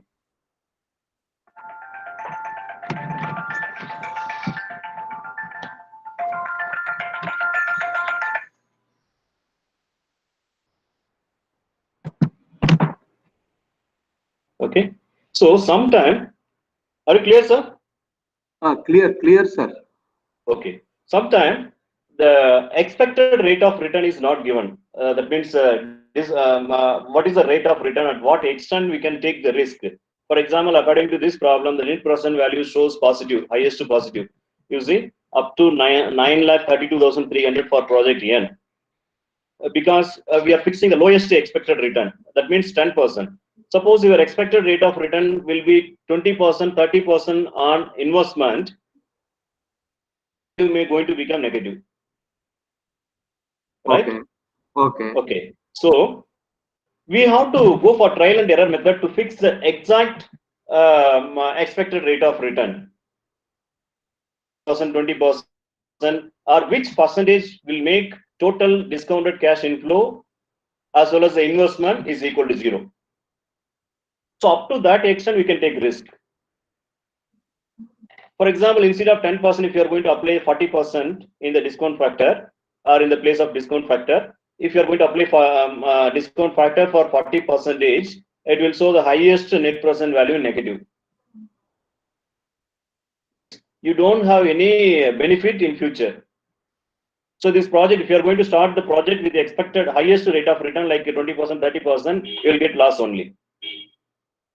So now itself we can determine the risk factor, or up to what extent we can take the decision, or up to what extent we can accept the risk by using the internal rate of return method. Return method is also called trial and error method if where the expected rate of return is unknown or unable to predict. For example, according to this problem, they have predicted 10% they can get return from their investment. Suppose if they are unable to predict 10%, or if they are fixing that 15%, 20%, before that they want to test at what extent we can expect, or at what, if you are extending up to highest value, what will be the discount factor? What will be the total discounted cash inflow? That means the last net present value, whether it will show the negative or it will show the positive. Now, according to this problem, M and N both are showing positive present value. Okay, so we can take a problem under the internal rate of return method. You will come to understand about for the purpose of what is the purpose we are using the internal rate of return method. According to this problem, you see, this is a formula. I already said in the slide itself. This is a formula. Internal rate of return method is equal to discount rate plus net present value at lowest discount rate divided by NPV, the differences between highest discount rate and lowest discount rate into difference in rate. Okay, that means, you see, according to this problem, previous problem, it shows highest net present value in positive. Positive present value, if you are going to apply for some 40% discount factor, it may going to show like around minus 9,000 rupees or minus 10,000 rupees net present value. That means negative net present value. So if you have one positive net present value and one negative net present value, definitely our internal rate of return, it may be the in between one positive value and negative value. That means in between 10% to 40%. Up to that extent we can take the risk, or up to that extent we can expect the fluctuation in the economy. Okay, so you see this problem,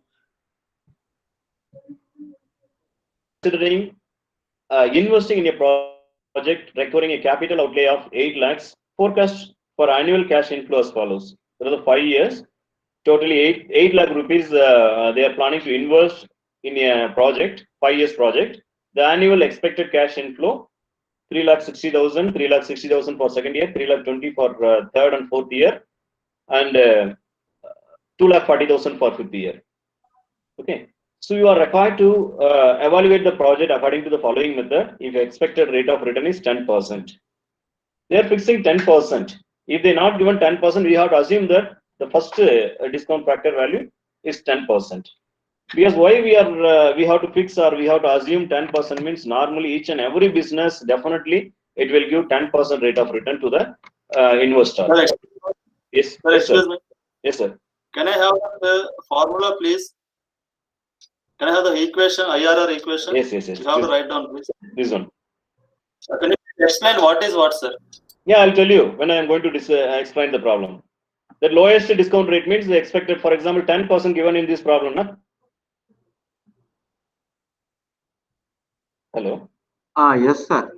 That 10% is lowest rate. I said to calculate IRR, it is a trial and error method. To calculate IRR, we need two present value, one negative present value, another positive present value. Understand?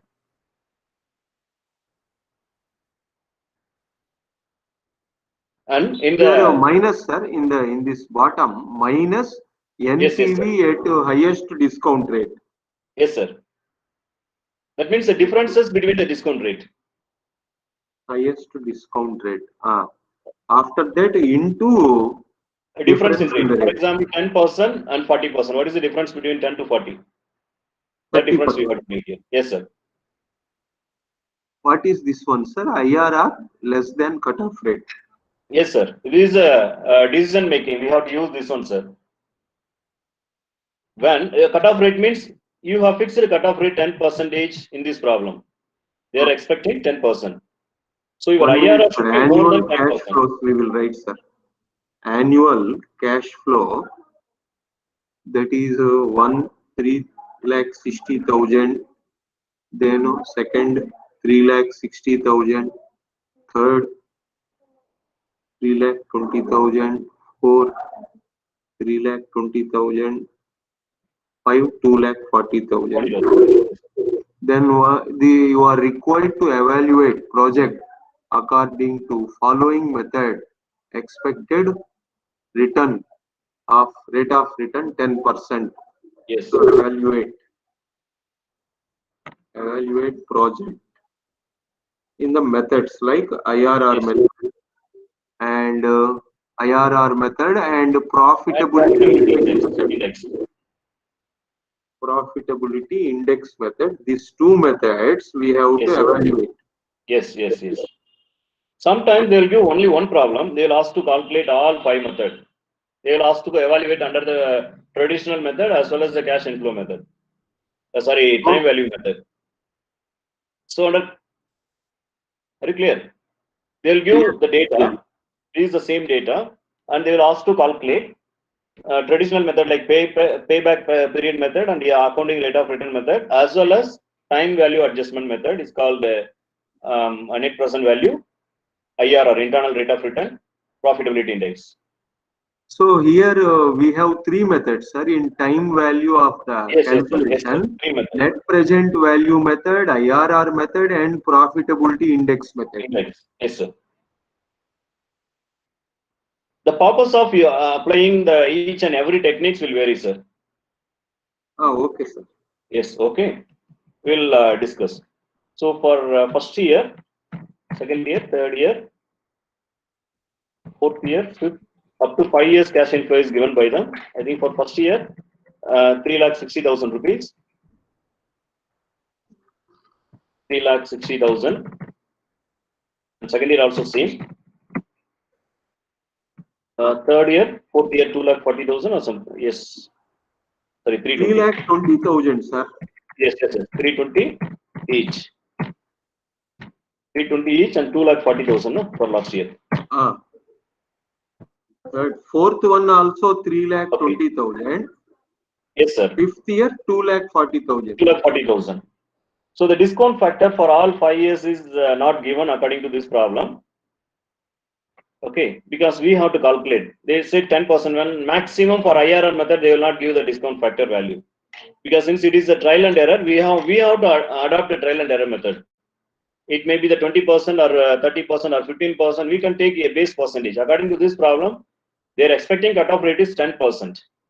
Okay, sir. It is given 10%. Yes. So for 1 year, it will be 0.9090. That factor, no, sir? Yes, sir. 0.90. From previous problem, I have taken discount factor for 10%. 0.82, 0.75, 0.68, 0.62.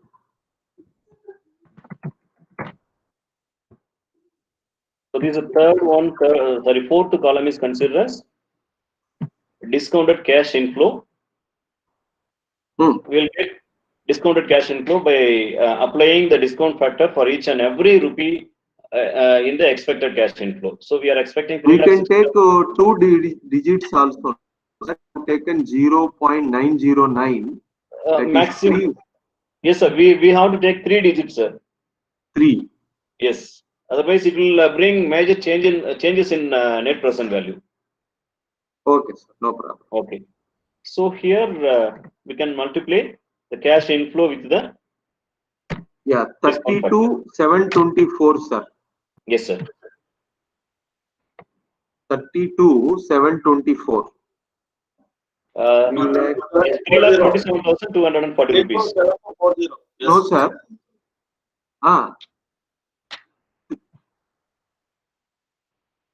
So this is the value, na? 3,27,240 for first year. 2,60,000 into 0.909. We have to apply some percentage or what, sir? No percentage, sir. Just multiply.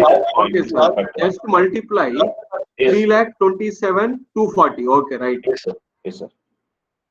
That means the discount factor, what the factor value is given by them, for every 1 rupee investing today is equal to 909.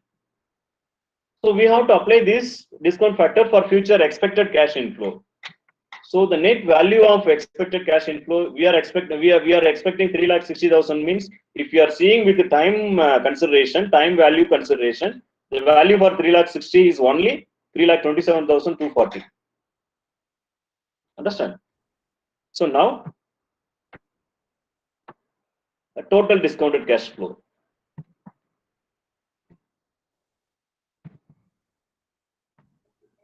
Wait. Total discounted cash inflow. If you are going to add all 5 years cash inflow, we'll get total discounted cash inflow. It will be 12,32,540, right?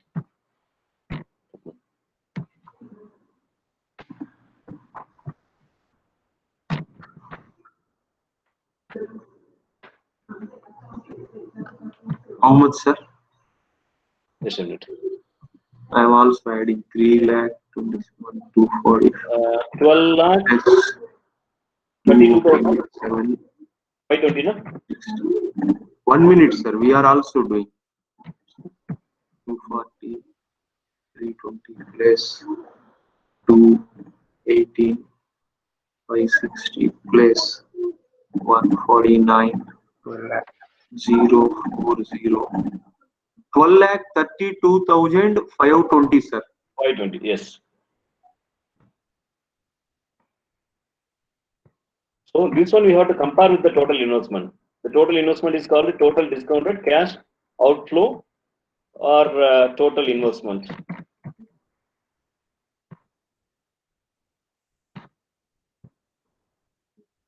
I think total investment is 8 lakhs. 8 lakhs. And that 8 lakhs, okay, but this net present value 12,32,520. Yes, sir. Okay.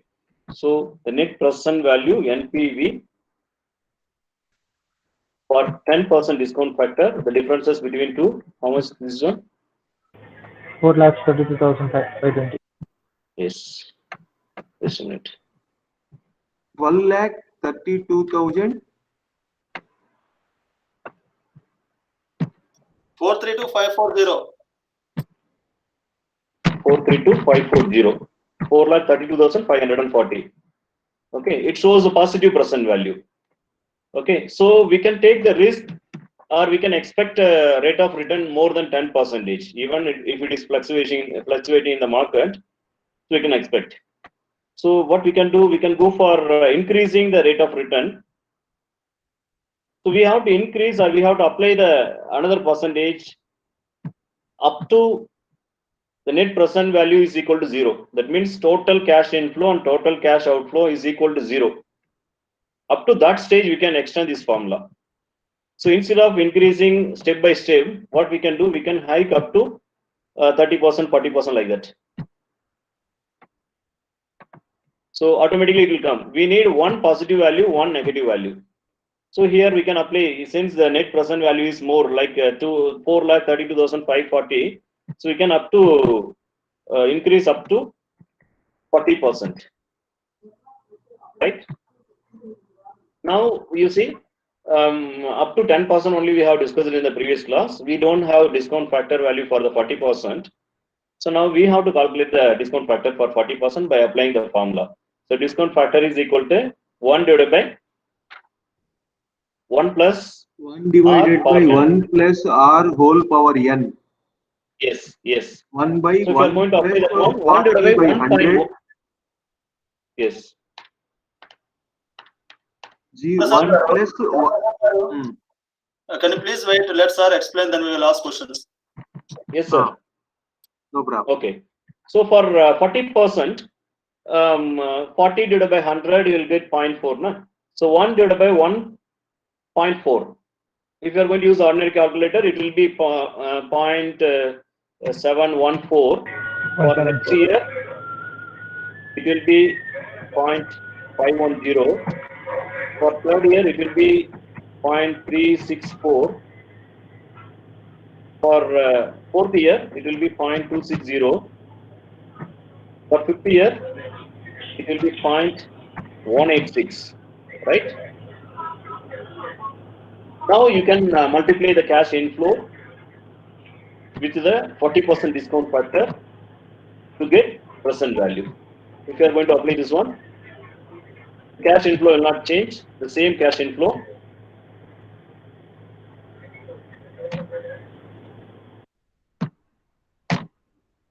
It will be 2,57,440 rupees.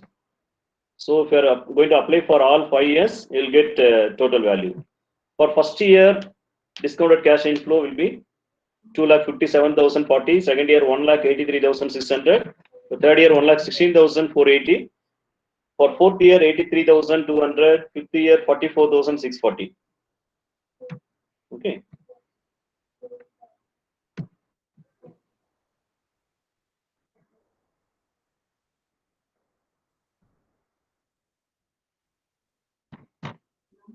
I think it will be 2,57,040. Sorry, some mistake.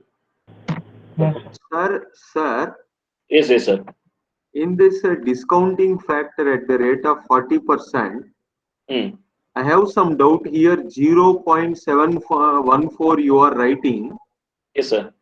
So 1 divided by 1.04, that is 0.96. 1 divided by 1.4, no, sir.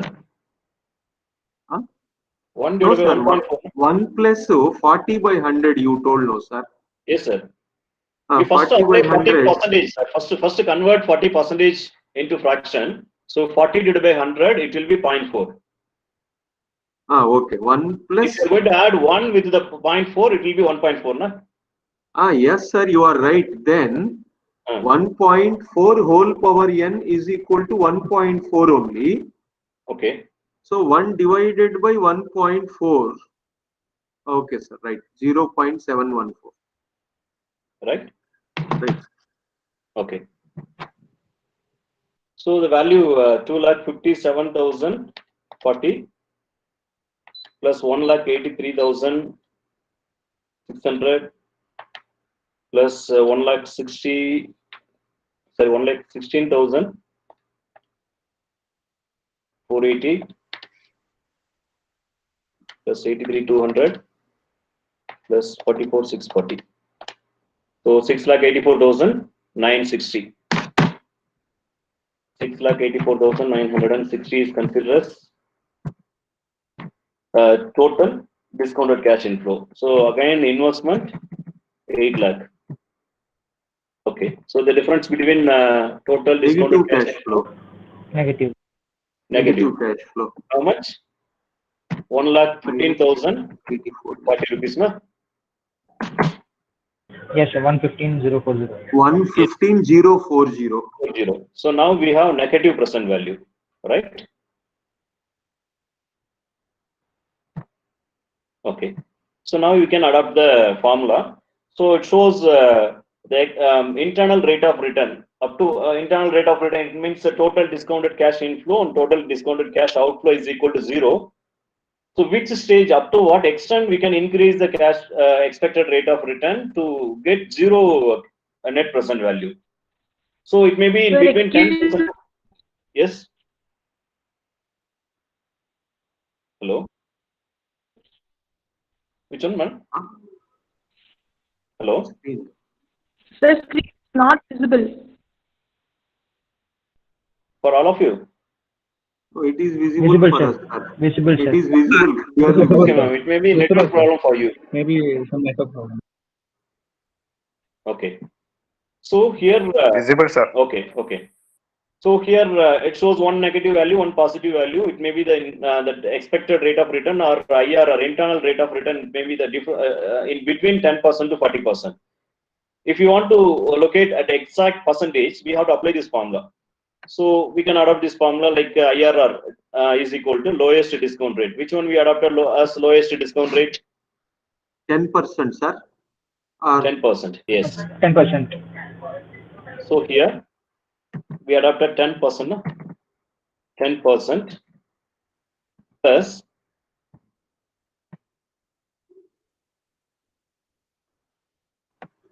okay, 10% plus what we have used as numerator, net present value at lowest discount rate. So what is the discount rate for, NPV for lowest discount rate? Lowest for 10% we have used as lowest, na? So 4,32,540 rupees, right? 520, sir. 520. 520 or 40? 40, na? That is correct, sir. 432,540. It is correct. Okay. 540. Then divided by. So what is the next formula? Divided by NPV at lowest discount rate minus NPV at highest discount rate. Okay. So we already have NPV for lowest rate and highest rate. So the same 4,32,540 less. What is the NPV for highest rate? Minus 1,15,040, right? No, sir, that's right. Right now? Okay. NPV Yes, for sir. lowest discount rate and NPV for highest discount rate. So one is positive, 4,32,540 is positive, 1,15,040 is negative. Okay, so it is negative. That's why we brought in into the bracket. So which one they are asking? Difference in rate. So differences between the 10% to 40%? 30 percentage. Right? We no need to consider about the percentage. Okay. Just we can take number alone. Okay. Then we can simplify this one. Here. So 10 plus 4,32,540 divided by 32,540 plus 1,15,000. It will be 5,47,580. 580. Yes. Into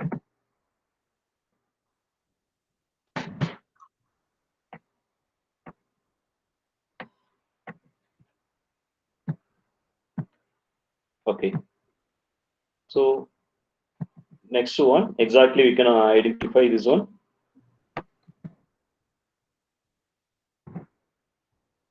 So here, what is this value?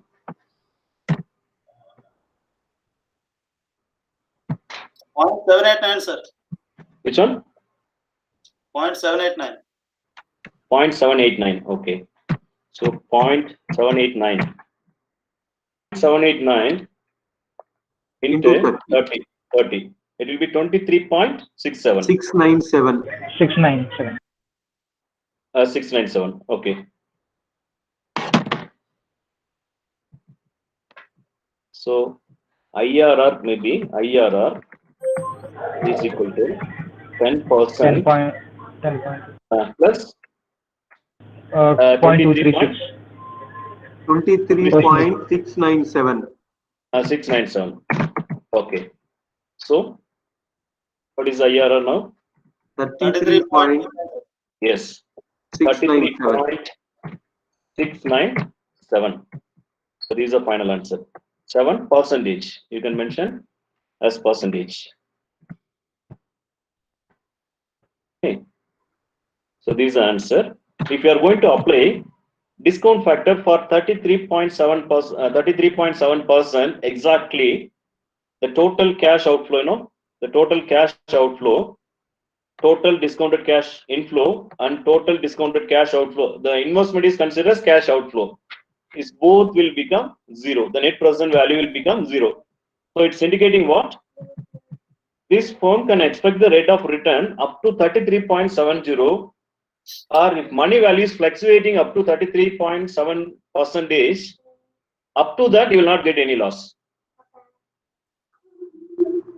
Understand? Yes, so our basic cutoff rate is 10%, but internal up to risk-free rate is up to 33.7%. So internal rate of return is greater than what? Cutoff rate 10%. Right? Our basic cutoff rate is given by them according to this problem. Basic cutoff rate is 10%. Right? So when you are writing decision or suggestion,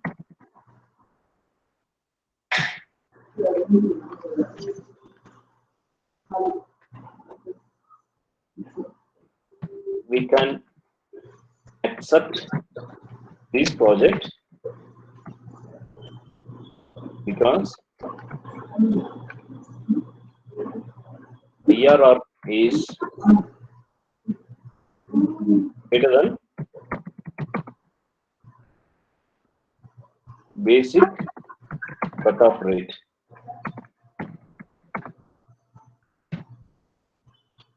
Basic cutoff rate 10%. That's all. Okay, sir. Do you have any doubt in this problem? One doubt, sir. So that highest value which we took as 40%, that we can take it as even if it's 50 also, still will come at the same answer, Yes, right? there's no problem, sir. Even up to 100 you can take. Okay, okay. Thank you. Basic objective, we need one positive value, one negative value. Okay, got it. If you are going to apply 20%, you see in the place of 40%, if you are going to 20, again you will get positive percent value, na? Correct, correct. So based on this value of net present, if it is like around 500 rupees, 600 rupees, or around within 1 lakh rupees or within 10,000 like that, you can add some 5 more percentage with the 10%. Okay. But you see, it shows in lakhs, 4,32,540. So you can hide in extreme level. Okay. Okay. Sir, can you show me that IRR formula once again at the top of the.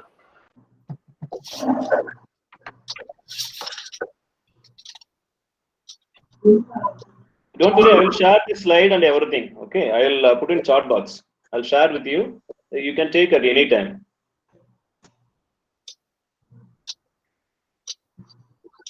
Okay. Shall we move to next one? Sir, why we have taken 40% here? In the problem, if they ask for 10%, and that net present value is positive cash flow, okay, then I can write the decision at the discounting factor of 10%. my investment is 8 lakh and I am getting return roughly that 1,32,000. It is a positive cash flow. I can go ahead with the project. If you are going to conclude like this, it is considered as discounted cash flow method. Discounted cash flow method. So what we have discussed, you know.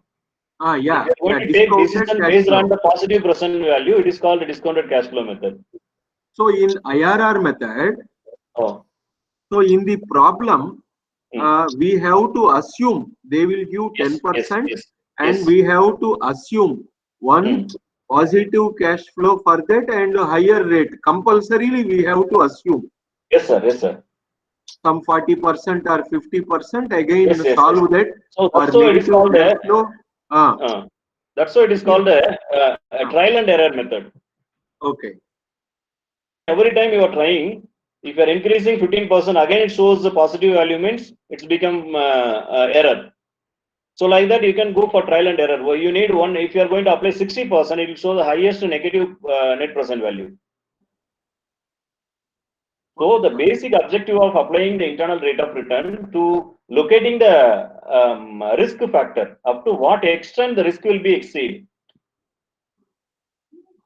Okay, so here you can expect the return up to 33%. That means if money value is fluctuating in the market up to 33%, you will not get any loss. Understand? Okay, sir. That 33% we have solved that. Yes.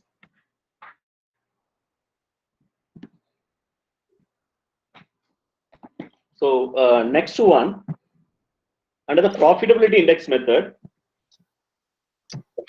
Sir, where is this page number, sir, of this? Sir? Which one, sir? This problem page number in our textbook. Page number. It is not given in our textbook. It is not given in textbook. Yes, yes. Some numbers will be there, but you can take this formula and etc. everything properly and same methodology you can adopt. Fine, sir. Thank you. Okay. I'll share my mail ID also. If you need any further material, you can mail me. I'll give enough material. Okay, sir. Okay. So next one. Some other example is given, sir, in page number 76. Okay. For that IRR, some other example is given. Okay. You can take the same problem. Use the formula whatever we discussed. But at the end, we solved that 33% we got. Yes, and what is the data they have given 10% and that 33% we solved IRR. We are unable to connect to that, and in the decision also we are having some confusion, sir. There we are unable to connect. Sir. That means, you see, I have given accept or reject decisions area. Na? So here you see. Here IRR 33% we solved. Okay. So after that, how to go about? What is the data given 10%? And with this 33% to correlation, we are unable to get that point in the decision making. Okay, sir. At the end of decision, so what you have to do, their basic cutoff rate is 10%. Na? Okay. Your calculated rate of return is 33 point something, 33%. So that means I am getting more than 10%. That is 23% extra. I can go ahead with the project. That means even if your market is fluctuating or time value is fluctuating up to 33%, you can do the business. Understand? Okay, sir. Okay, sir.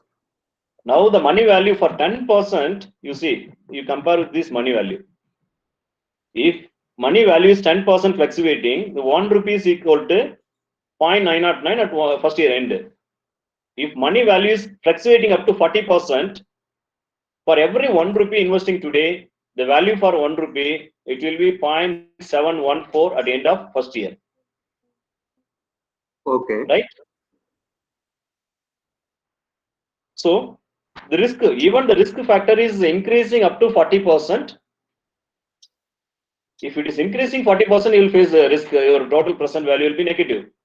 Or if it is increasing up to 33%, if money value is fluctuating up to 33%, We are not going to lose anything. That is what it means. Yes, you are not going to lose anything. If it is increasing or fluctuation is going to continue more than 33% only, you are going to get loss. Okay, sir. Okay. So this is the next one, profitability index method. Here comparing the, it is an index. We are converting the total present cash inflow into the Sir, index. Sir Yes. Chandrasekhar, sir. Yes, Sir, yes, I madam. have a point. Okay. So actually, in the previous method, there was a lot of interruption. We couldn't get the whole method in a continuous way. So as you're starting next method, it would be better if people ask doubts after your explanation. That is my Okay. point. So Okay. many of Okay. us are not from commerce background. It is Okay. hard to understand. If people are interrupting, I mean, Okay. Okay. as if the personal discussion is going on, we are not able to understand properly. It would be Okay. better Okay. if the discussion takes place after your explanation. So okay, first let me finish the explanation, then you can ask your question. Yeah, that's what I Okay. mean. Thank you, sir. Okay. Thank you. Okay. This is the next one, profitability index method. Here we are converting the total present value into the index. So then later we will compare the index with one. The one is constant for every 1 rupee. So if our index or profitability index is more than 1, we will accept this project. For that also we need that basic of discounted cash inflow. We need to, for calculating IRR or calculating profitability index, we need the basic one, basic fundamental. We are starting from the discounted cash flow. Okay, so all time value adjustment method, everything is coming from the discounted cash flow method only. So if you are very thorough with the discounted cash inflow method, then calculating IRR and profitability index is not a matter. Okay, so this column and row, what is the basic fundamentals in the discounted cash inflow, you have to understand properly. Okay, so here the calculating the profitability index, we need the total present value of cash inflow divided by initial investment. Okay, total, it is not net present. You have to understand it is not net present. The total present value of cash inflow. According to the present previous problem, what is the total present value of cash inflow? That means the total discounted cash inflow. It shows 12,32,520. And if you are applying 40%, it shows 6,84,960. Right? So this value we have to take and compare with the, or convert based on this value, we have to convert the investment into the index. If our index profitability index is more than 1, we can go ahead, we can accept the project. So maximum, this will use where we have number of alternatives, we will use the profitability index method for ranking the project. If you have 5 project, 10 project, like that, number of alternatives or number of opportunities available. So out of many alternatives, which one is better, we'll take profitability index method for ranking the project. So which one shows the highest profitability index will give first rank, first preference. If it is not possible to adopt that one, we'll go for second rank, third rank, like that. So we can take the same, since the cutoff rate for this problem is given by them 10%, we can take the same problem. Okay, that you don't confuse with the 40%. That 40% assumption we used only for the internal rate of return method. So basically they are expecting to get return at 10%. So their expected rate of return, since their expected rate of return is 10%, we can take the total discounted cash inflow for 10%, according to this problem, is 12,32,520 rupees. Okay, so under the profitability index method, profitability index is equal to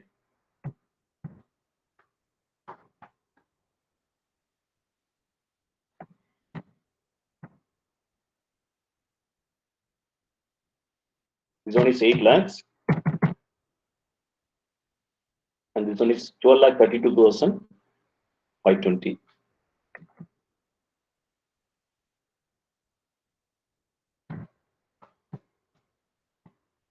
So what is the answer for this one?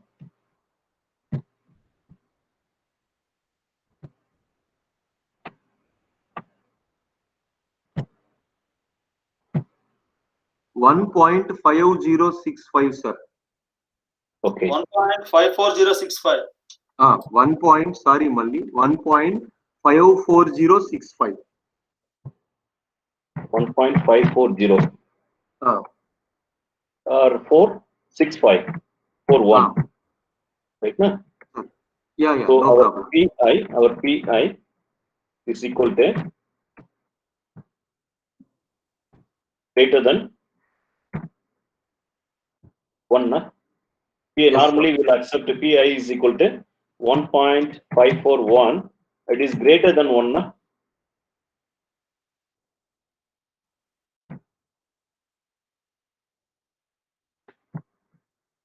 Okay. So now what we can do? We can accept our project.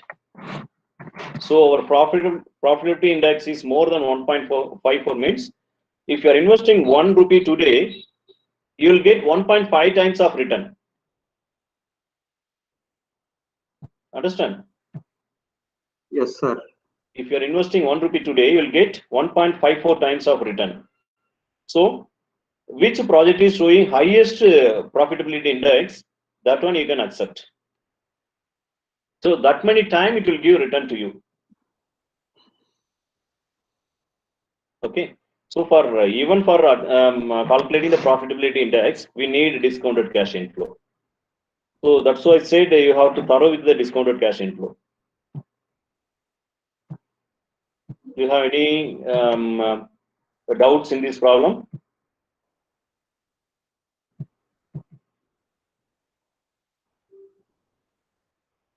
So we have calculated all the method, like a traditional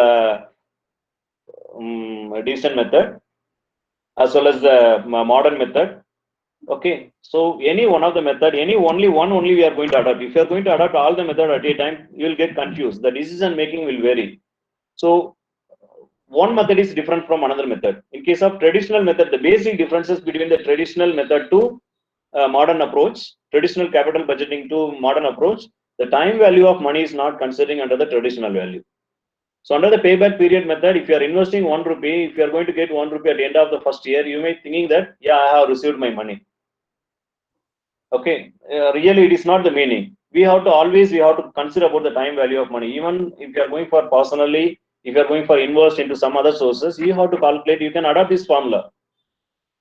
Market rate of return is 10%. Risk-free rate of return is 10% for your investment. If you have any plan to invest 5 lakh rupees in a fixed deposit or some other instrument, you can sit and you can take the discounted cash flow method and apply the discount factor, calculate the discount factor, multiply with the expected rate of return, then you will get value. For example, someone is saying, you give your investment, I will give 15% rate of return. So if you are investing 1 lakh rupees, apply 15%, you will get 15,000 rupees each and every year. Right? So you have to accumulate all the value and compare with the total investment, whether you will get benefit or not. You come to know that through the present value. If your present value is more than your investment, you can go away. Otherwise, you can stop that investment. Okay. Now you can tell me, do you have any doubt? Otherwise, you'll move to next chapter.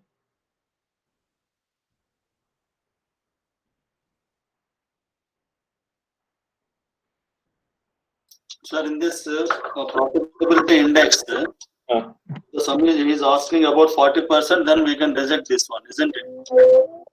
Which one, sir? Profitability index? Yeah, instead of 10%, rate of return is 10%. If it is 40%, then we have to reject this project, isn't it? Yes, sir. That one, that 40% using only for assumption. There, definitely we cannot expect 40% return, right? The 40% itself said loss. Okay. Okay, we need positive present value. That means your total discounted cash inflow should be more than total investment. Then only you can go for profitability index. Then only you can say profit. Yeah, then it will be negative one, so P2 is less than 1. That is yes. That means negative means it is not considered as profitability, na? Yes, correct. Negative means it is not meaning of profitability. If you have profitability only, we'll go for profitability index. So for 10% only we have profit. For 40% we don't have profit. That means the total discounted cash inflow 6,84,960 is less than 8 lakhs, na? So it shows a lot. Yes. Okay. Any other doubt? So for profitability method, do they mention, will they give the discount factor or we need to assume this? Discount factor. They'll give, definitely they'll give. They'll give, okay. So one thing, so can we determine the best project duration by using this profitability index method? That means for each year, can we calculate the profitability index? Here we calculated the profitability of PI for 5th year, is it? For sir, average only we can calculate, sir. Sir, I'm asking the question, can we calculate the profitability index for the 3rd year and it is for 4th year, 5th year? That means you are not going to split your investment into 1st year this much, 2nd year this much, 4th year this much, na? Okay. The total investment you are going to invest the 0 day. You are not going to invest 1st year end this much, 2nd year investment this much like that. So for the entire period of project, is it? Yes, sir. For total life of the project only, you can apply the profitability index. You cannot split for 1st year, 2nd year, 3rd year. Because when we invested the total amount today, we cannot compare 1st year and 2nd year. So if you are going to say the formula itself wrong, you see, the 1st year present value or 2nd year present value, 3rd year present value, initial investment always it will show the 8 lakh rupees. So definitely the profitability index will be less than 8 lakhs. Na? Okay. So it may be around 0.2, 0.3, 0.4. It will come like that. You cannot determine or you cannot take decision based on a yearly comparison. Okay. Any other doubt?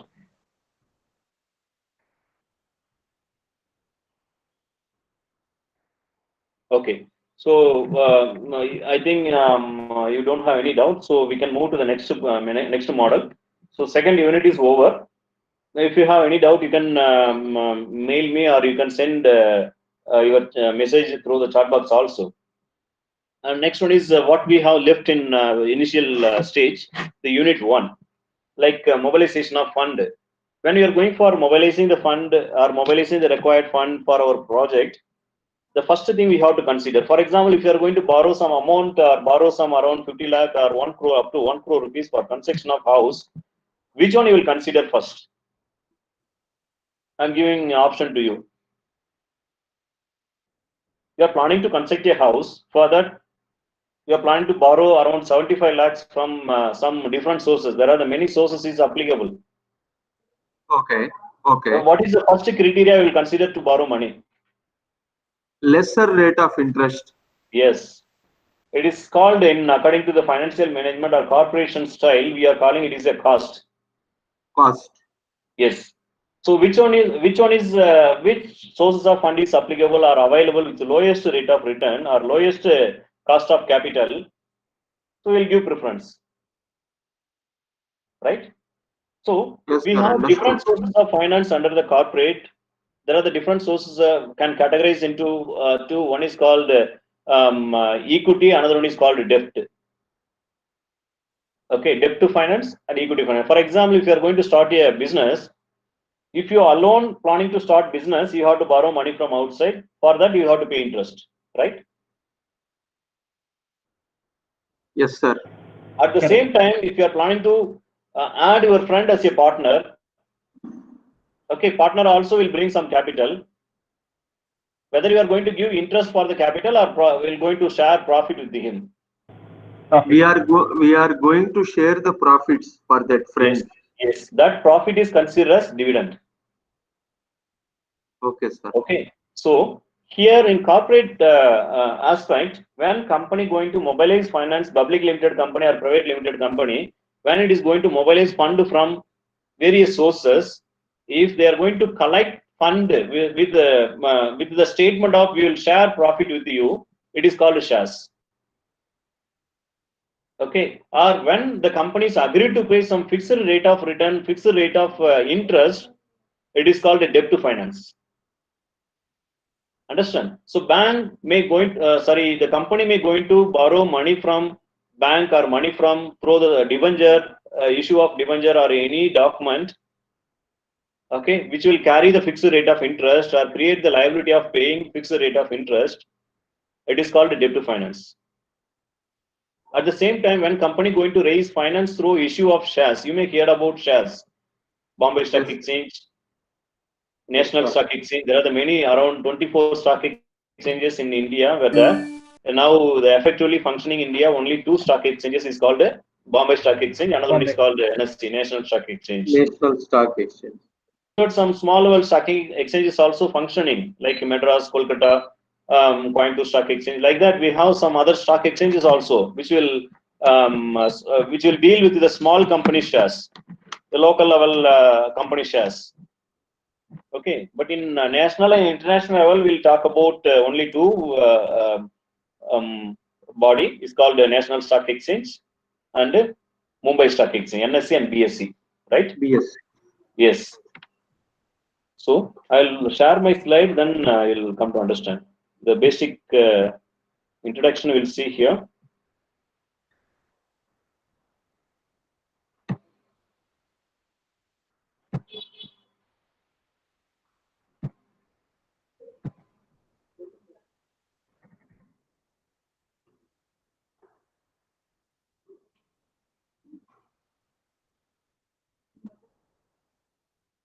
Okay, can you see my presentation? Yes, sir. Okay. So this is called the cost of capital. When a company planning to mobilize fund for their own purpose in the name of capital, they will think about the cost of capital.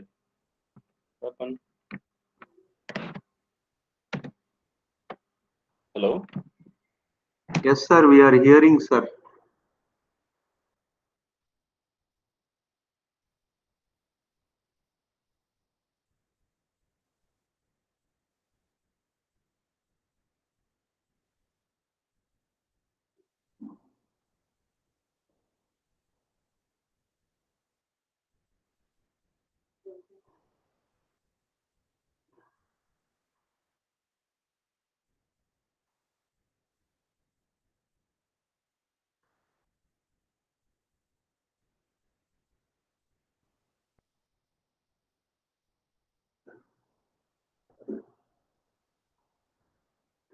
Chandrasekhar, sir.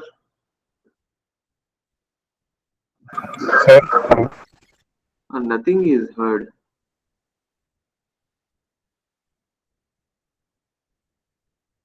Same here, same here. Only the screen is visible. No sound. Abin Wilson.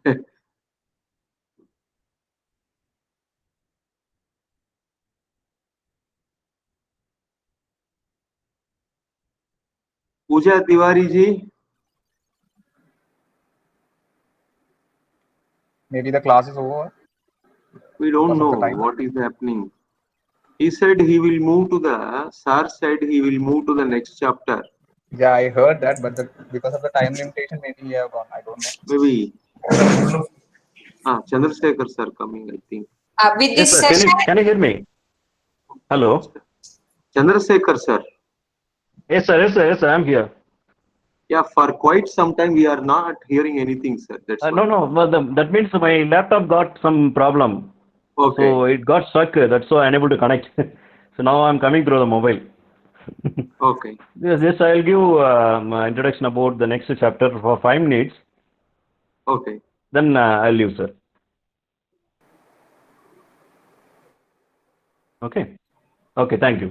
Okay, sir. So next one we are going to discuss the unit 1. It's called the cost of capital. I already said whenever we need to mobilize the fund, we'll think about the cost of capital. The cost of capital means the minimum rate of return is required to pay the cost. If you are going for borrow money, definitely there will be some fixed rate of interest like around 10%, 15%. The rate of interest will vary from finance to finance or vary from sources to sources. So here the required capital can raise through issue of equity shares, issue of preference shares, issue of debt to finance like Avengers, or either borrow money through the bank. Or if it is an existing company, the company may have accumulated profit, and the undistributed profit is called retained earnings. Okay, so they will plan to utilize the retained earnings also instead of going to borrow or instead of waiting for a long time for raise the money. So whatever the sources available within their hand, they will go for utilize money for expansion or some other things.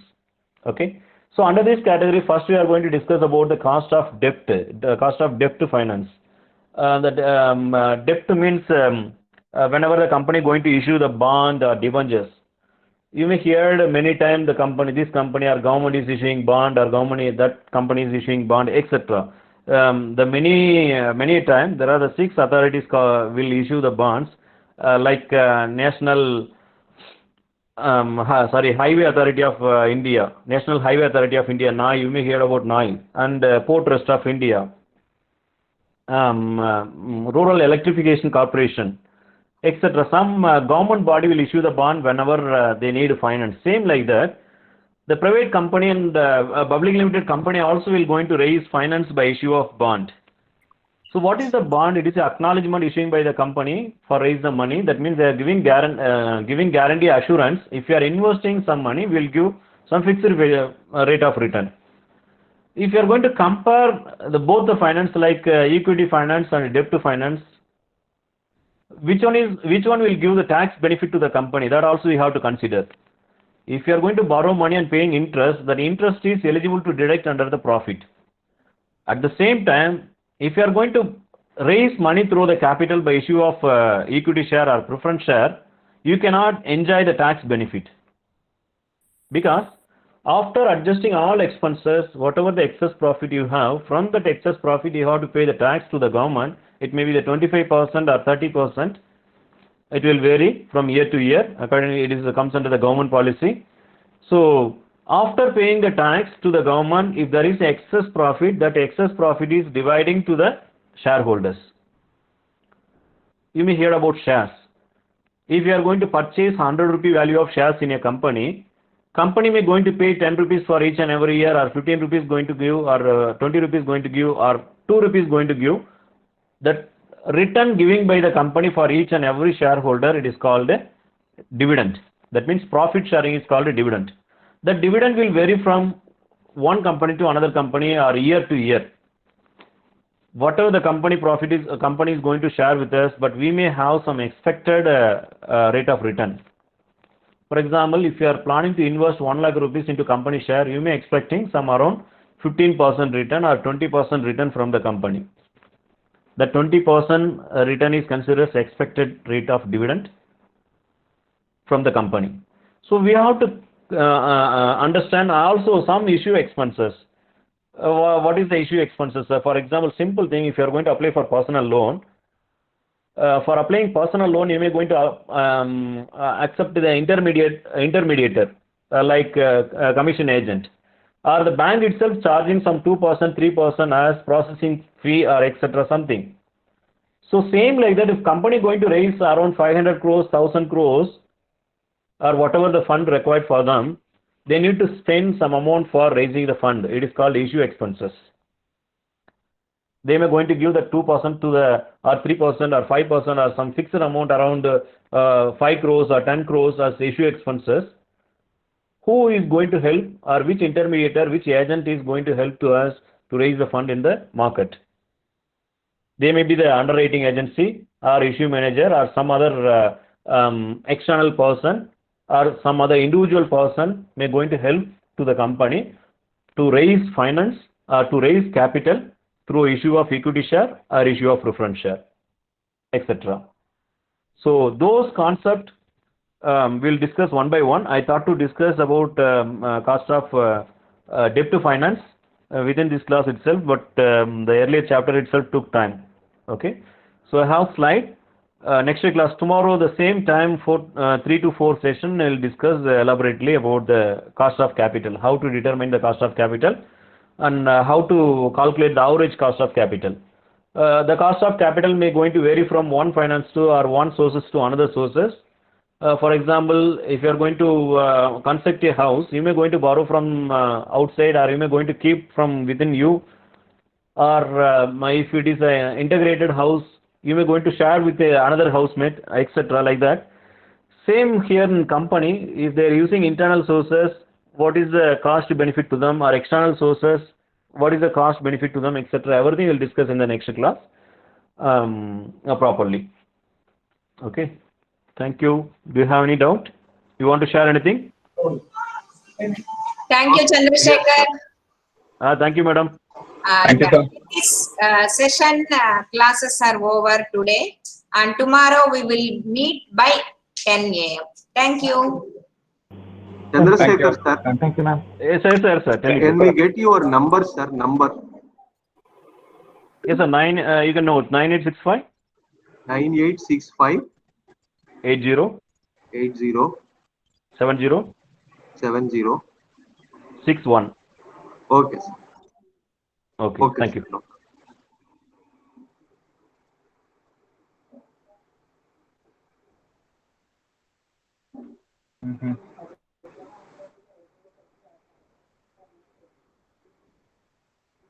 അല്ല ഇയാള് നല്ലൊരു മനുഷ്യനാണ്.